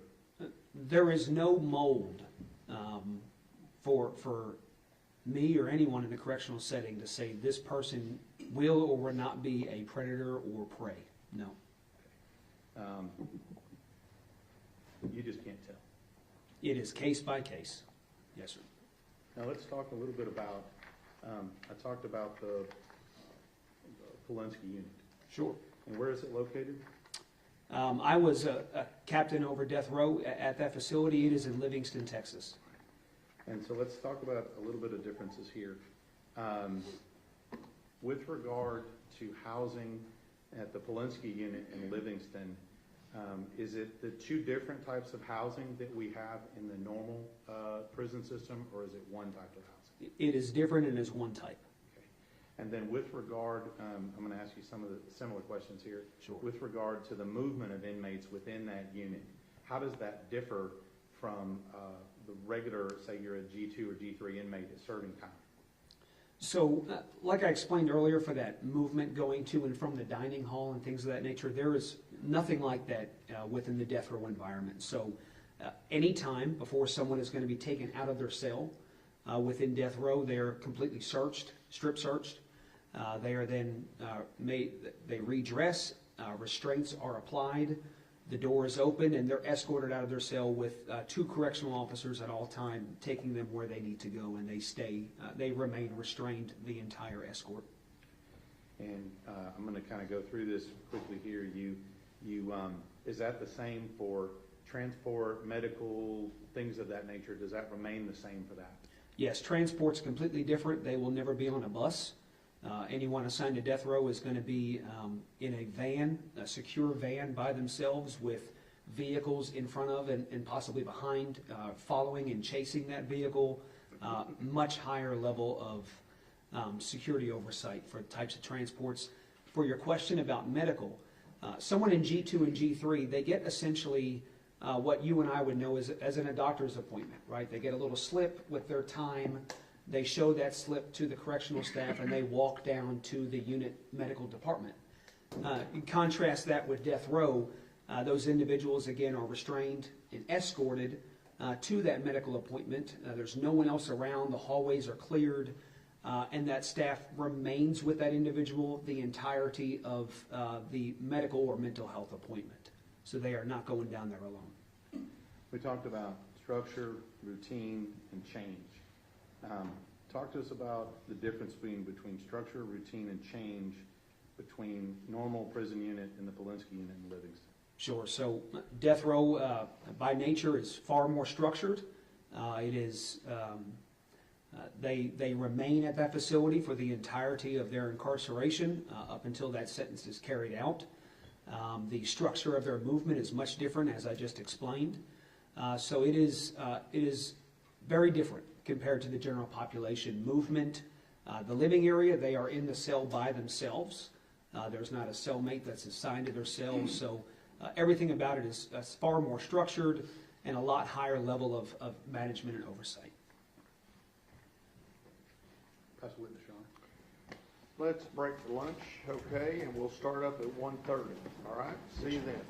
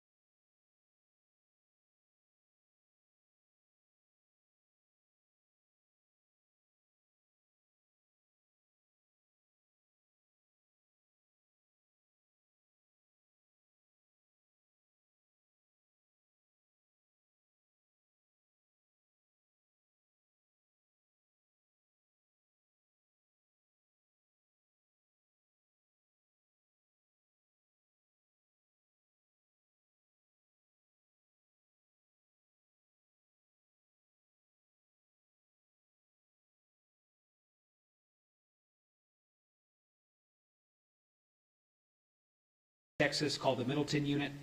It's in Abilene. We have a facility up near Palestine, Tennessee Colony area, the Gurney Unit, the Holiday Unit in Huntsville, the Byrd Unit in Huntsville, and then for South Texas, we have the Garza West facility that's in Beeville. So an individual sentenced to life without parole, depending on the county of their sentencing, we would schedule them to the closest facility for intake. And that's not all of the facilities you have for doing intake, correct? No, we have other facilities that do state jail and probationary type intakes, but those are the main institutional division intake sites. And so those 5 will have the training necessary and expertise necessary to do that classification on someone who's convicted of capital murder and sentenced to life without parole. That's correct.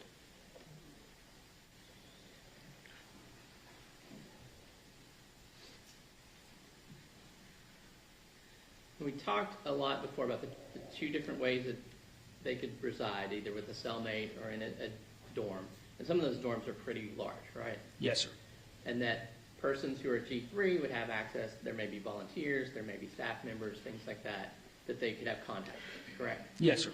And obviously it's your belief that they can have that contact and you can still maintain safety for the public, for the staff, for those visitors, for the other inmates. That is correct. That is the goal of the correctional staff on those facilities, is to provide those opportunities for folks that are trying to better themselves and trying to have a positive adjustment while in prison. One of our foundational missions outside of public safety is rehabilitation, because that directly impacts public safety. The vast amount of our inmates are getting out at one point. Last year we received 56,000 new inmates. We released 50,000. So those people are going to go out and live next to you and I, again, based on their sentence. So our goal is going to be rehabilitation, right there beside public safety. And so, yes, we want to do all we can to get them to those programs and make sure that those go as smoothly as possible. Let's revisit a second. I know you talked about movement around the facility, and it sounded a little willy-nilly. That's not what authorized movement means, is it? What does authorized movement look like for an inmate, say a G3? Sure. So there's different reasons why they can move. So they could be coming out with a group of individuals going to a work assignment. They could be coming out and going to a program or to a meal. So there's different reasons why they can move in groups.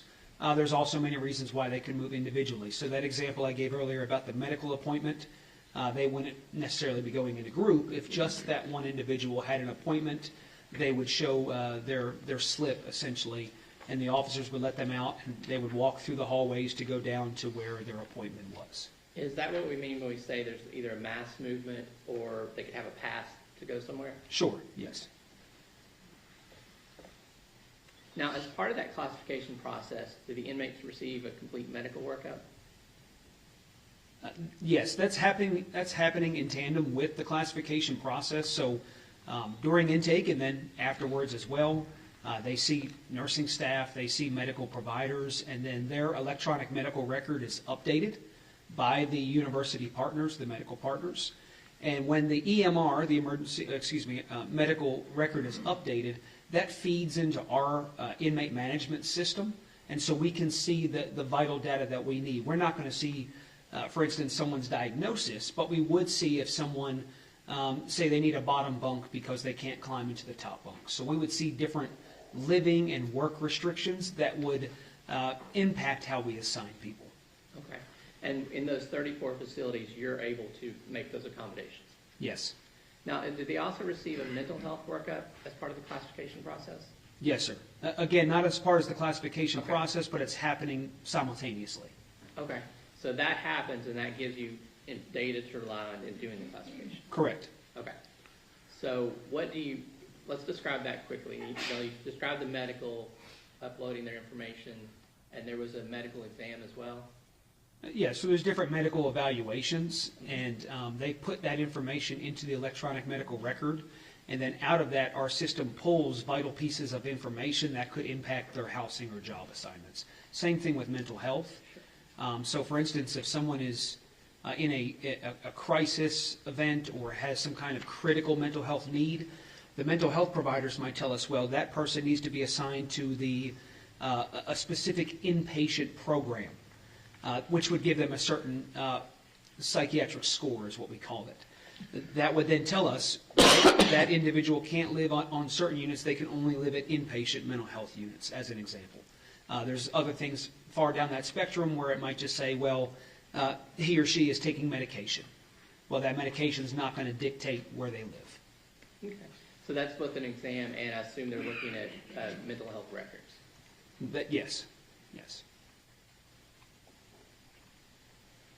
Now, is G3 the minimum classification for someone who's convicted of capital murder and serving life without parole? Yes, that is the minimum. So they would never be in G2. That is correct. What is institutional adjustment? The way I like to best describe that is when they arrive to the institution, how well do they manage that change?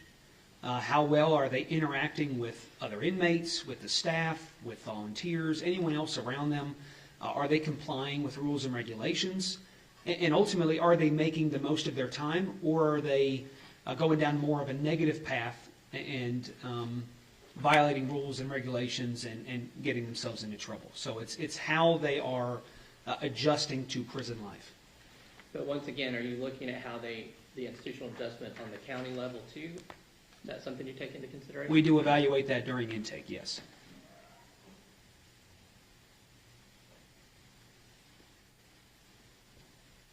And we talked about when someone gets downgraded to a G4 or G5. Those inmates would receive additional restrictions, I assume? Yes, sir. And you talked about you have different restricted housing available. Do you also have safekeeping housing available? We do have safekeeping, yes. How is that used? So we have a small portion of our population that's in safekeeping. They still are in a cell block environment with cellmates. But we have a very robust Safe Prisons program and a PREA program, which is the Prison Rape Elimination Act. So you have a lot of different factors that go into evaluating someone's potential likelihood of being a victim within prison, or the fact that they have been victimized. We evaluate all of that, weigh it out, and then if the committee, again the UCC committee, that 3-person panel, decides that someone is in need of a higher level of safety or safe living, they could be placed into safekeeping status. They're still in general population buildings. They are just not in a general population living area. They're separated. They can still have jobs and go to the dining hall with other inmates and all those other examples. They just live separately. Okay. So that could be within those 34 facilities we're talking about? That's correct. Okay. Let's go a little bit bigger picture. Now, is there guidance available for how to manage and maintain a prison classification system? Yes, it is. There is many different guiding policies and evidence-based practices that guide classification. Now, I believe we talked before about the National Institute of Corrections had some guidance from the federal level. Yes, the National Institute of Corrections puts out federal-level recommendations and things of that nature that, depending on what that guidance is, could or could not influence the state of Texas policy that drives classification. Now, obviously, Texas may have some of their own guidance from the legislature, that sort of thing, correct? Correct. Now, are you able, in your role in your division, to take that kind of guidance and then build on it to improve the system? Yes. And how often are you updating policies, procedures to try to make this a better system of classification? It's frequent. There's many different standard operating procedures, policies, and plans. It's kind of 3 different buckets of information that are reviewed frequently. They could be updated because of new technology. They could be updated because of new, again, evidence-based data that shows us we might need to move in one direction or another. We look at different genders and how we're classifying females versus males. So there's a broad spectrum of changes that can and do happen throughout the years to make sure that we are providing for the mission of our agency, and that's protecting the public. And so we do not want to stay stagnant. We always want the most informed decisions guiding how we play out our mission in the state. That was going to be my next question. And I assume when you talk about a prison being kind of a city, a secure city, you're also looking out for everyone within that city. That's correct.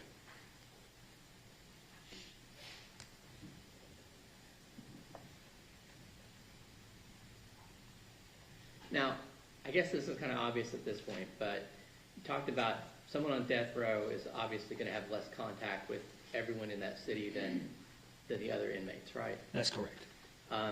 But your division's job, that's part of what you're doing, is trying to make it as safe as possible for those people who aren't on death row. Yes, to the You extent. have that additional freedom. Sure, to the fullest extent possible, yes. What's a classification profile?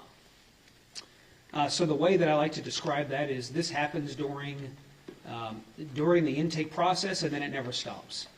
So when someone comes into our custody, whether they're a first-time offender or if they've been with us multiple times, we are going to build a profile that works to encompass everything that we can about that individual.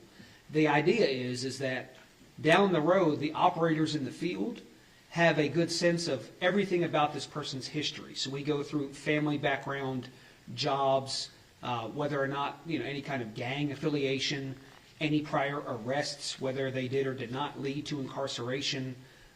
So we try to gather as much as we can. There's a bunch of different assessments that happen that guide treatment. So, IQ tests. We do an adverse childhood impact evaluation. We do the Texas Christian University drug screenings. So there's a bunch of different tools that are used during intake to build this foundational profile about every person that comes in our door. And then throughout their incarceration, that profile is constantly updated, again, based on that institutional adjustment. So how they're behaving, things could change from day to day, and that needs to stay current. And is that information useful in fulfilling your primary goal? Yes, it is useful. Now, we talked about, I mentioned a second ago that the prison is kind of a city behind the walls, but this is a city that has 24/7 security, right? Yes. And the inmate movement is restricted, Yes. and the staff members are properly trained, Yes. and the civilians who enter are appropriately screened. They are screened, yes. So, in your expert opinion, is the process that you're using a reasonable and effective way to house someone who's been sentenced to life without parole while ensuring the safety of the public, your staff, the visitors, and the other inmates? We do all we can to provide for the safety of the staff and for the public, so yes. Pass the witness, Sean. Redirect. All the same exam processes that you went through and talked about with regard to someone serving life without parole in the prison system, did those exist in the Polinsky unit on death row? Yes, sir. Okay. And you talked a little bit about your goals and what do you use to be effective and provide a safe and effective place. But regardless of your goals, does violent conduct against staff still occur? Again, just like the society analogy, we have laws to prevent violence against citizens. When you are dealing with a prison environment and in a society that's built up of, or made up of hundreds, if not thousands, of convicted felons, no matter how hard we try as an agency, we still have violence and concerns within prisons. Is that your same answer when it comes to potential violence against volunteers that have been screened and in your prison system? Yes. That's what it is. Mr. Goebel. Couple quick questions. For the G-Freeze, are there any incentives for housing, things like that, that are available to them? There are some incentives. So again, this goes back to the conversation of parole eligibility and hope. And so when I talk about hope within a prison, hope is a very intrinsic thing a lot of times. It's hard to tell who is going to act out because they do not have any hope. So we have, as an agency, an obligation to try to incentivize someone who may not, in other words, have any incentive because they might not be have a parole eligibility. So we do have some certain living environments within some of those prisons where if someone does not get a disciplinary case for X amount of years and they show good behavior and they're working hard at their job assignment, they might be able to live in an incentivized dormitory. But they're still within those 34 maximum security prisons. It's just certain dormitories within those prisons. Okay, so there is positive reinforcement for even someone who's sentenced to life without parole. Yes, that's correct. And I guess specifically, it's already been testified to that Mr. Horner had no disciplinaries at the Wise County Jail or at the Tarrant County Jail. That's something your division would take into consideration in building his profile. Correct, up until the last day of his incarceration in the jail, and then leading up to the transfer to our custody, we would get that up until that very last day, and the county would let us know his behavior. Pass witness, Your Honor. Mr. Stanton, Nothing further on. may this witness be excused? Yes, Your Honor. Yes, Your Honor. Thank you, sir. Thank you.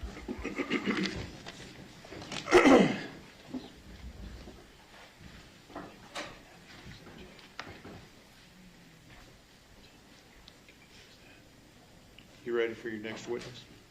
Yes, Judge. Okay.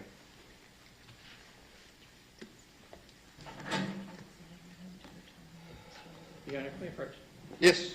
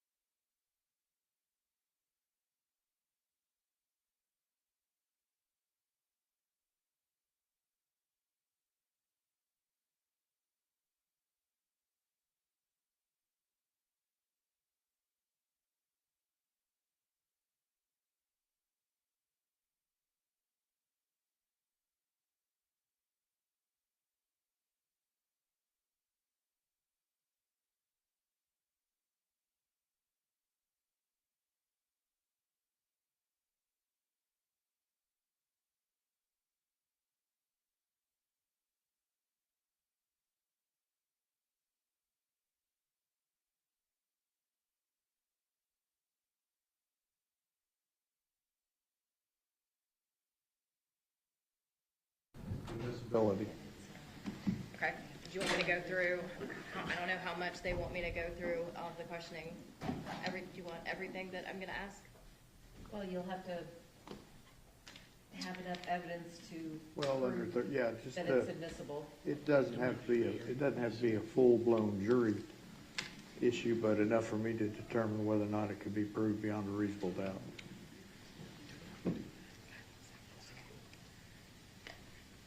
We're going to, for purposes of the record, we're going to call you Billy. We're just going to use your first name, okay? Yes, ma'am.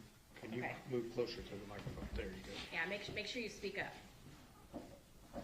How do you know Tanner Horner? I know Tanner Horner because my uncle had a baby with his mom, and I was raised as his cousin And so how long have you known Tanner? since I was 3 years old. Was there a time when you lived on the same property as Tanner Horner? Yes, Do you recall about what time frame that was? 2000 to 2004. And after, around that same time period of 2003, 2004, was there some type of sexual assault incident that happened to Yes. you? And can you tell us what that is? It was a sexual assault down by Lake Worth Lake, right down the street from Tanner's grandmother's house. And Do I need to go into detail? so, and that was, what location was that though, specifically? Just to the right of the boat dock off into the trees right there. And yeah, can you tell us, you don't have to give the full version, but what happened to you there? He went back there, he pulled out his penis, he started masturbating. He told me to suck it, and then he grabbed my head and made me. And then he told me to bend over, he tried to put it in, it would not go in. And then he told me to continue sucking, and then he pulled out and finished by masturbating. And did you tell Tanner no, or did you go along with it? What happened? I was scared of Tanner. He was bigger than me. He's beaten me up before. I went along with it. And after that point, was there a different incident that happened to you? It was later on around 2007 when Paranormal Activity first movie came out. I woke up to him masturbating above my head. He pretended that he was asleep. I moved out the way, yelled several times, and he just kept on doing it. And then I waited till he went back to bed, and I laid down and went back to bed. After these incidents, did you ever hang out with Tanner and one of his best friends, Cody? Yes. And can you recall anything about that event? It was 4th of July. Tanner's grandmother had parked her van at the fireworks stand.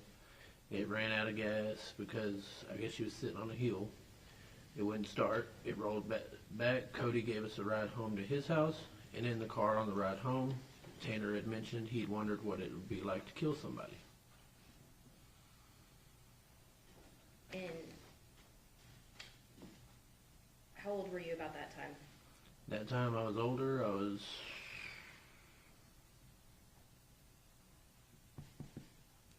had it been 2008 or 9. And so that first sexual assault was around 2003, 2004, Mm-hmm. and the second sexual assault was 2007. Mm-hmm. How old were you at those times? 2004, I would have been 10 years old. And 2007? Let's see, 13, 14, somewhere around there. And then this other event was in 2009 when you made that comment. Mm-hmm. And how old, what is the age difference between you and Tanner Horner? About 3 years. Have you spoken to anybody about these sexual assaults incidents before? Yes, before the trial started, I spoke to the defense. How many times? Once. She came out to our house. It was warm outside. I believe my kids had just started back to school.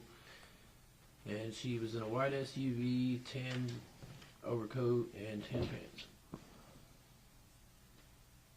And did you have a phone call with anybody from the defense as well? Yes. It was 2 to 3 weeks ago. And in both of those conversations, what did you tell the defense?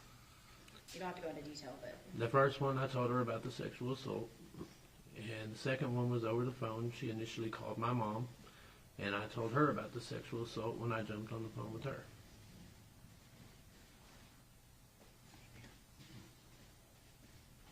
that's what this judge. Cross-examination.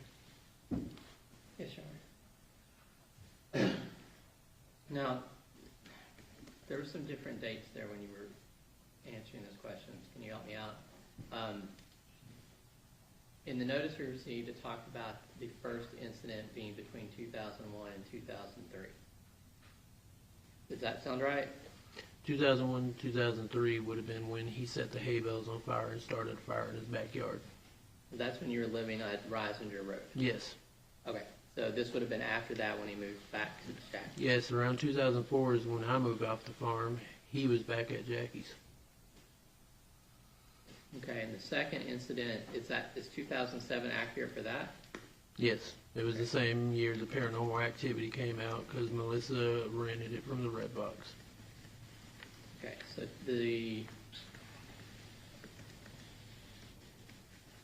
2004 incident, you two would have been what ages? 2004, I would have been 10 or 11. He would have You been. would have been 12 or 13? Yep. And then the 2007, you'd have been 13 or 14, and you'd been 15, 16? Yep.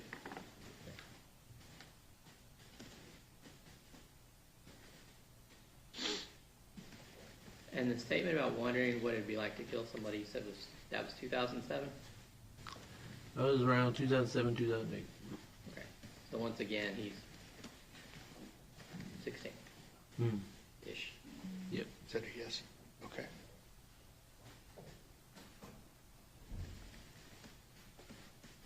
And did you speak to your mom or anyone else about this incident? No, I never told my mom about the sexual assaults or any of that.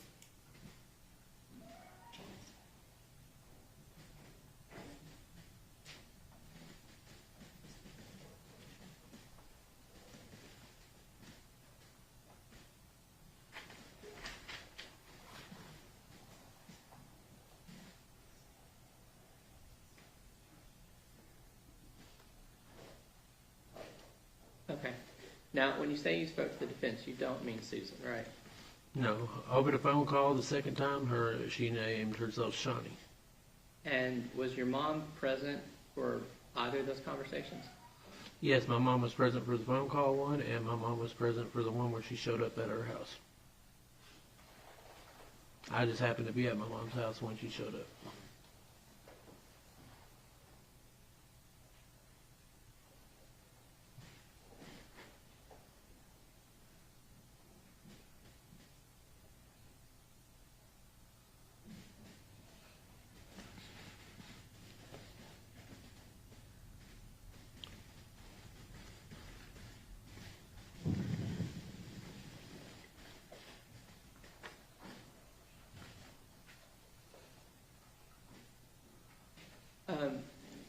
And what made you decide to come forward now? The fact that he killed a kid and it's the truth needs to be told.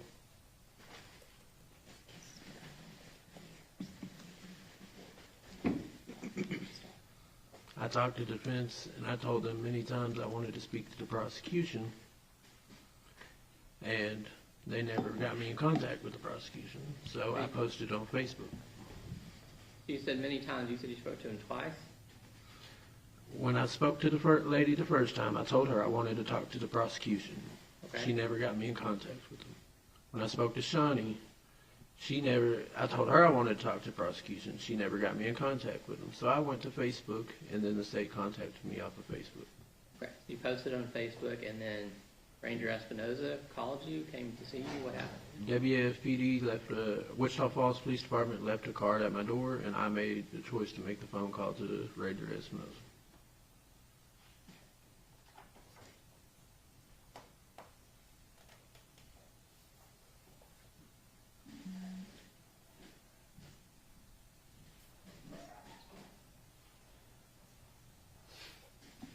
You're not passive witness. Redirect. Nothing for the right now, Judge. Any objections? You're to object on the grounds of basically surprise. Even the last supplemental information we had different dates than he's testifying to here today. This witness was not. We've had a long, extended time to deal with extraneous acts. This witness was not noticed to us before the trial started. Those objections are overruled. He'll be allowed to testify, and you may have a running objection to his testimony throughout his testimony. Both sides ready for the jury? Ready, Judge. Let's go.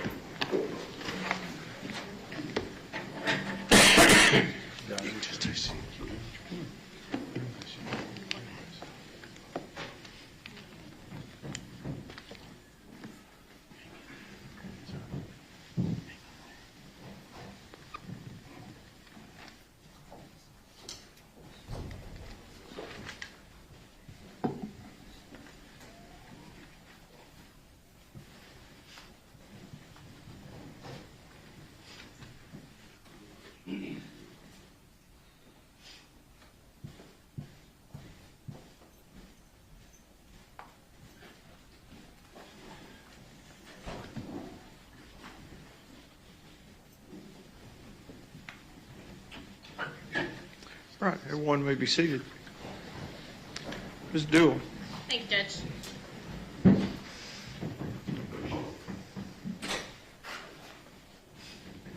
Again, you can just use your first name, but can you introduce yourself to the jury? My name is Billy. And who do you currently live with? Currently live with my wife, my mother-in-law, and my 3 kids. And how are you related to Tanner Horner? My uncle had a baby with his mother, and I was raised as his cousin So how long have you known Tanner Horner then? since about 3 years old. And during your childhood, were you around Tanner Horner a lot or a little? I was around him a lot. And what did you guys do when you guys were around each other? Usually playing, he liked to pretend play Dragon Ball Z, and it ended up him just beating us up. Throwing rocks in the rivers, creeks, out there on Rising Road. Was there a time when you guys lived on the same property? Yes, And what time period was that, roughly? 2000 to 2004. After 2004, did you have any contact with Tanner Horner at that point? Yes. And where was Tanner Horner living at that time? At Jackie's house in Lake Worth. Sorry. What got you into contact with us, the state, in this case? The fact that I told the defense I wanted to speak to the prosecution, and out of impulse I made a Facebook post. You made a Facebook post. When did you post that? I posted that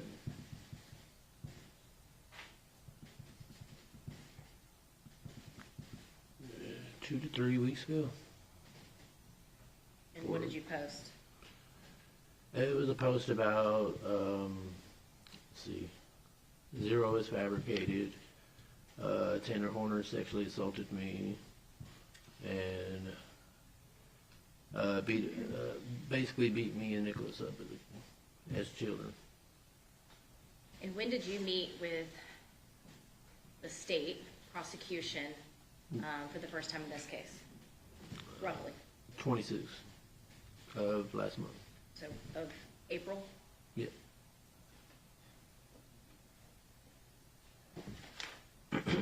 From that Facebook post, you just mentioned that there was some type of a sexual assault. I'm going to ask you a few questions about that, okay? Yes, ma'am. All right. The event that you posted about, and you don't have to be exact on dates, okay? But do you know about when that first incident happened? The first sexual assault? Yes. The first sexual assault happened right around 2004. And where did that happen? Down the street from Jackie's house, Lake Worth Lake, by the boat dock, off in the wooded area. And you say from Jackie's house. How far away from Jackie's house is this boat dock? Not even 5 to 10 minutes. So how did y'all get there? Walk. So it's a 5-10 minute walk. Mm-hmm. Did you guys go there frequently before this, or have you been there before? Yeah, me, him, and Nicholas would always go play at the park, go down to the lake, climb on the rocks and all that stuff. They had piles of sand out there. And then one day, Nicholas didn't want to go with us that day.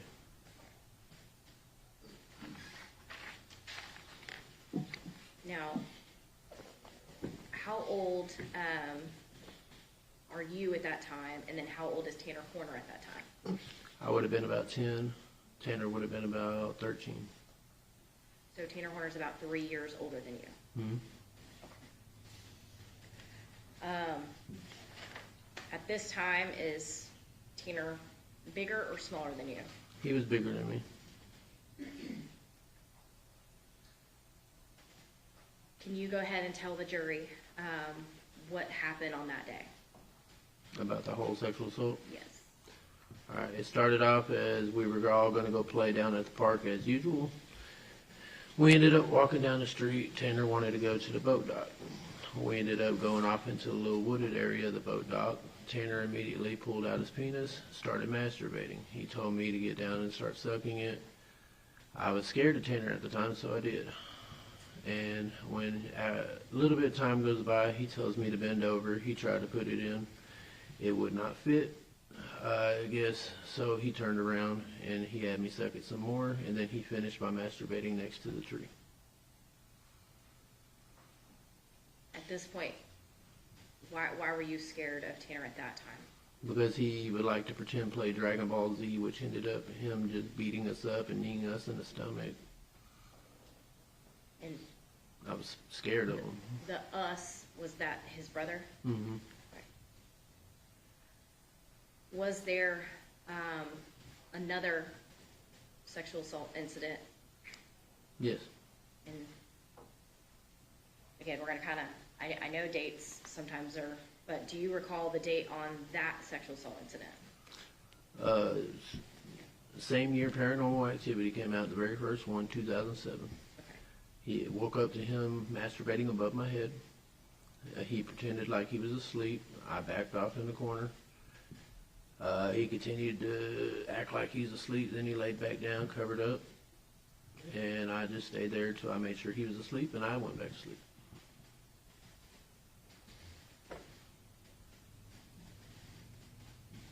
Now, at this point, I think you were probably around 12, 13 years old, Mm-hmm. and with the 2007 incident.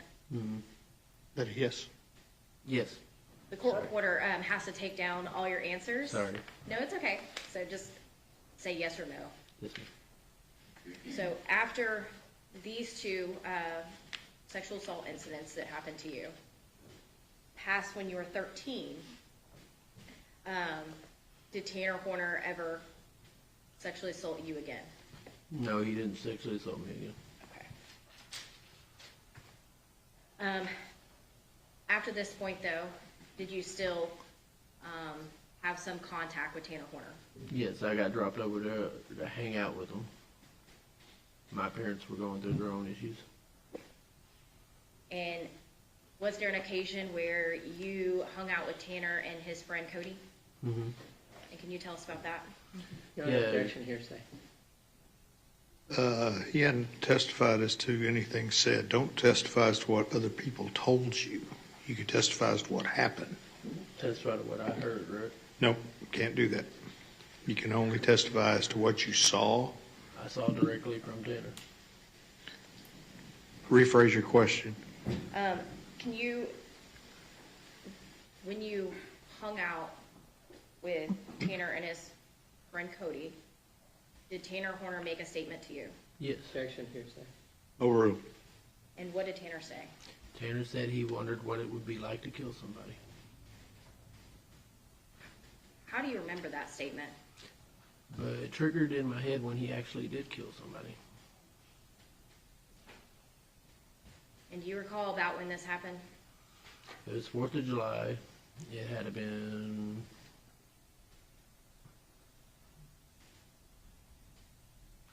after 2007, so about 8 or 9. So 2008 or 2009? Mhm. The sexual assaults that you posted about, and you just told us about, who else have you told about these? I told Objection, relevant. Sustained.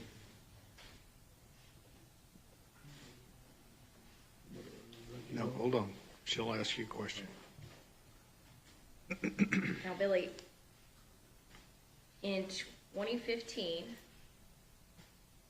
did you get arrested and ultimately convicted for a solicitation of prostitution charge? Yes. That did not involve a child, though, did it? No. Have you ever kidnapped, sexually assaulted, or murdered a child? Objection, No. relevant. Sustained. I'll pass on this, Judge. Cross-examination.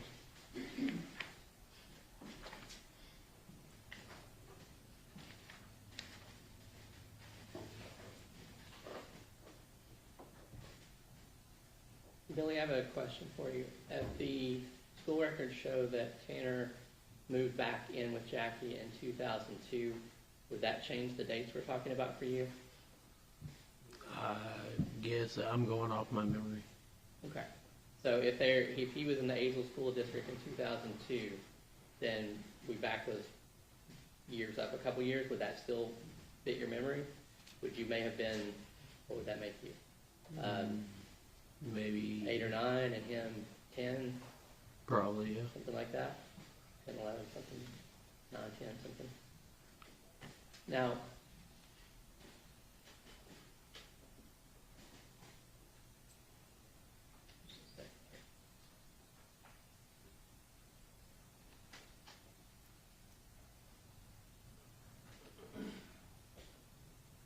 Now, the second incident, when you two were teenagers, there was no physical contact? No physical contact.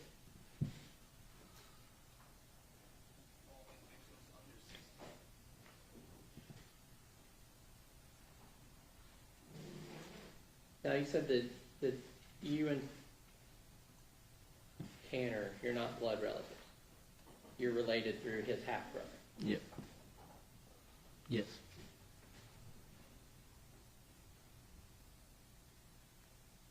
And your family and his family, before he moved back in with Jackie, rented houses on a farm, Mm-hmm. separate houses. Yes. So that's why you were around each other so much then. Yes. Now, at that time, when you and Tanner were forced to hang out a lot, were your parents struggling with an addiction? Yes. And Tanner's mother, and I guess her boyfriend at the time, your uncle, Mm. were they struggling with heroin and meth addiction? Yes. And did you tell, I guess you stated to Ranger Espinoza that Jackie was too busy dealing with those addictions to actually raise Tanner and his brother? Yes. Is that how you felt? That's how I felt. Did you and Tanner witness Tanner's mother chasing your uncle out of the house with a butcher knife? Yes, it was me, Tanner, and Nicholas all put up a tent in the living room, and Melissa comes through chasing Eddie out the house with the butcher knife. Okay, so That was on that. Risinger Road. And after that is when Tanner moved back in with his grandmother. Mm-hmm. Did they get evicted? I'm assuming so, yes. Now, the time that you knew Tanner, was he ever depressed? Not that I know of. He was just over energetic. What about suicidal? There was one time in my life when I stayed the night with him, and I woke up to Jackie taking him to the mental ward for a suicide attempt. You remember, was that overdose or cutting? What was that? I believe it was right after he got his shack, is the bedroom in the backyard.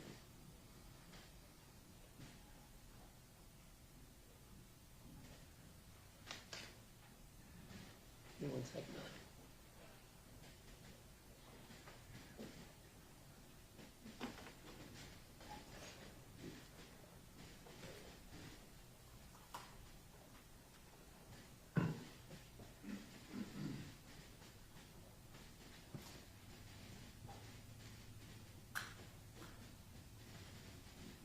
I think you said that the last contact you had with Tanner was in 2018. You helped him get a job.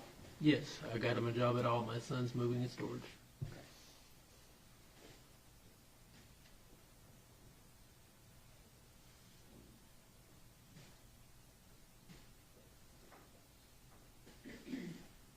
Pass the witness, Your Honor. Redirect. Very briefly, Judge. Seems like the dates may be a little foggy, but is what Tanner Horner did to you, is that clear in your mind? Yes. Why come forward now? I figured the truth needs to be told. He deserves to pay for everything that he's done. Objection, Your Honor. Court's ruled on this in the motion limiting. Sorry. All right. Sustained. The jury will disregard the last statement. I'll pass the witness, Judge. Mr. Goebel, Nothing further, Your Honor. may this witness be excused. Yes, sir. Yes, Judge. Thank you, sir. You go with the bailiff.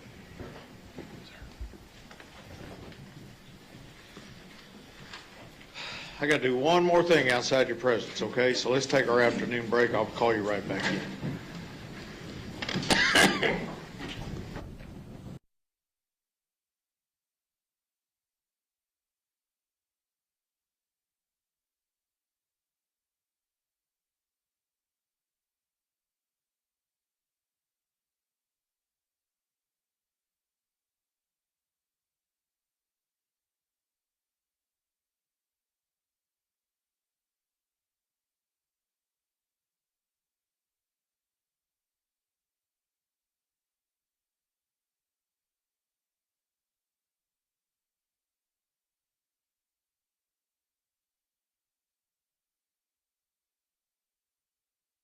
Requested a short 7:05 hearing with the witness. So, Ms. Anderson, I'm going to let you go first.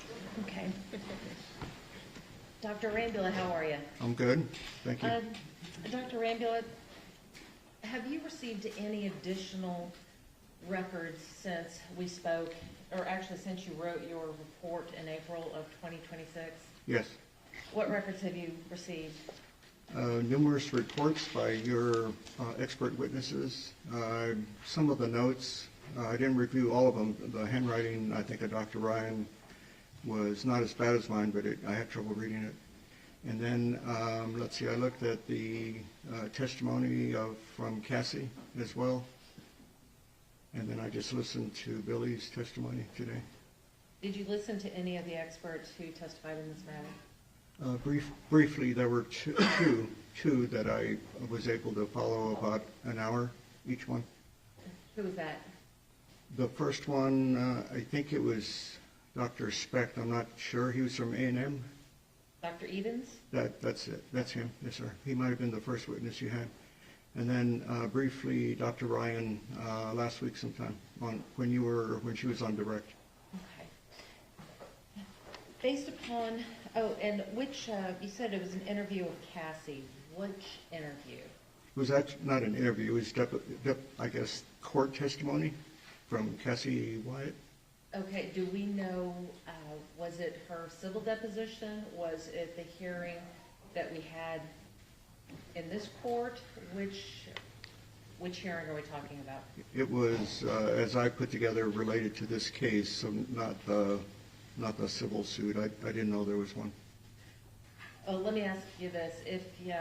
When you looked at the transcript of that, were there lots of black lines on certain pages?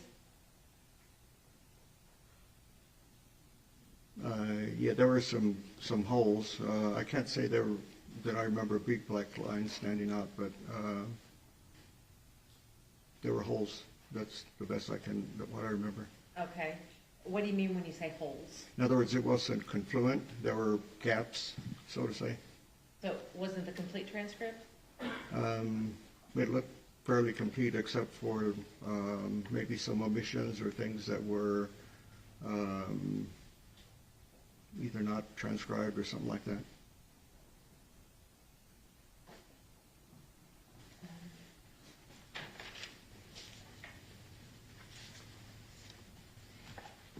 We had a hearing that began in December of 2025 and continued in April of 2026, wherein we discussed your testimony and your findings. Do you have any additional findings or conclusions in addition to the report that you've already produced? Yes. And what are those? Based on me looking at the records again, I remember that hearing where I hadn't reviewed for that, and the expert reports, the transcript, the testimony today. I do have an opinion regarding future danger. And what is that opinion? That based on the evidence, there is a probability that Mr. Horner will commit violent acts and constitute and be a continuing threat to society. I think I'm paraphrasing the statute, but I don't remember it by heart. What do you base that on? On the statute. It has to do with the statute regarding future dangerousness in sentencing hearings. I understand that, but I'm asking upon what evidence are you Oh, I basing see. your Okay. opinion that constitutes a continuing threat? So previously, I expressed concern about his temper, his ability to control himself, the outbursts he had. I think I mentioned his attitude towards women in general, based again on the audio recording that I listened to regarding his mistreatment of Athena. And then after looking at the rest of the reports that from the experts you provided, it was clear that he had some issues with executive dysfunction, difficulty with emotional processing, self-regulation, basically anger, so to say. and that he was also impulsive. And so because of their reports and the evidence they provided in those reports, coupled with my concern already about his ability to manage stress, control himself, his behavior, and particularly keeping in mind what I heard regarding what he did to Athena, that was the basis for my opinion. Are you going to render an opinion on any particular diagnoses that you feel would be appropriate for Mr. Horner? Well, if anyone asks me, sure. What diagnoses Okay. do you feel would be applicable to Mr. Horner? So based on let's see, let me state it this way. So when I submitted my report, I had reviewed records that covered approximately 20 years of his life, perhaps more than that. And based on that information, I rendered diagnoses of depression, anxiety, longstanding. I didn't point out in the previous hearing that per the records, major depression recurrent was something that came up, unspecified anxiety. There may have been some features of panic attacks, but nothing was really codified in a diagnosis. Additionally, and I think I stated in my report, I suspected that there were some traits of PTSD based on the sexual assault he endured as a kid that he didn't want to talk about, but I still nevertheless included it as a possibility, not necessarily a disorder per se. Based on the records I reviewed up to my report, the diagnosis of ASD had been, I guess, by testing closed, that door was closed, so to say. In other words, the two psychologists concluded he didn't have it. But after looking at the reports from your doctors, who probably see ASD a lot more than I do because they see kids, I didn't have any issues with that. At the time that I looked at the records and interviewed him, there was an uncertainty on my part about how restrictive and repetitive his behaviors were, his interests. And that's one of the components and the criteria for ASD. But I knew he had some social issues. I mean, he'd had that all his life. But you have to meet two, and that's why it looked like he didn't meet the criteria. But once again, your experts, I don't have any issue with their diagnoses because they collected a lot of evidence and they see it more often. I spoke about personality pathology. That remains the same. He has significant features of antisocial personality pathology. There may be some borderline personality pathology undercurrents in there as well, perhaps narcissistic, and that's about it. And lastly, after my evaluation, I was not very impressed with the amount of drugs that he had been using before. He rather minimized that, and so I took his word at face value. And I saw some inconsistency in the records regarding his drug use, but your experts, particularly Dr. Ryan, uncovered a lot of evidence that he was using drugs a lot more. So I didn't identify any particular drugs. I just knew that he was using marijuana, cocaine all of a sudden, and it looks like there were some hallucinogens as well.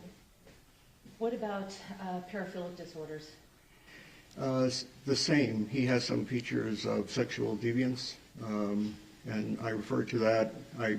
That was based on what I listened to in the audio tape regarding what he did to Athena. And then this morning or this afternoon when I heard Billy talk about it, that would infer that there's been some aberrant sexual interests that have been longstanding.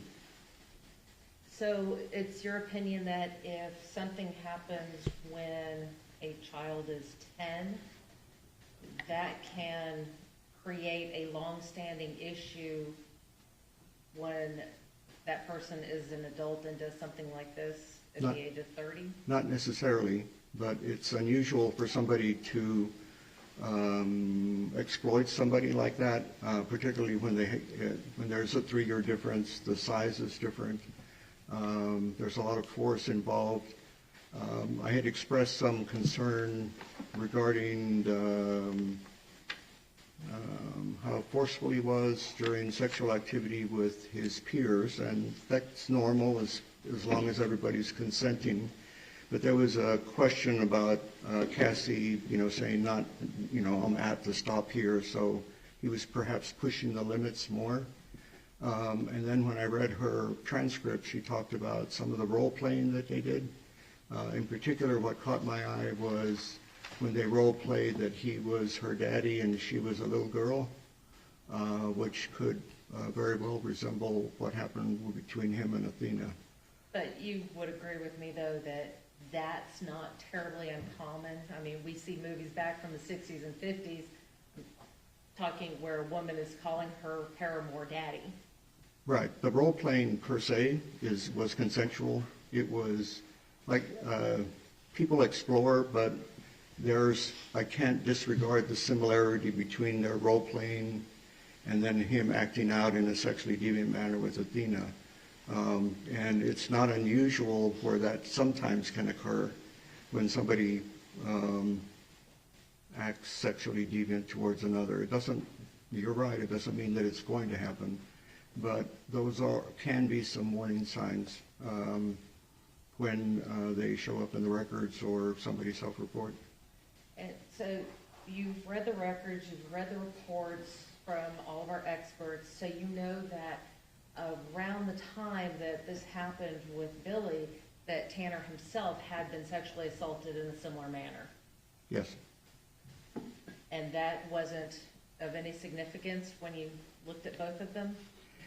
The significance that to me was clinically apparent was the difference in ages. And when I say that, in other words, if Tanner had been at that age at whatever, 13, 12, whatever it was. 10. Acting out with another 10-year-old or a friend from school, that happens. But when that type of activity occurs with somebody that doesn't want to participate, there's a big difference in size, between let's say a fifth grader versus an 8th or 9th grader. That's a pretty big difference in developmental years. So that is a bit different. I'm not saying that laid the groundwork for what he did, but I didn't disregard it, and it certainly caught my ear, given the types of individuals I've evaluated in my sexually violent predator hearings that I'm participating. I'm sorry for interrupting. In this particular case, we're dealing with a 10-year-old and a 7-year-old. Right. So we're talking about two prepubescent children. I understand that. Right. Okay. You keep trying to put him in different grades. You'd agree with me that you're not going to find a 10-year-old in the 6th or 7th grade? Probably not. Okay. Have you made a diagnosis that Tanner meets the diagnostic criteria for any of the paraphilic disorders? No. Have you made a diagnosis that Tanner meets the criteria for antisocial personality disorder? No. So the only thing that you're here to testify to is that Tanner, based upon the records that you reviewed, that there's a probability that he would commit criminal acts of violence that would constitute a continuing threat to society. That's my opinion. The change in my diagnosis was that based on the evidence your experts collected, I didn't have any issue with that.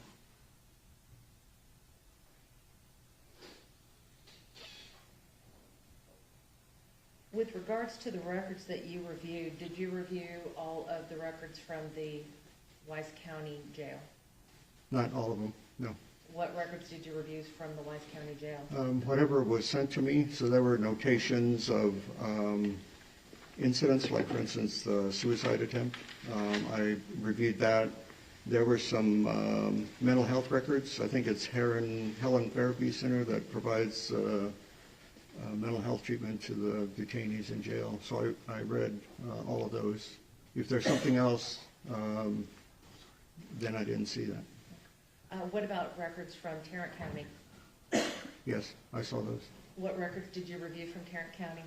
Up until In other words, there were two periods when he was receiving treatment from Tarrant County MHMR. I want to say one was 16, something like that, and the other was more recent in 22, when he sought treatment again. Up until October was his last visit, I believe. One moment.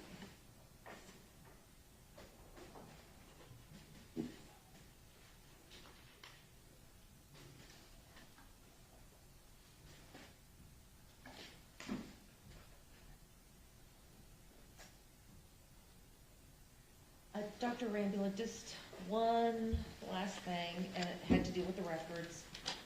Did you receive any of the Tarrant County MHMR records from the state? Yeah, they're listed in my report, and I haven't reviewed any subsequent records from Tarrant County MHMR. Okay. Lost his, pardon me, Doc, I've lost your report amongst all my papers. Hold on one second. Okay.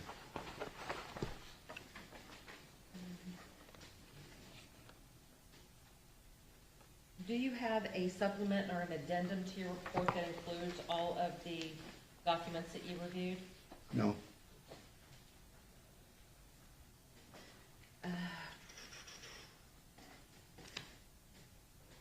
I think that's it, Your Honor. Mr. Berry? Yes, Your Honor. Dr. Rambula, are you, in addition to the diagnosis that you've already stated in your report, and then just regarding the possibility of future dangers, and in your questioning with Ms. Anderson, are you also going to offer, some characteristics that are found in both the paraphilic disorder and the personality pathology that you observe potentially in Tanner, whether or not he meets the full diagnosis, full criteria to be diagnosed with those disorders? If asked that, yes, I can answer. Your Honor, other than that, I don't have any further questions. Any further questions? No, Your Honor. Dr. Arundel, if you'll go with Deputy King for just a few minutes, we'll call you right back in, okay?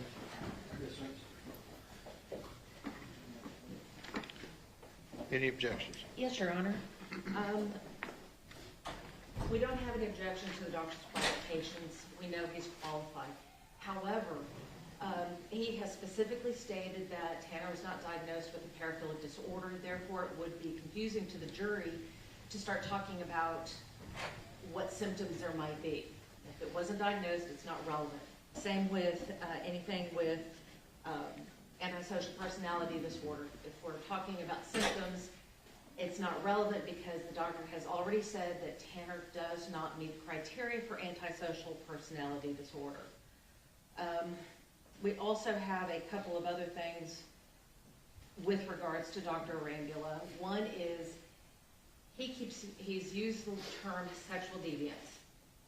That's not a diagnosis for the DSM, and if he were to be able to use the term sexual deviance, again, it can confuse the jury. Same thing if he were to try to use the phrase psychopathology or psychopathy. He has done that in the past in previous trials, and so we would ask that he not be allowed to speak about psychopathy for several reasons. One, Tanner it's not a diagnosis, and two, if he's allowed to speak about that, then it could confuse the jury. And Your Honor, there is ample research that shows just how prejudicial calling somebody a psychopath or speaking of psychopathy is. In fact, the research has stated that it's almost as prejudicial as referring to someone as a pedophile. So we know that the research supports the prejudice that it causes, and so we're asking the court to order the witness to basically stick to the diagnoses that are in the DSM. Same thing with sociopathy. It just goes along with the line that it is not a diagnosis for the DSM, and allowing the doctor to speak in colloquialisms, one, is going to confuse them, and two, creates a false impression in their minds as to the symptoms that Tanner may or may not have, and 3 is unduly prejudicial, and the prejudice is clearly outweighs any probative effect. Your objections are overruled. You may cross-examine him on those statements. Let's take 10 minutes. We'll start up at 10 minutes to 3.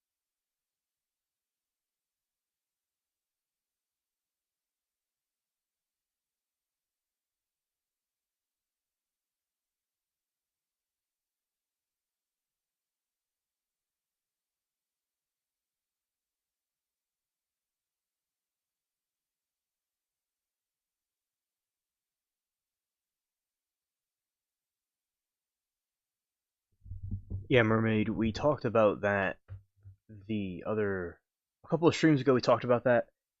It was the dreams that we talked about were lucid dreaming, right? Of where people can go and dream, you can control things in the dream. Yes, I do and others do as well.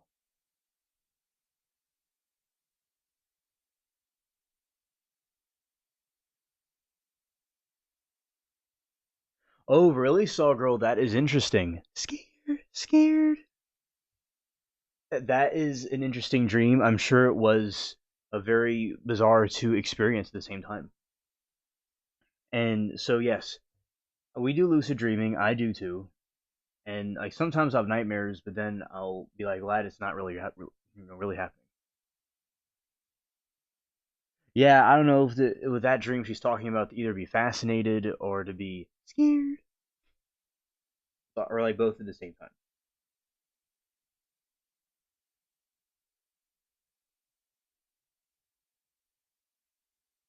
All right, we're coming back.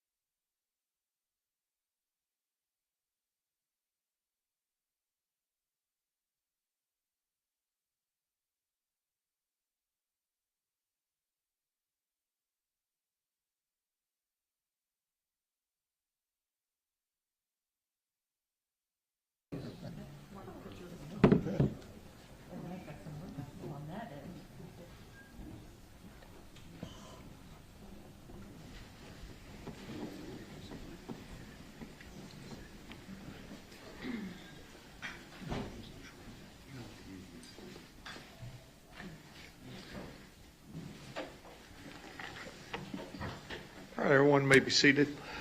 Ladies and gentlemen, this witness has been previously sworn to testify truthfully. Mr. Berry. Thank you. Dr. Rambula, welcome. Will you please introduce yourself to the jury? Sure. So my name is Dr. Michael Arambula. And what do you do for a living, sir? I'm a physician, a medical doctor. And may I approach, Your Honor? Yes, sir. Dr. Rambula, as part of your involvement in this case, were you asked to provide a curriculum vitae with your background and education and some other accomplishments as well? Yes, sir. And did you also, as a result of your evaluation of the defendant in this case, write a report? Yes. And did you also provide us with handwritten notes that you had made during that evaluation and after, in preparation for writing your report? Yes. At this time, Your Honor, I'll offer in evidence State's Exhibit number 311, curriculum vitae, State's Exhibit number 312, the report of Dr. Arambula, and State's Exhibit number 313, the handwritten notes of Dr. Arambula. No objections. State's Exhibits 311, 312, and 313 are admitted. Dr. Arambula, I'm not going to take a whole lot of time going through your curriculum vitae, but can you give us sort of an abbreviated version of what your background is that qualifies you to make the diagnosis and opinions that you're going to give today? Okay. So I'll make it quick. I attended the University of Texas at Austin and received 2 degrees from the College of Pharmacy. The first was a Bachelor of Science in Pharmacy, and then later I received a Doctor of Pharmacy.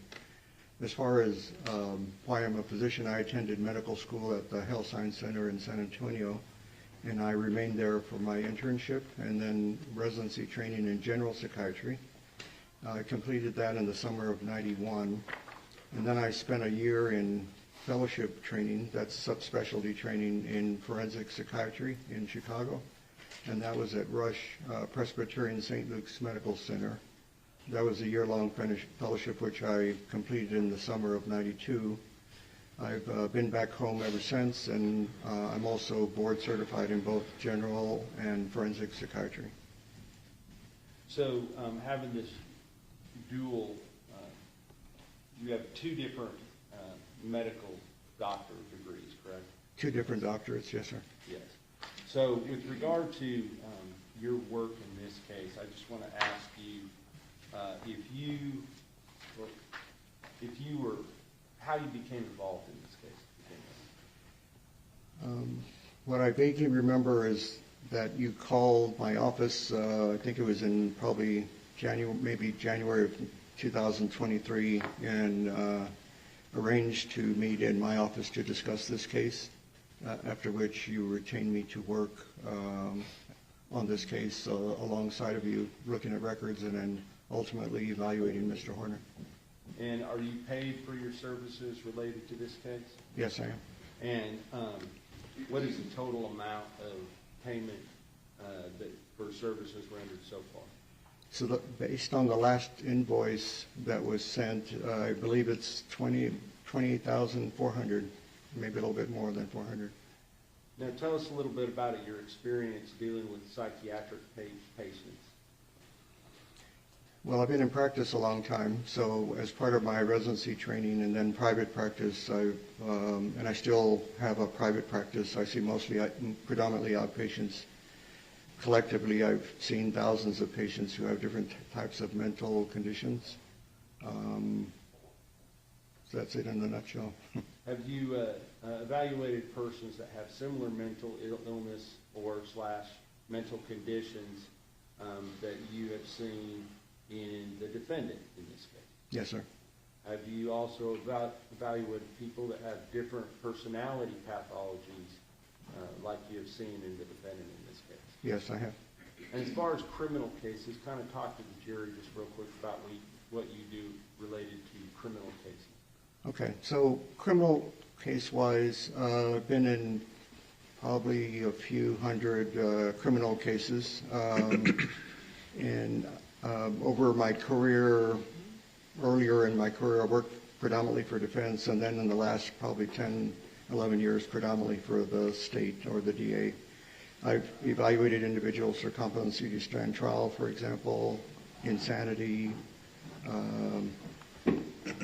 mitigation for like probation, sentencing, and I've done some evals for federal judges.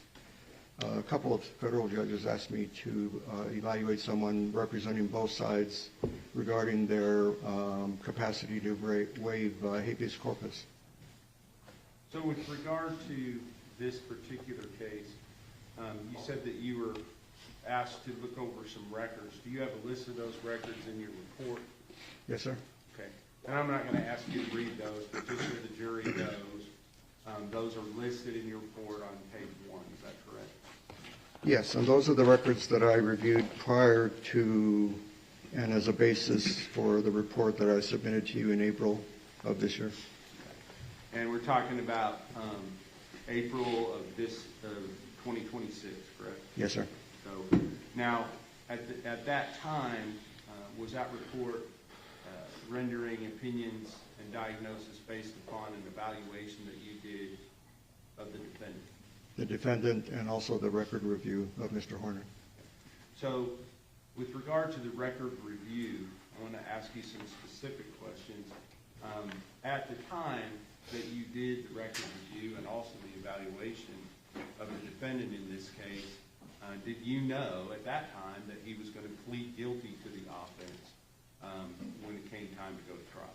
No. And does that create some limitations with regard to whether or not you can give a complete evaluation of the defendant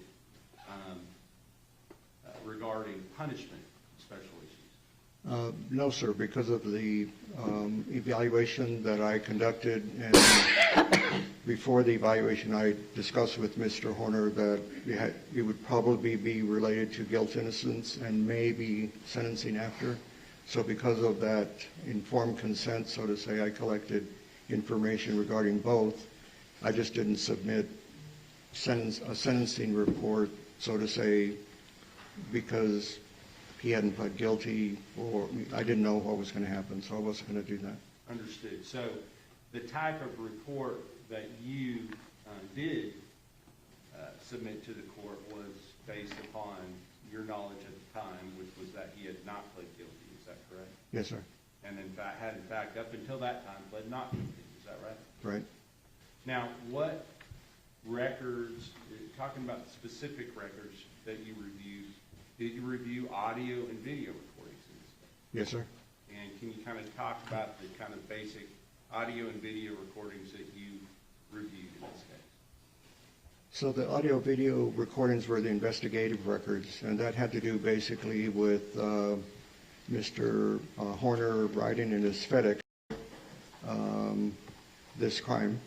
And then I also reviewed the audio and some of the visual of the day of the crime. When I say some, because there were times when he would cover up the lens with what looked to be a sticky. And then I also reviewed subsequent audio-video recordings after the crime. And then, with regard to one more. Pardon me, sorry. And then I looked at the audio-visual recordings of the detectives who were interviewing Mr. Horner afterwards. I believe there were 2 of them. And did you also have access to some sworn statements in the form of deposition or prior testimony in this case that you've had an opportunity to look at? Yes. And did that relate to persons that were family members or close associates with the defendant in this case? Yes, sir. And do you consider those to be collateral sources as far as your opinions go in your evaluation of the defendant? Yes, they are. Did you also have access to mental health, education, medical records of the defendant leading up to his arrest on December 2nd of 2022? Yes, sir. And are those also considered collateral sources that you used in making your diagnosis and opinions regarding the defendant in this case? Yes, that's correct. With regard to, are there a number of your findings in your original report that are based solely upon that documentation that you had prior to that time? Yes, that's the basis for my opinions. Now, as far as the investigative agencies that you refer to, did you receive records from all the different agencies that were involved in the investigation and the apprehension of the investigation of the murder of Athena Presley Monroe Strand and the apprehension of the defendant in this case? Yes, sir. And did you also review some records related to prior sexual assault victims that came from the Fort Worth Police Department here in Tarrant County? I did. Are those also considered by you to be collateral sources which you use to render your opinions and make your diagnosis in this case? Yes, sir. Now let's talk about what were you asked to do pursuant to a court order by Judge Gallagher in this case? Pursuant to that order, as best as I can remember, it was to conduct a mental health evaluation of Tanner Horner relative to the criminal proceedings going on at the time. And at that time, you were focused on possible guilt of the defendant, is that correct? Guilt, and, well, it's not for me to determine, it's the jury, but yes, it was the guilt innocence phase of the trial. And what date did that evaluation take place, or well, the interview take place upon? It was February 27th of this year. And where did that interview take place? In this courtroom? So here in this room, is that right? Yes, sir. And who all was present during that interview between you and the defendant? So obviously, myself and Mr. Horner, there were three deputies, but they weren't standing next to us, but they were in the courtroom. And then Ms. Anderson came in and out periodically when Mr. Horner, we took a break so he could talk with her. And so at that time, did you have a discussion at the beginning of that process with the defendant regarding the parameters of the interview you were conducting and what that information could be used for? Yes, sir. Could you kind of describe that for the jury, please? So again, per my training, I do this with every case. I discuss who I am. I'm not here as a treatment provider. Who retained me, in this case, it was the state or the DA, that it was a court-ordered evaluation, and there were a couple of guidelines associated with that because it's court-ordered. One is that the information we talk about may not be confidential, i.e. the judge wanted a report, and so I was going to put it in the report, and if it came down to me testifying, then again, the information would not be confidential. And then the second guideline in these kind of cases is that when I asked Mr. Horner something, he didn't have to answer it if he didn't want to. And so were there some occasions where that actually happened? Yes, there were. So I want to kind of just have you tell me sort of in general about the level of cooperation that the defendant gave you during that interview for the evaluation. So generally speaking, he was pretty cooperative. There were some areas that he was not cooperative with, and so we had to take a break.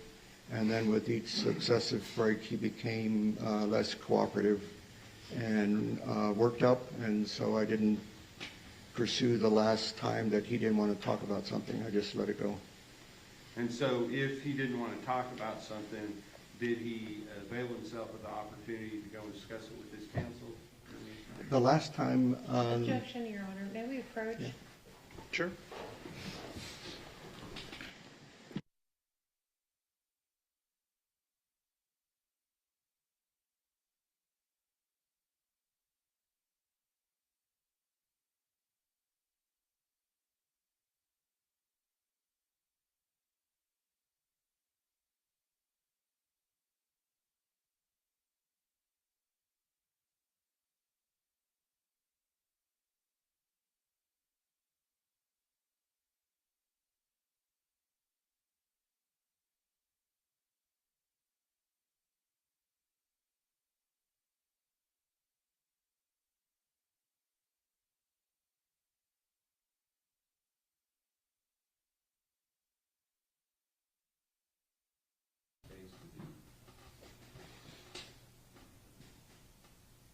So it's, again, it's based on my training.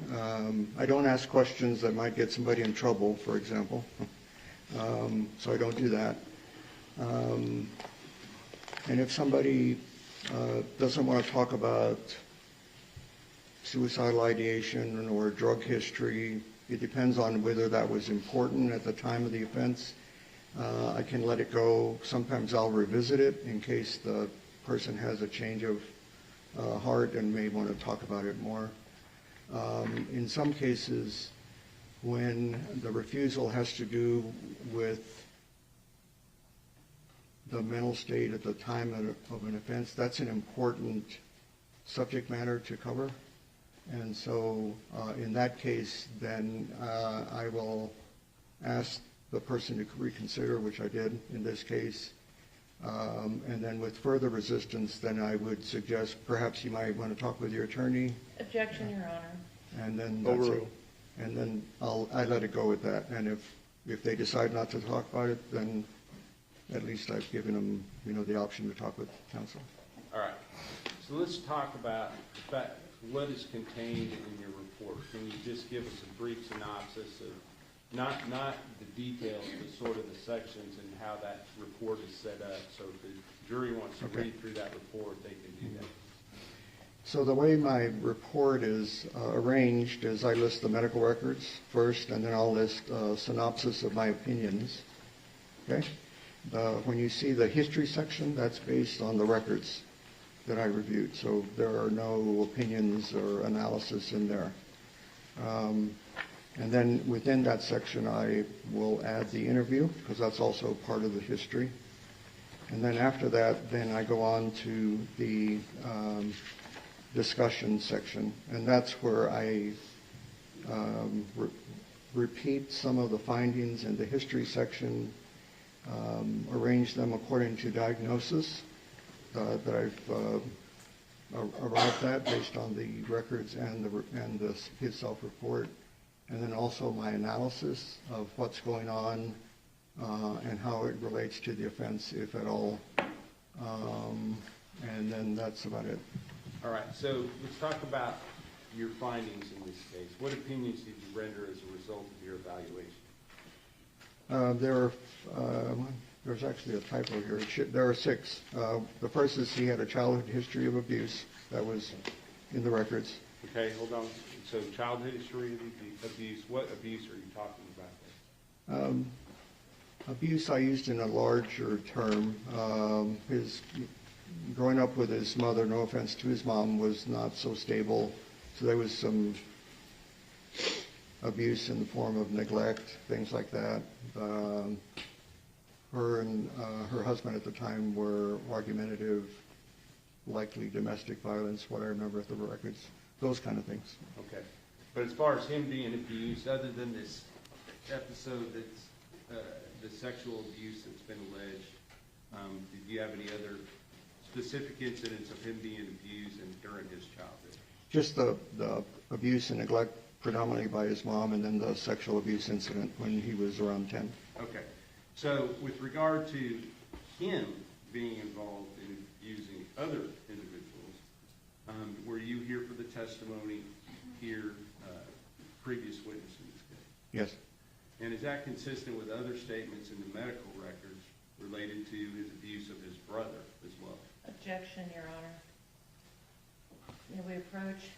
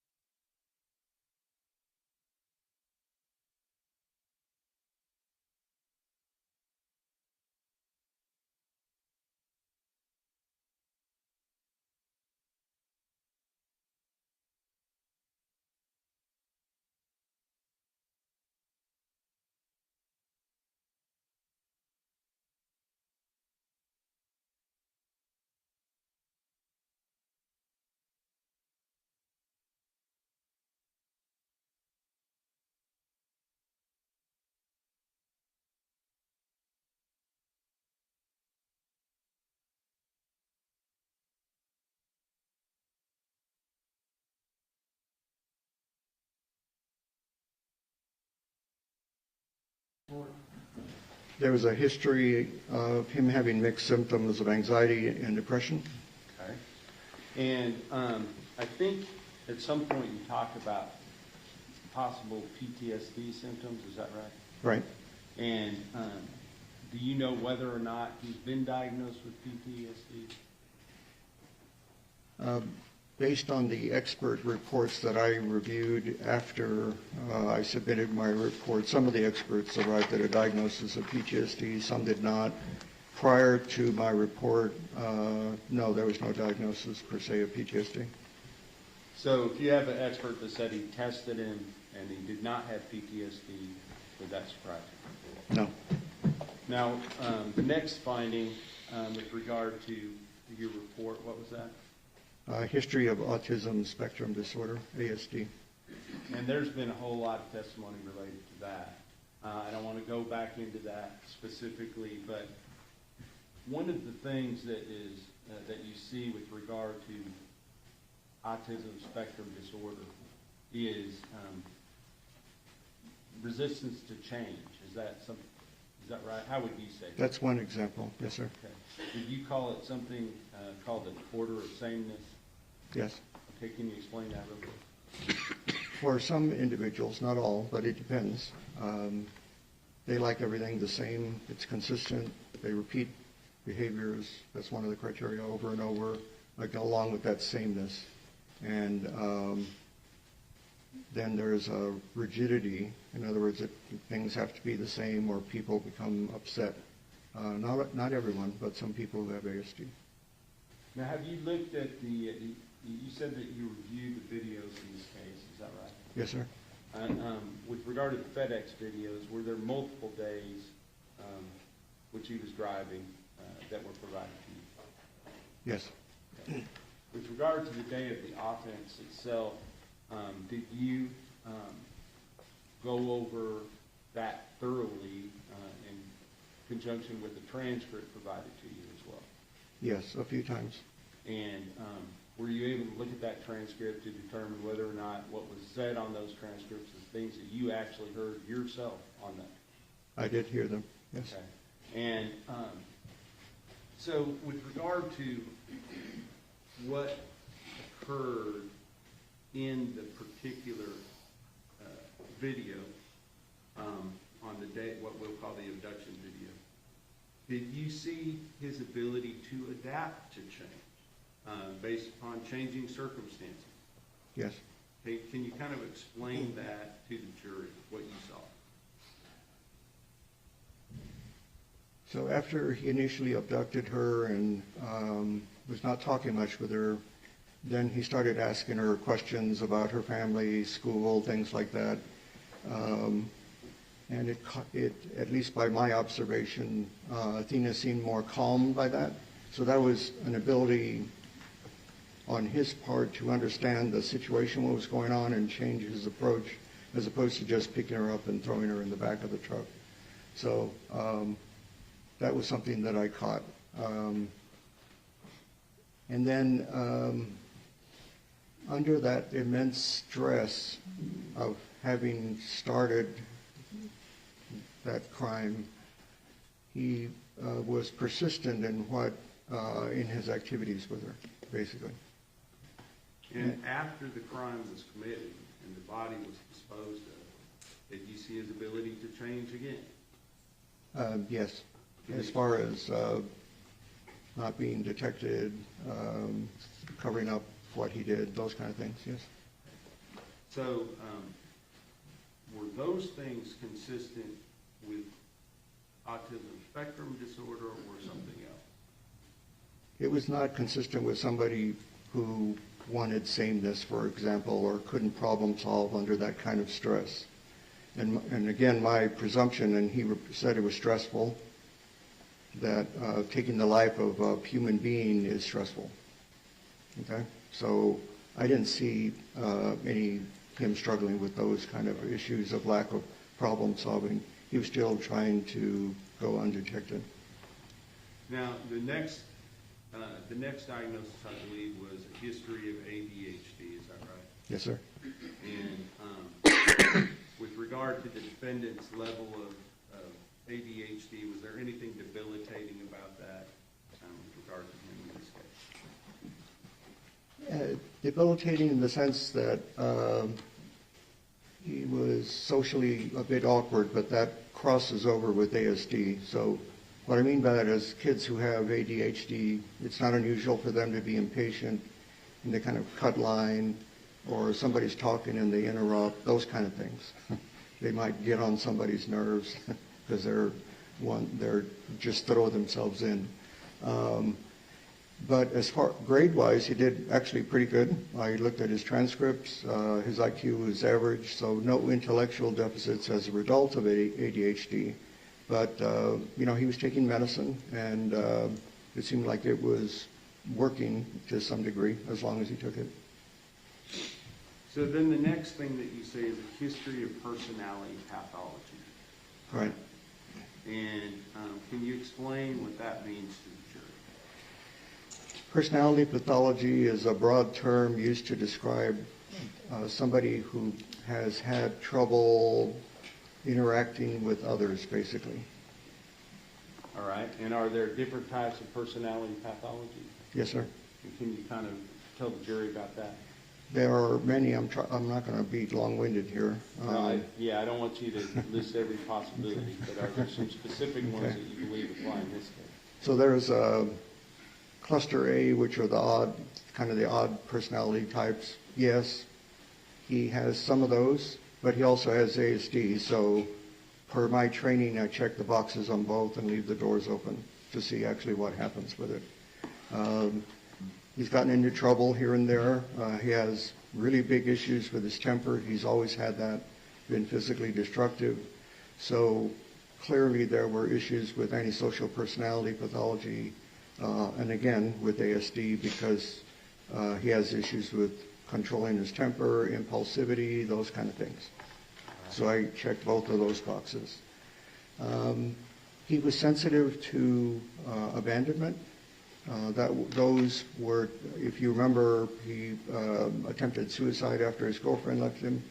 And that's not unusual when somebody's overly sensitive to abandonment.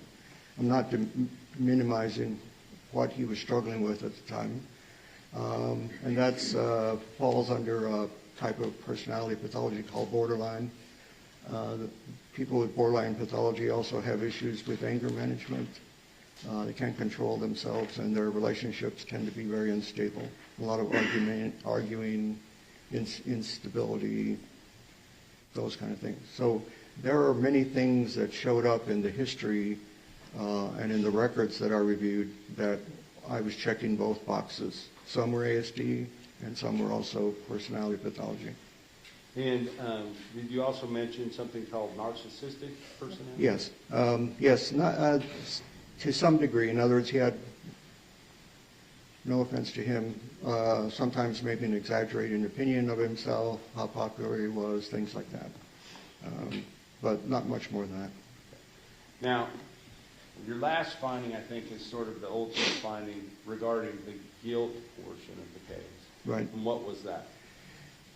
Basically, as a result of looking at all his history, he did not have a severe mental disease or defect, and therefore he would know that his conduct was wrong. In other words, he was not insane. So, what experience do you have with dealing with sex offenders, and specifically sexually violent offenders or predators? In a nutshell, a lot. Can you just kind of briefly tell the jury? I'll keep it brief. So in my fellowship training is where I obtained my experience in evaluating and treating people who had sexual deviants / sex offenders. And that was in Chicago during my fellowship. And then when I returned home to Texas, our state enacted a commitment statute for sexually violent predators, which were the most dangerous repeat sex offenders who were about to be released from prison. And so we had hearings to commit them to treatment. And I've been involved with the state in those hearings for probably the last 25 years or so, hundreds of cases. That's why I said a lot. You talk about in your report something called sexual deviance. Can you talk about that related to the defendant? Okay, so sexual deviance in a broad term is an old classic medical term, and it basically correlates with a term you probably may have heard in this trial called paraphilia. And sexual deviance is basically when somebody has abnormal or pathologic sexual interests. And it largely has to do with individuals who don't give consent, so that's primarily children, adolescents, underage, and women who are sexually assaulted against their will. Or maybe somebody flashes somebody on a corner and the people around they didn't consent to that. So again, consent issues. There are less of a subset where if somebody is overdoing it in sexual activities that interfere with what they're doing the rest of their days, then that could fall under sexual deviance also. All right, so talking about the evidence and the facts in this case, specifically related to the assault or kidnapping, sexual assault, torture, and murder of Athena Presley Monroe Strand, do you see evidence of sexual deviance on the part of the defendant? Yes. Can you explain that for the jury? So when I reviewed the audio recording, it was very clear to me that he abducted her primarily for sex. Because soon after he drove to the secluded spot that he had picked out, that's when he started engaging in sex with Athena. It's basically oral sex. He was teaching her how to do it, telling her what to do, threatening her, those kind of things. The things that I heard in audio recordings of victims in these cases, read about in investigative reviews of the victims in sexually violent predator hearings, all the same thing. So that's what stood out to me. So that's interest in sexual excitement with children is abnormal. And then the amount of suffering that Athena went through while he was victimizing her, that has some features of sadism. Sadism is where somebody either physically harms somebody or emotionally harms somebody, and it's part of the sexual experience. So there were two areas that caught my eye, looking through that interview and then correlating it with the transcript. Now, were there other things other than just the facts of this case that indicated paraphilic features to you? As far as more than just the other evidence in this case, besides the kidnapping and murder? So,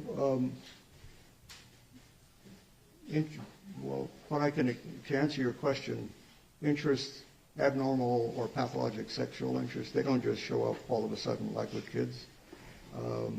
It's been brewing for some time. So I already knew that something had been going on. I didn't know why it was quiet, but something was going on, and that incident with Athena, it emerged.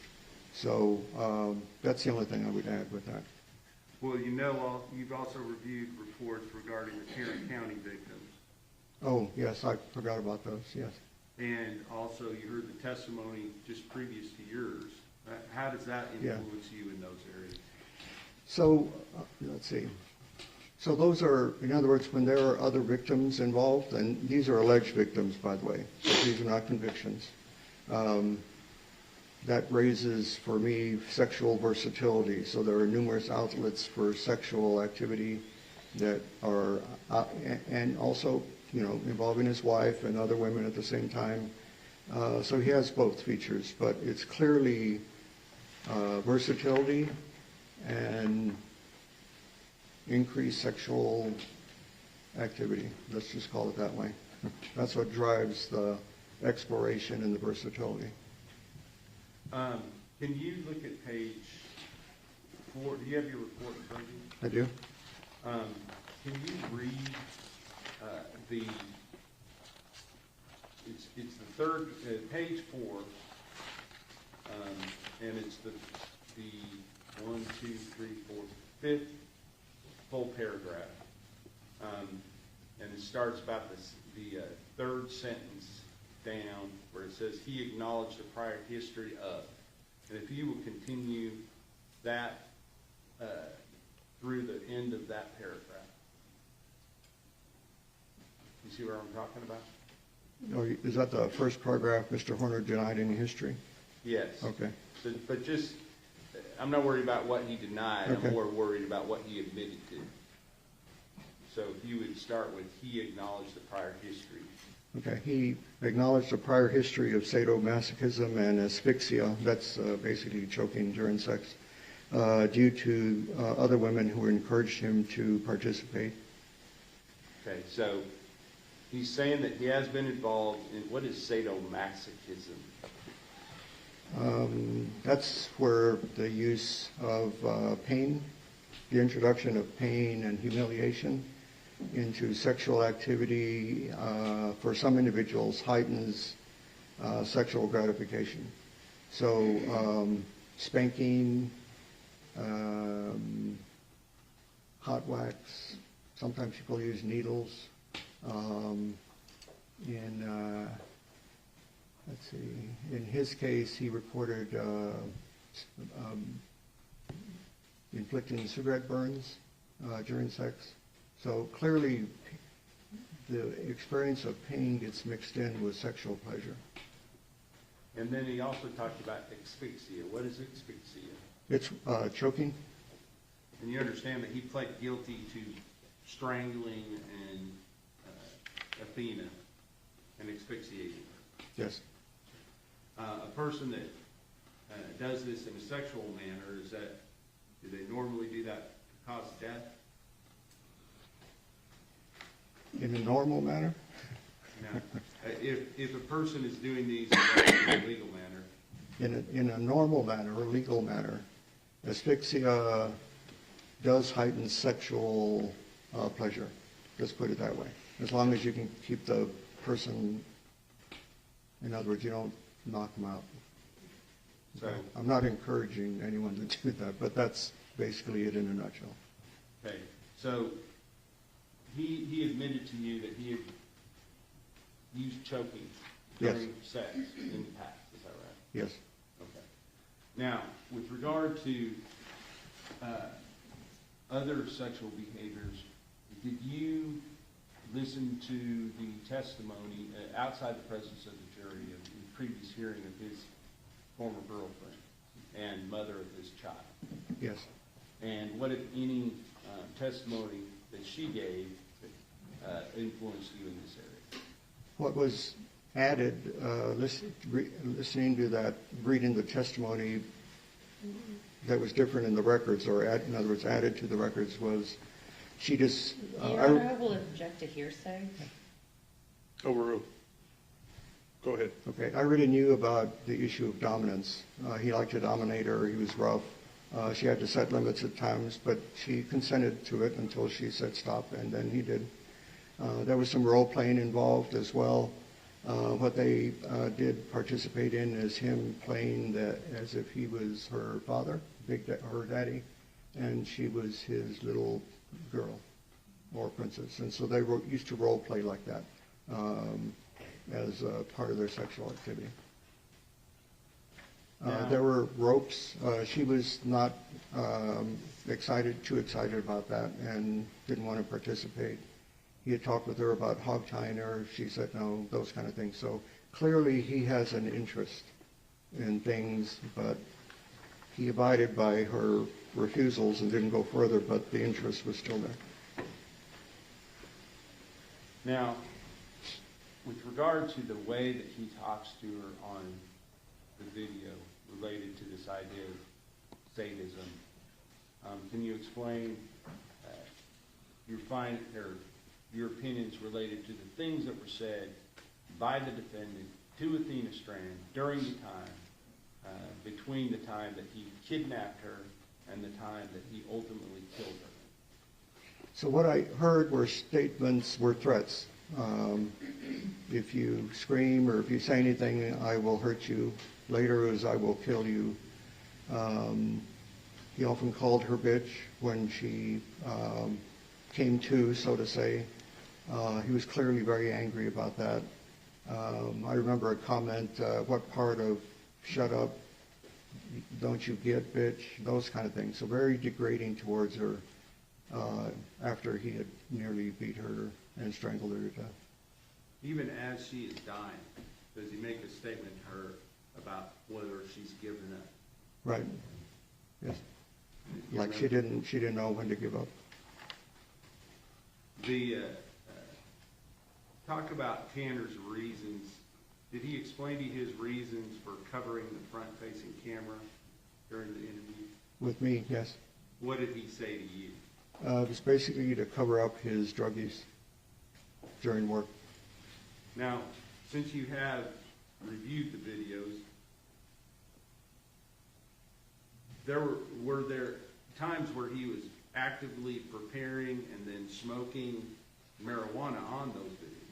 Using a vape, yes. A vape pen, yes.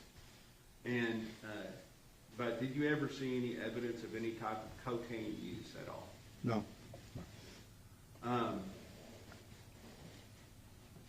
With regard to premeditation, do you have an opinion about whether or not this was a premeditated act, not necessarily with regard to Athena herself, but with regard to a child on that day? Based on the evidence, yes, Your I can Honor, answer that. We object, may we approach?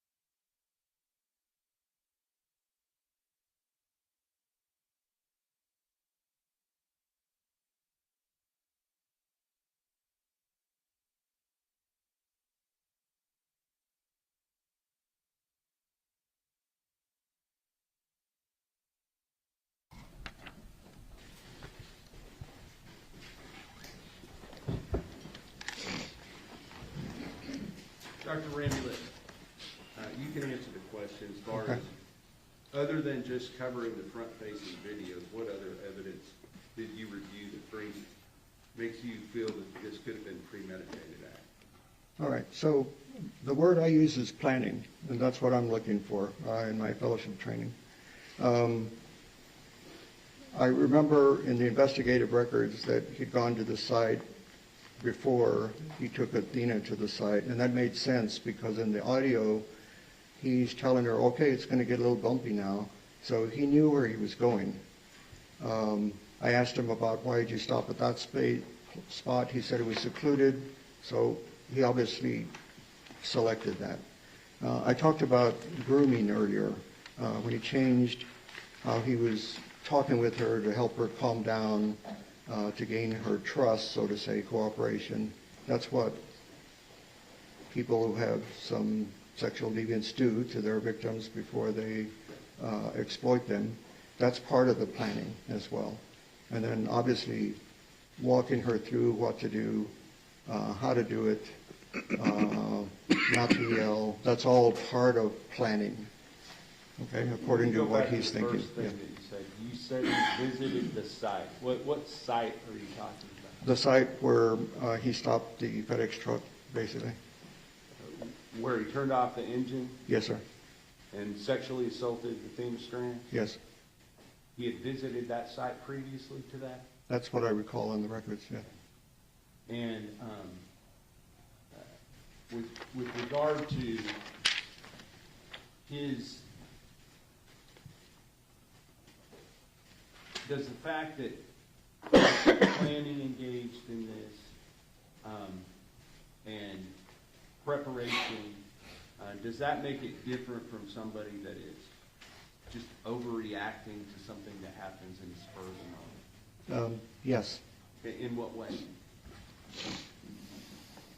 So this per my training in evaluating individuals who are, commit sexual offenses, most of the time there's planning involved, as opposed to somebody just attacks somebody out of a bush. Okay, that's very impulsive, and that's a very different type of sex offender, probably more, there's other things going on with that individual. So I'm trained to look for whether planning is present, grooming, those kind of things. That's why listening to the audio visual of the abduction made sense to me, that it was planned. So I want to ask you ultimately, because your findings are laid out in your report, but the one finding... Evidence that I've reviewed, it's my opinion that there's a probability Mr. Horner will commit future acts of violence and pose a continuing threat to society. And is that true whether or not he is incarcerated for the remainder of his life? Correct. And can you explain that? Okay. So, not to rehash everything, but I'll just succinctly say he's had issues with controlling himself pretty much all his life for a number of reasons. That got worse as he got older. It culminated in this. Other experts have said he has issues with executive dysfunction, controlling his anger, emotional regulation, and impulsivity. That's all involved in this. So whether he's in prison, I've been in prison quite a number of times just to visit and interview people. It's like a little society, all right? So it doesn't really matter the setting, because he's going to come across in prison more or less people that he would probably come across in society. Because he has a mental health issue, history, he's going to go to the clinics. There are techs there. They're almost, at least for me, my experience, most of them are females, techs, nurse practitioners, therapists. And there are female guards, of course. So it's a replica of our community, but it differs, obviously. The type of people that live there are also very aggressive, threatening. It's stressful, at least from the people I've talked to. Now, I want to talk to you about incidents specific to you. You said that when you did your interview with the defendant, it was you, the defendant, and 3 guards in this room, correct? Yes, sir.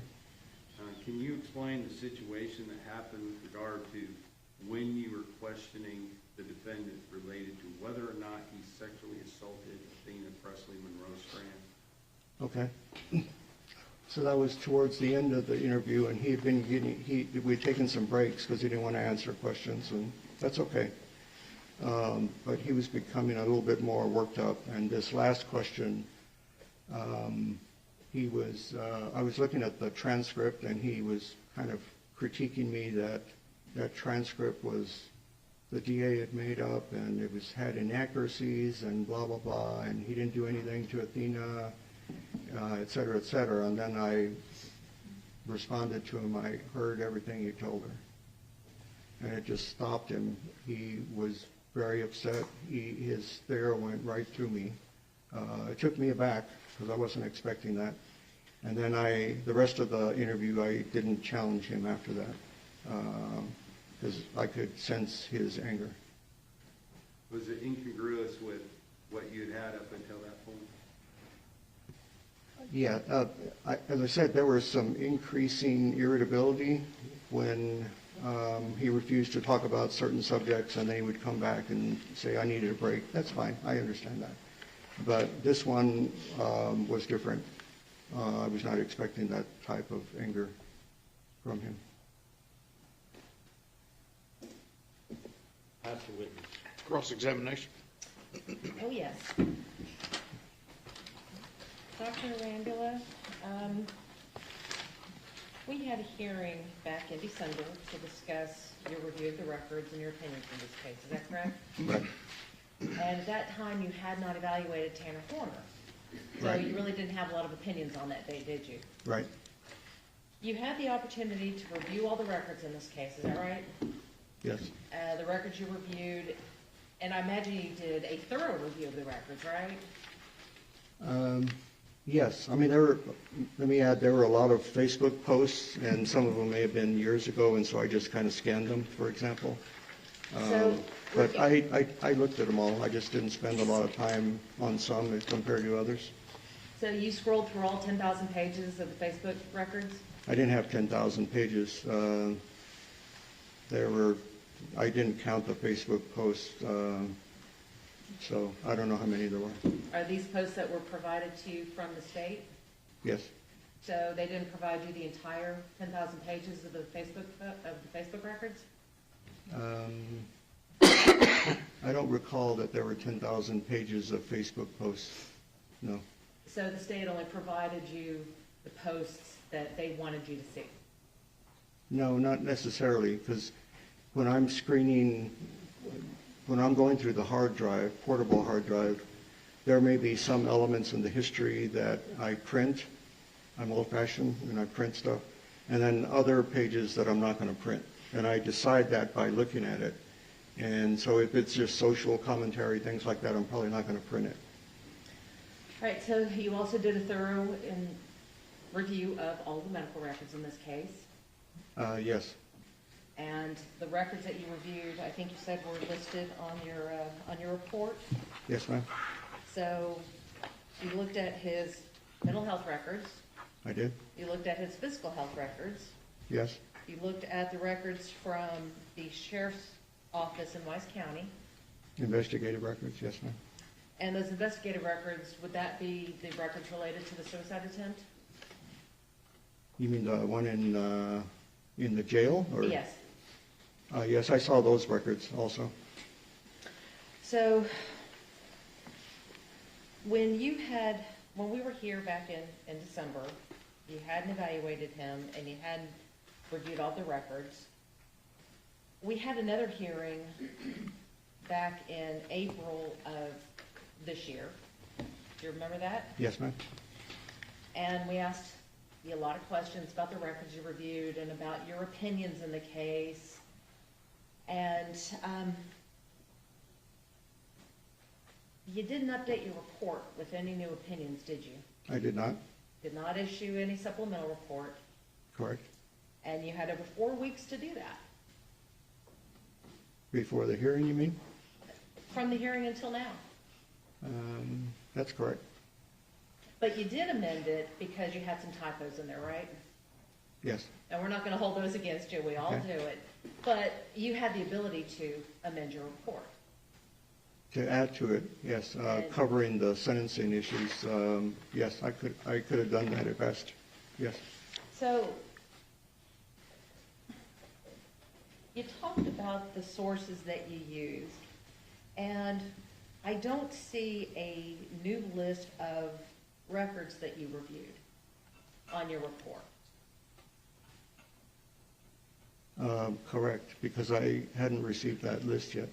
So you mentioned nothing in your report about deposition or the prior testimony of the mother of Tanner's child. That's actually in the investigative records. I don't remember which law enforcement agency it was, but it was in that. All right, so when you look at collateral sources, you would agree with me that collateral sources are an important source of information. They typically are, it just depends. And if there is an issue with inconsistency or inconclusions or poor historian, just with the person that you're evaluating, if it shows that they are a poor historian, isn't it important to go back and look at collateral sources to try to, either shore up what they're saying or disprove what they're saying? In the instance where somebody doesn't remember something, then collateral information fills in the hole. If somebody misreports something or they exaggerate it or deny it, then if I obtain collateral information that, let's say, is hypothetically correct, I don't disregard what was told to me initially. In other words, they all coexist.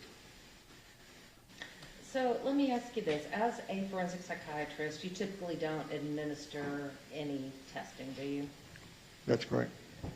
But you do rely upon the reports of people who did administer the testing. Yes, I do. And you reviewed all of the reports from our doctors, I did. all the reports from our experts, and you had the complete file of the DA. Did you review all 40 hours of the video that was provided to you? Probably How much do you charge an hour? $3.50 an hour.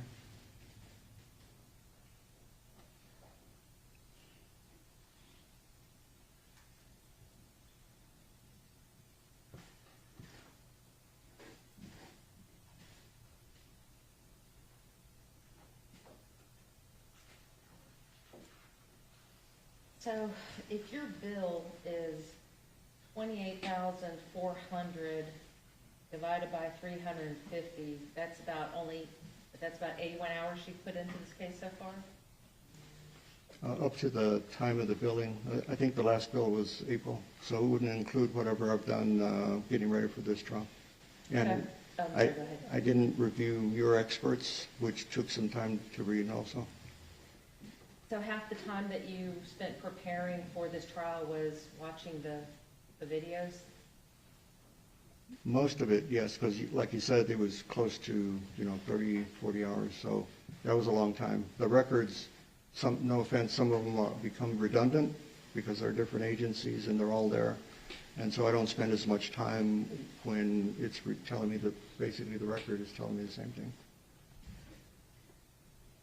When you found out that Tanner had entered a plea of guilty in this case, that changed the focus of your testimony, is that correct? I thought it would change the focus, yes, ma'am. So your original focus, it appears, was to determine whether or not he was insane at the time of the commission of the offense. Essentially that, or what mental state issues were at the time of the offense. Are you familiar with the laws regarding the insanity defense in Texas? I remember the basic verbiage. So are you aware that in order to present such a defense, the defense would actually have to give the state notice that that was their intent? That's been my experience. I'm not a lawyer, but it's been my experience, yes.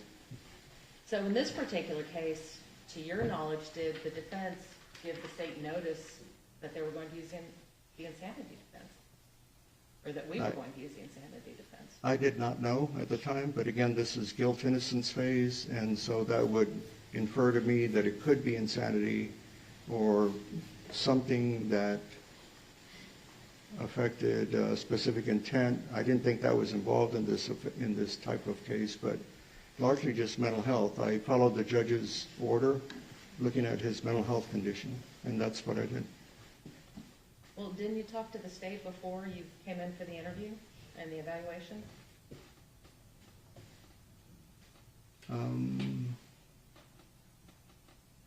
Just where to meet, that's basically it. So earlier you testified that Mr. Berry went to San Antonio to meet with you in your office about the case. Right, I thought you meant meeting before the evaluation of Mr. Horner, but no, I didn't talk with him about what I was going to do. It's just logistics, like what time, where do I go, those kind of things. The meeting, yes, that's when they retained me.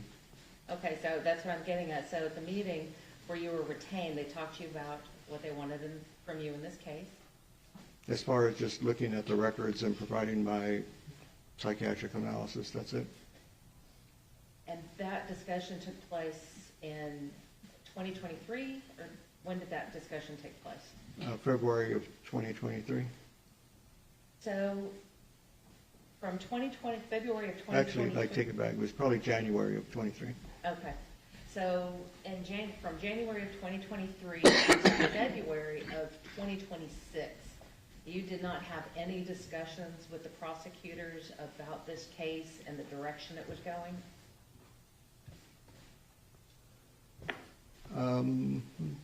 No, I met with them another time to go over my findings initially. I hadn't looked at the videos yet because that's a lot of time, and so they knew that. And basically, I was just looking at his mental health condition. I hadn't received the order yet, so I didn't know what the parameters were going to be. Let's talk about the paraphilic disorders.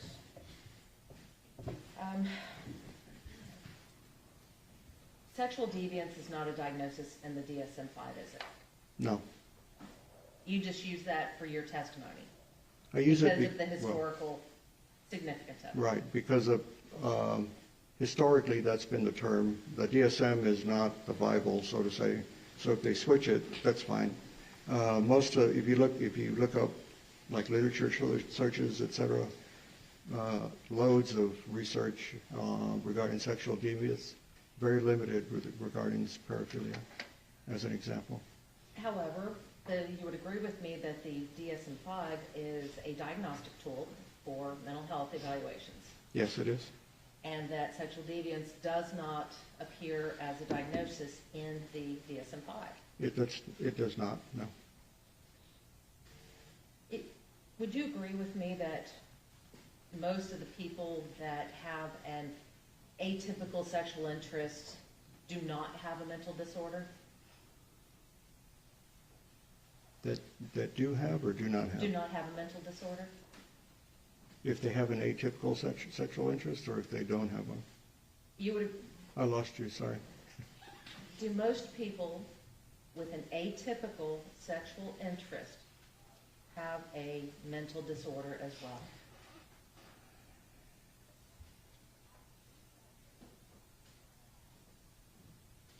I can't say I've seen a lot of research on that because it's pretty vague, no offense, and gray. But that could be fair. I would say that, at least from my experience seeing patients, there's typically something involved, but it's not major, so to say. It's just maybe something that happened in their history such that it has some segue to what they are doing as an adult. Okay, so we'll go back to the original question. You would agree with me that most people with an atypical sexual interest do not have a mental disorder? I think that, again, there's not much research on it, but per my experience, I think that's fair to say they don't have a major mental disorder. Because in order to have a paraphilic disorder, the diagnosis would require that that person feel personal distress about their interest and not merely distress from society's disapproval. That sounds like one of the criteria, right? And in order to have a diagnosis, that it would require non-consensual engagement. That's what I talked about, yes. And so if someone is consensual and engages in these activities, that doesn't qualify as a paraphilic disorder, does it? I agree. You specifically mentioned that the interview and the testimony of the mother of Tanner's children. Isn't it true that she consented to the behavior that you described? I remember reading that, yes. And when she became uncomfortable with anything, she took the initiative and she withdrew that consent, didn't she? Yes, I spoke about that earlier. And when that consent was withdrawn, Tanner stopped what he was doing. Yes, same answer. So he didn't continue against her will, did he? No.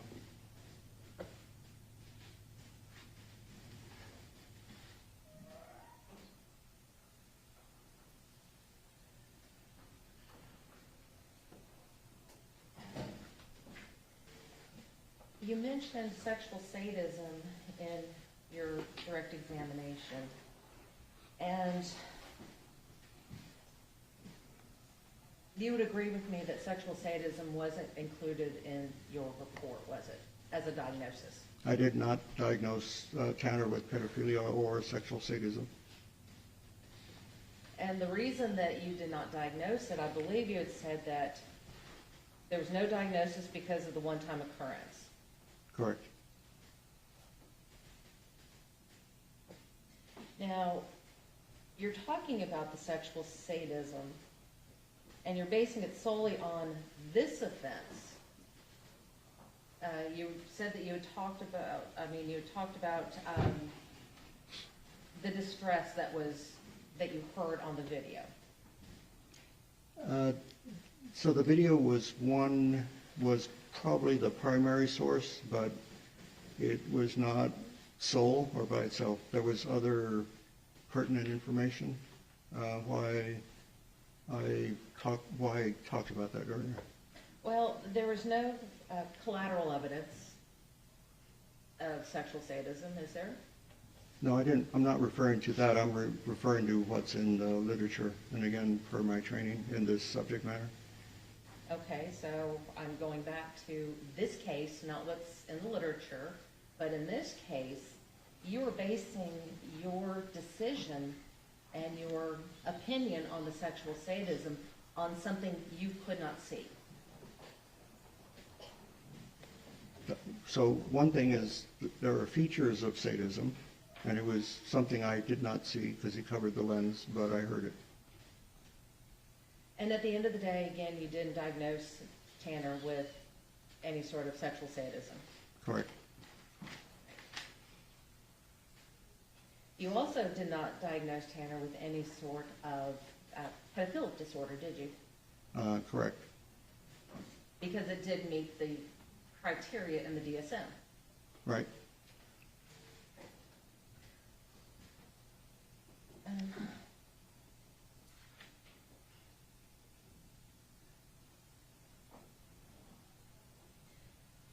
You commented that things like this just don't show up.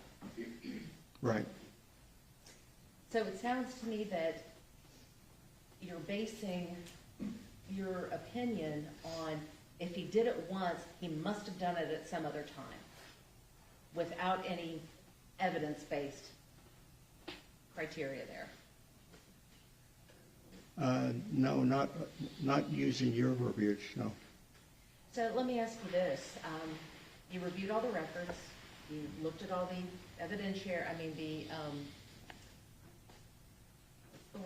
investigative, Okay. investigative records from the district attorney, from the Texas Rangers, from the FBI, from Wise County Sheriff's Department, and any of the records that you reviewed, you didn't find any evidence of child pornography on any of his devices, did you? That's correct.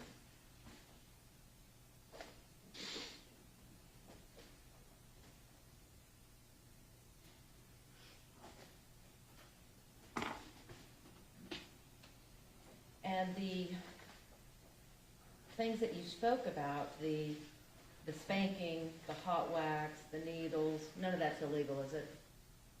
As long as the both involved consent to it. You mentioned threesomes. That's not illegal, is it? No? As long as there's consent between the three.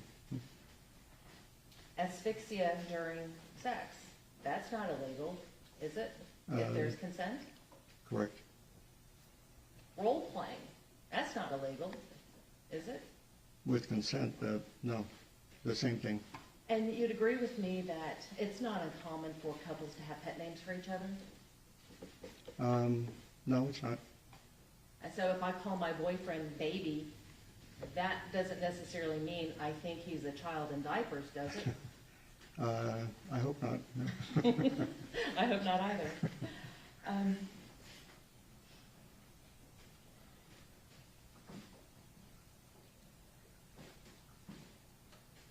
You also did not diagnose Tanner as a sexually violent predator, did you? I did not.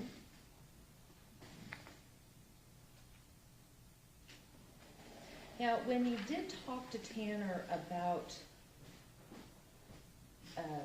what happened, about this offense, and about what was going on in his life leading up to this, You talked to him about the troubles that he had at home, didn't you?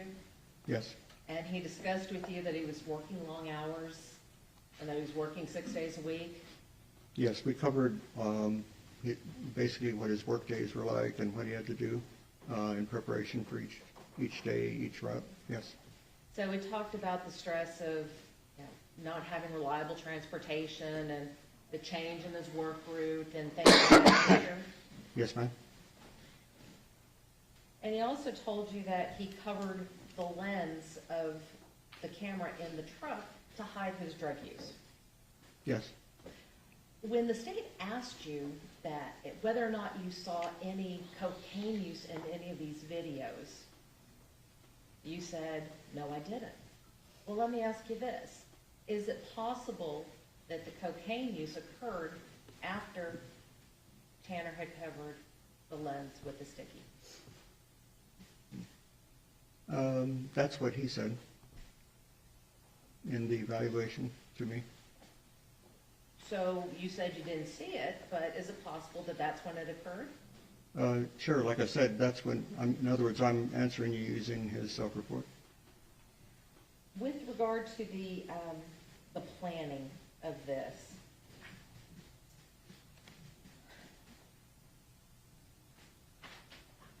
Tanner had been on that road before with his truck.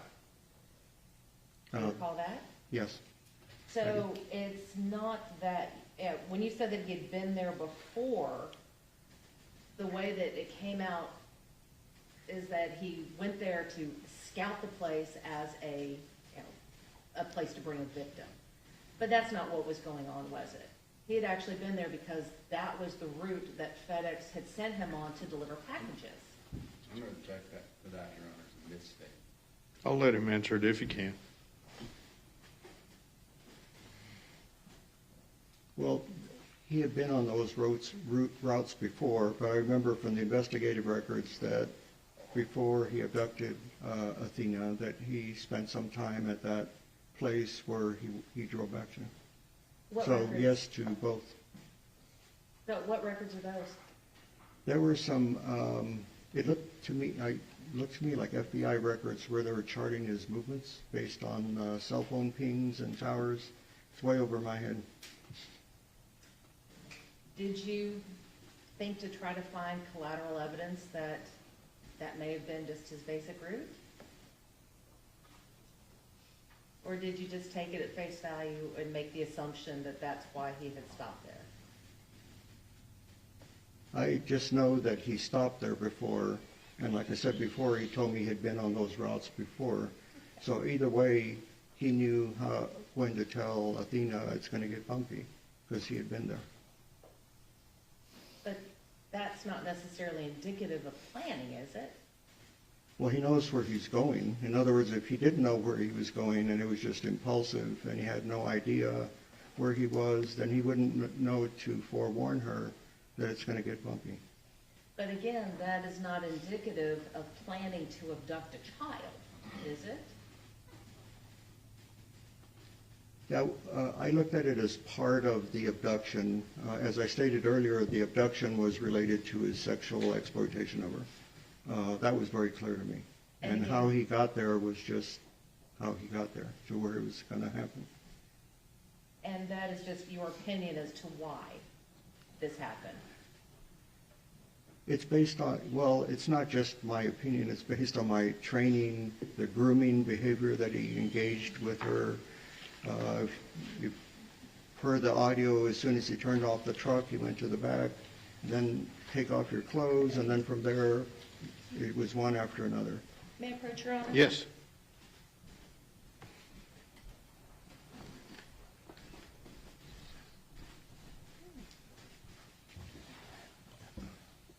Dr. Rangula, I'm going to hand you what's been marked as State's Exhibit 312. It's your report. Can you point out in your report where you talk about going on the bumpy road and planning this incident? I don't remember actually doing that, no. Okay, can you point out in your report where you talk about grooming? I think the only thing I talked about was that This event didn't just show up out of nowhere. Again, this is during the guilt innocence phase, so it's different than what we're talking about today. So planning would not be a part of the guilt innocence phase? If it relates to the mental condition that he had and he was claiming confusion, then that would counter it, but that's not what he was claiming, so I didn't include it in my report. So grooming wouldn't be relevant enough to include in your report?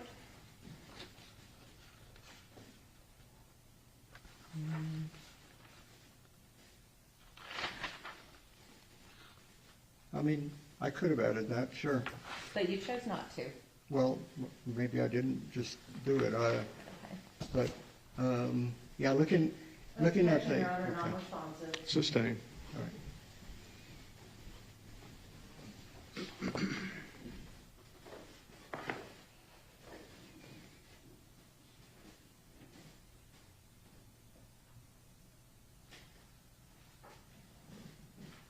I want to talk to you lastly about your opinion on future danger. You claim that you feel that Tanner will be a danger in prison because there are female guards. Not That's part of it. as a potential component, yes. So, you review the records, and you realize that, and you understand that Tanner has not had any disciplinary write-ups in Tarrant County.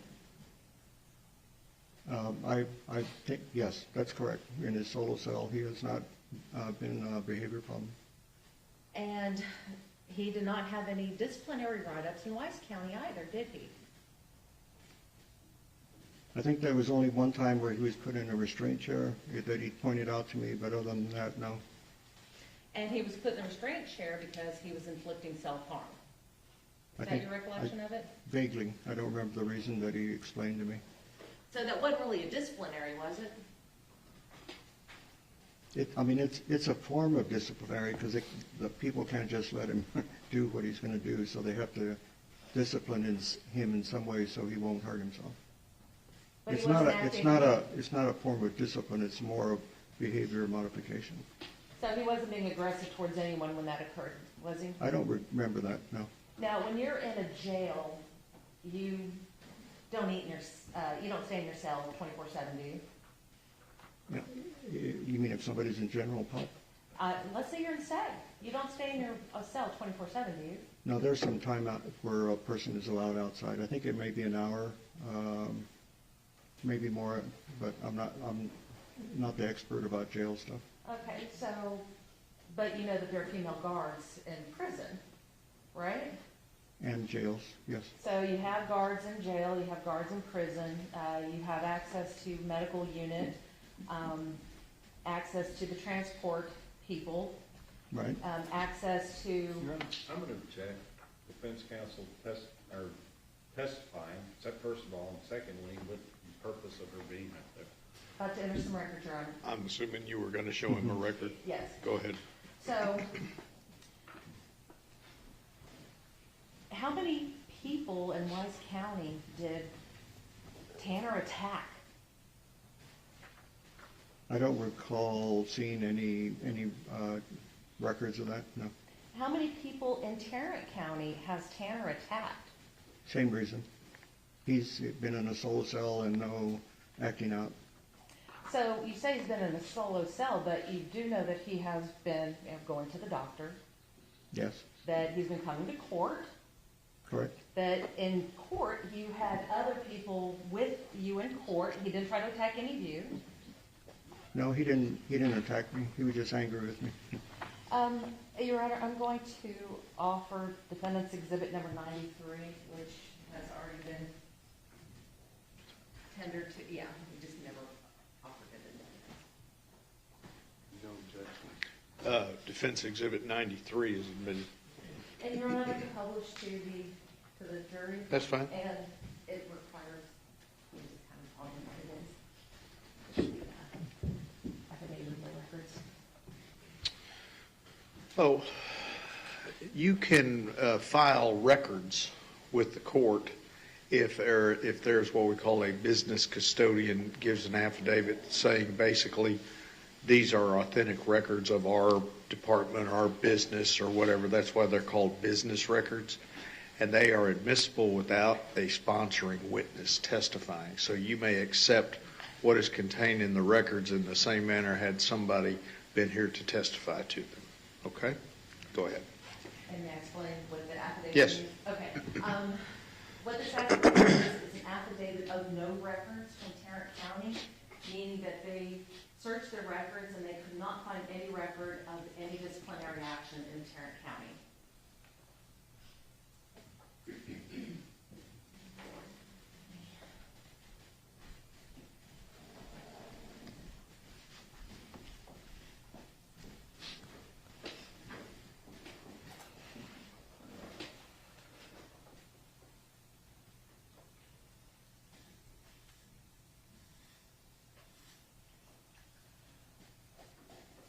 When people are in custody, Dr. Rambula,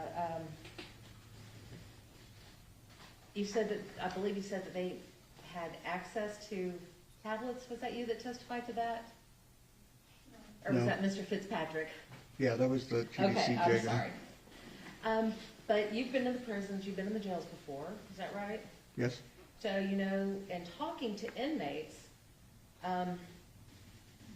they just don't have to sit in their cells 24/7, do they? Unless they're in solitary for some reason, yeah, and again, they get out, I think an hour a day, but otherwise, no, they can roam around. So in their cells, do they have access to educational materials? In jails, I haven't seen that as much. In prisons, depends on the unit. As a part of the educational materials, or I should say as a part of what they can do in jail. And as I said, they have access to the educational materials. They can also do things like Bible study. So that, my answers are based on what information I've learned from other people who are inmates, because I have no idea who makes, how TDCJ administration decides. I've just heard things from individuals. But yes, you're correct. There are some people who can, some cannot. Yeah, Fred, Your Honor? Yes.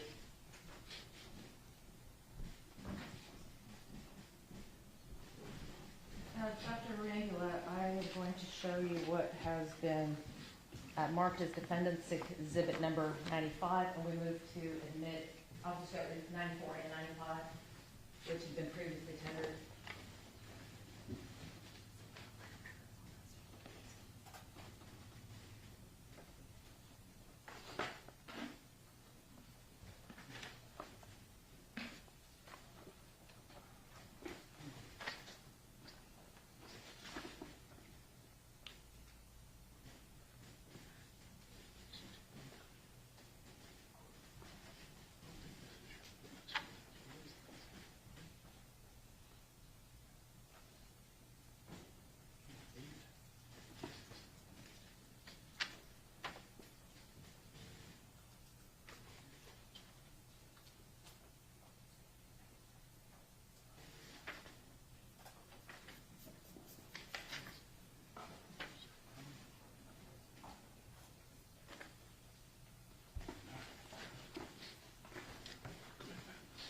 No objection.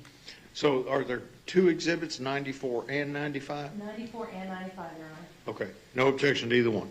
Correct. All right, defense exhibits 94 and 95 are admitted.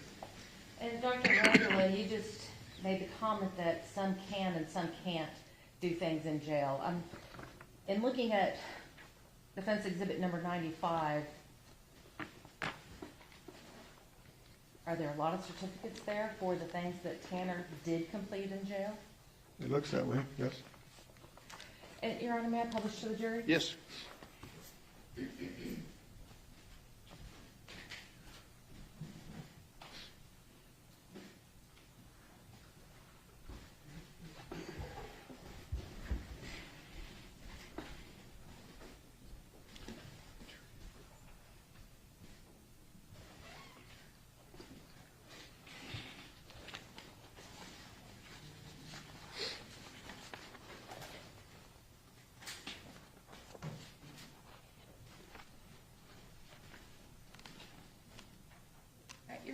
the witness. Redirect. No further questions. May Dr. Arambula be excused. No objections. He may be excused? Yes, sir. Okay, thank you, Doctor.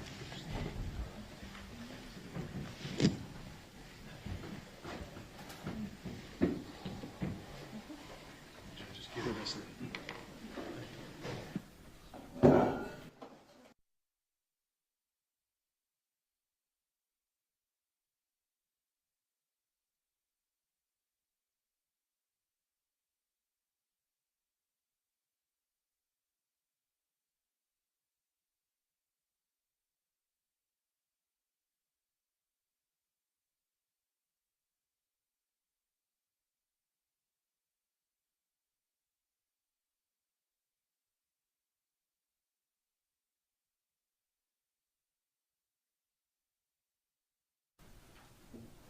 State rest is revoked.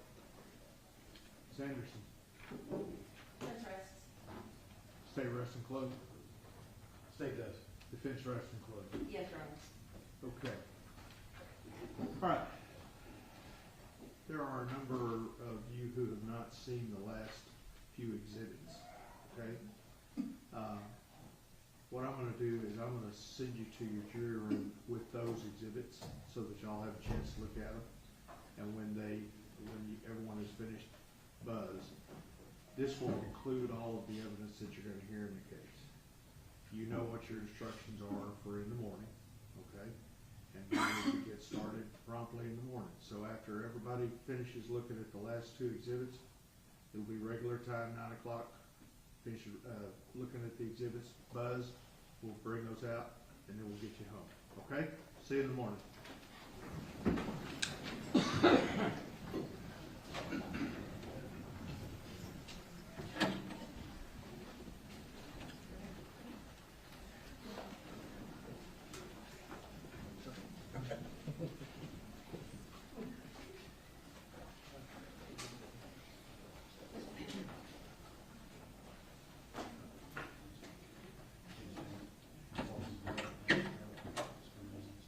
All right, everyone may be seated.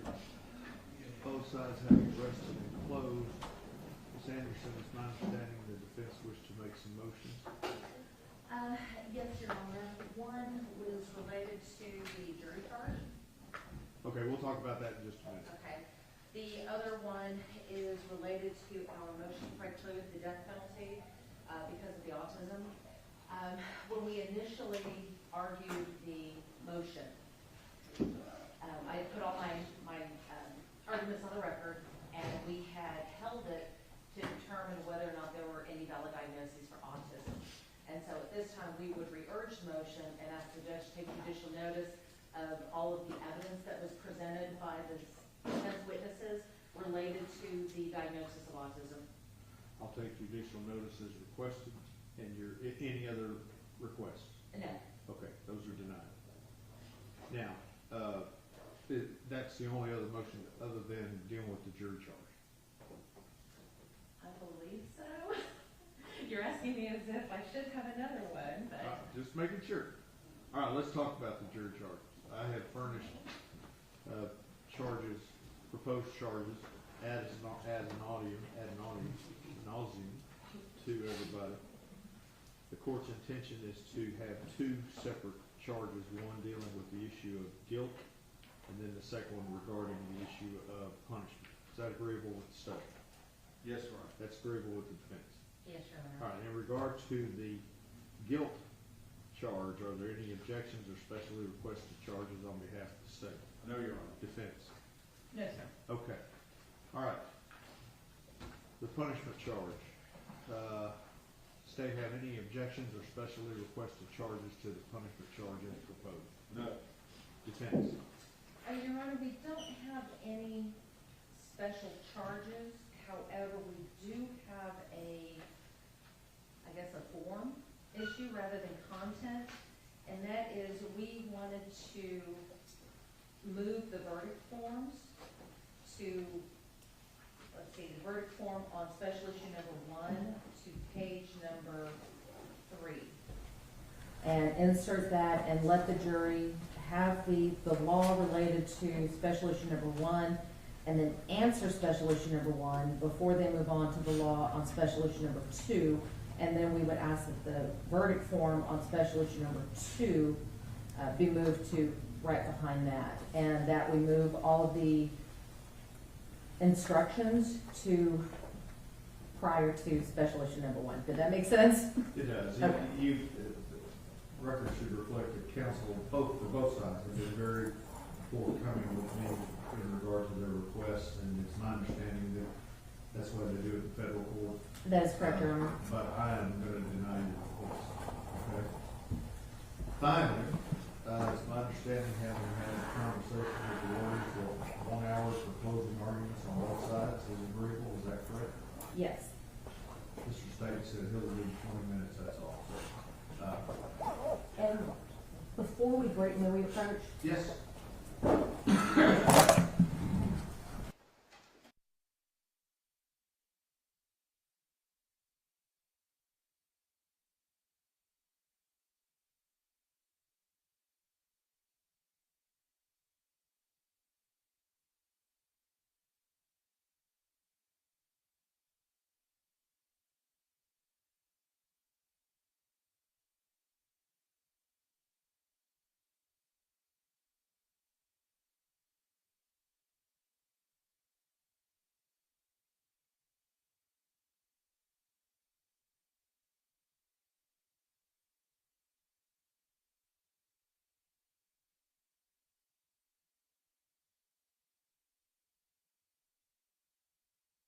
Have a warning in regard to the open.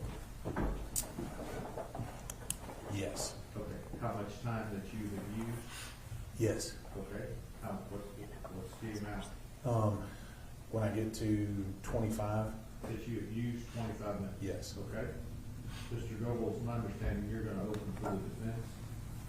Yes, I'll begin, Ms. Anderson also, so if I can have a 25-minute warning, that'd be great. That you've used 25 minutes. Yes. All right. And Ms. Anderson, do you wish to have a warning as far as time remaining? Time remaining, if I have 30 minutes remaining, then that'll be my warning. No, actually, I need 5 minutes. 5 minutes. Yeah. Okay. And Mr. State, do you need a time remaining? Same, 5 minutes. I'm sorry? Same. 5 minutes? Yep, fine. All right, council, y'all come in 8:30, 8:45, so that we can present whatever final motions that need to be presented, and we will go from there. All right? Thank you, everybody. Thank you, Judge.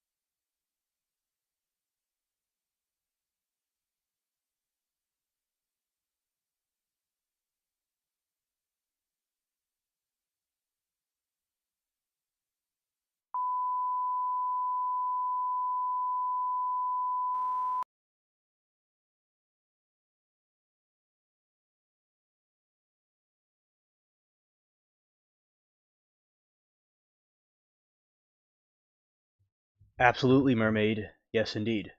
So at this point, yeah, exactly so, bro. Definitely loser.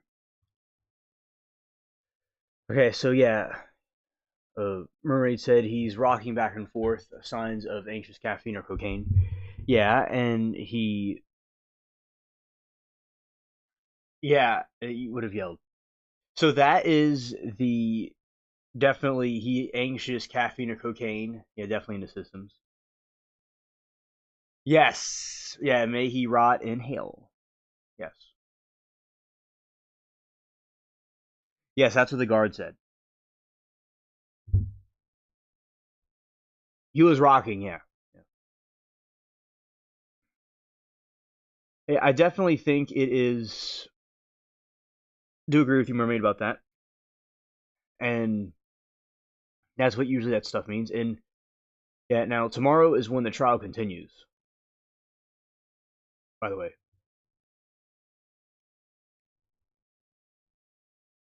Yeah, and very good commentary chat about this. And let's see, he these things are extremely baffling about what the defendant did.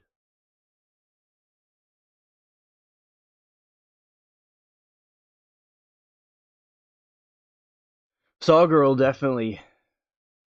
She says, I don't think anybody in this chat or probably anywhere in any chat anywhere likes this monster. He's using autism. I'd be pissed if I was a parent of an autistic child. Oh, it is extremely infuriating when people, are claiming that autism is linked to this type of behavior. Autistic people are usually very smart, are good at making, building things. It is not associated with these types of crimes. This type of crime is associated with antisocial personality disorder and being, psychopath, a sociopath, narcissistic, impulsive, sexual sadism. That is what this individual is, in general.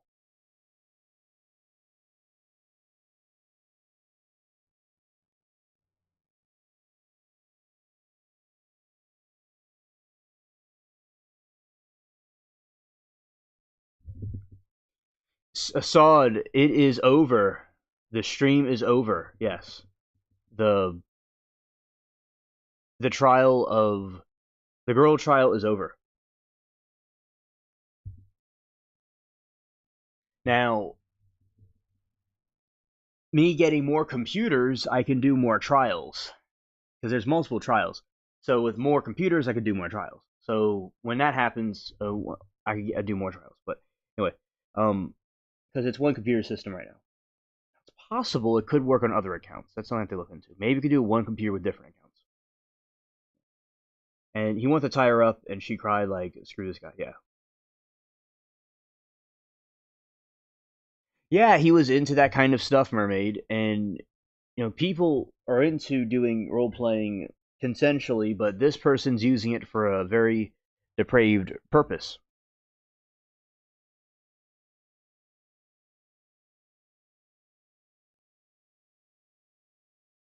Yes, I'm going to air it tomorrow. That's true.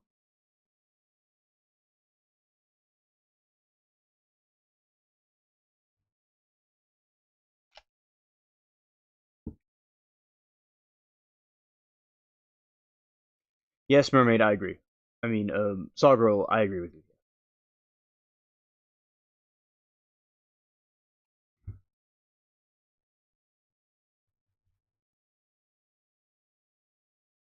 Yes, I agree, Mermaid, that all I was saying was that there's adults that do activities with each other that are not, weird like this, is what I'm trying to say. But they're doing it like legally. It may be weird, but they do it. They do what they do. But this person is doing something totally different than what they do. This illegal activity with a child like this. Definitely. Yeah. And yeah, he is not even weird. He's like extremely creepy. Like of his thing about this defendant is like extremely creepy and depraved monster. A boogeyman, like a grotesque creature thing. Yeah, it's like there's something just downright disturbing and scary. That's what this dude is.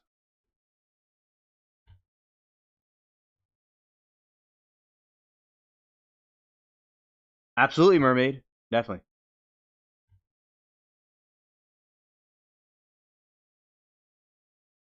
Okay, Saw Girl, they went home for the day. Court is adjourned.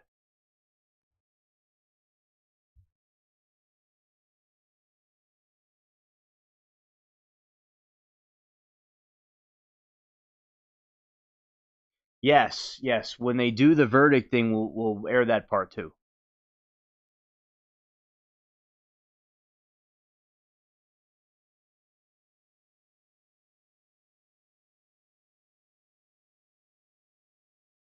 Yes, mermaid, it's a trial.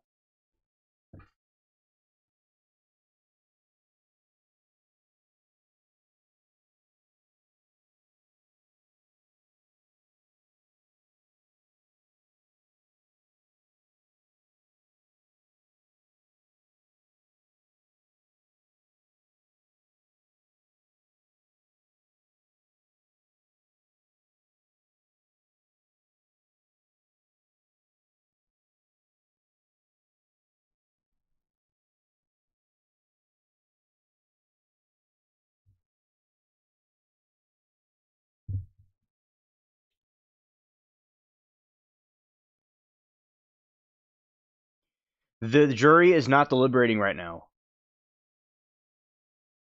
They haven't reached that point in the trial. But yeah.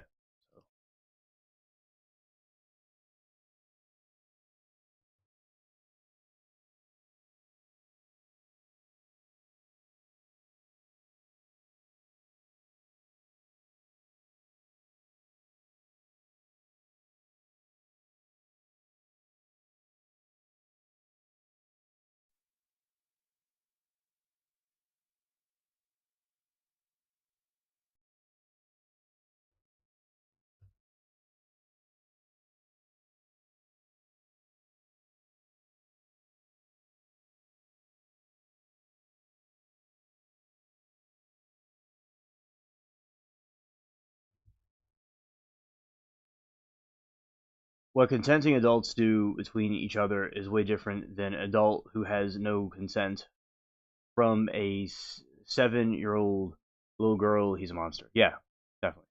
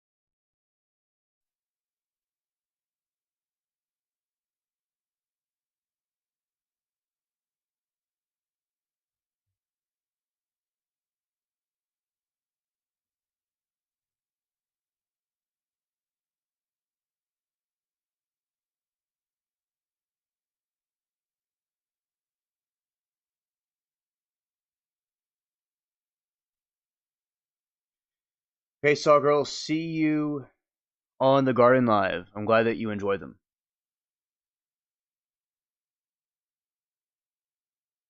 That's really cool.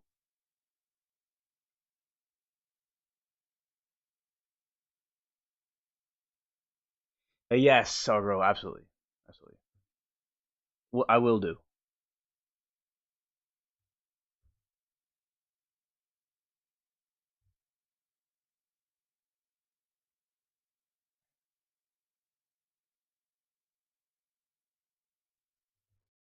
Alright, so I want to say Mermaid, I appreciate you, Mermaid, and Saw Girl. I'm glad both of you are here with us. Mermaid, I appreciate your commentary. So we're gonna be ending the stream for now, and any new updates about this trial will air it. Everybody have a good evening. See you all later tonight.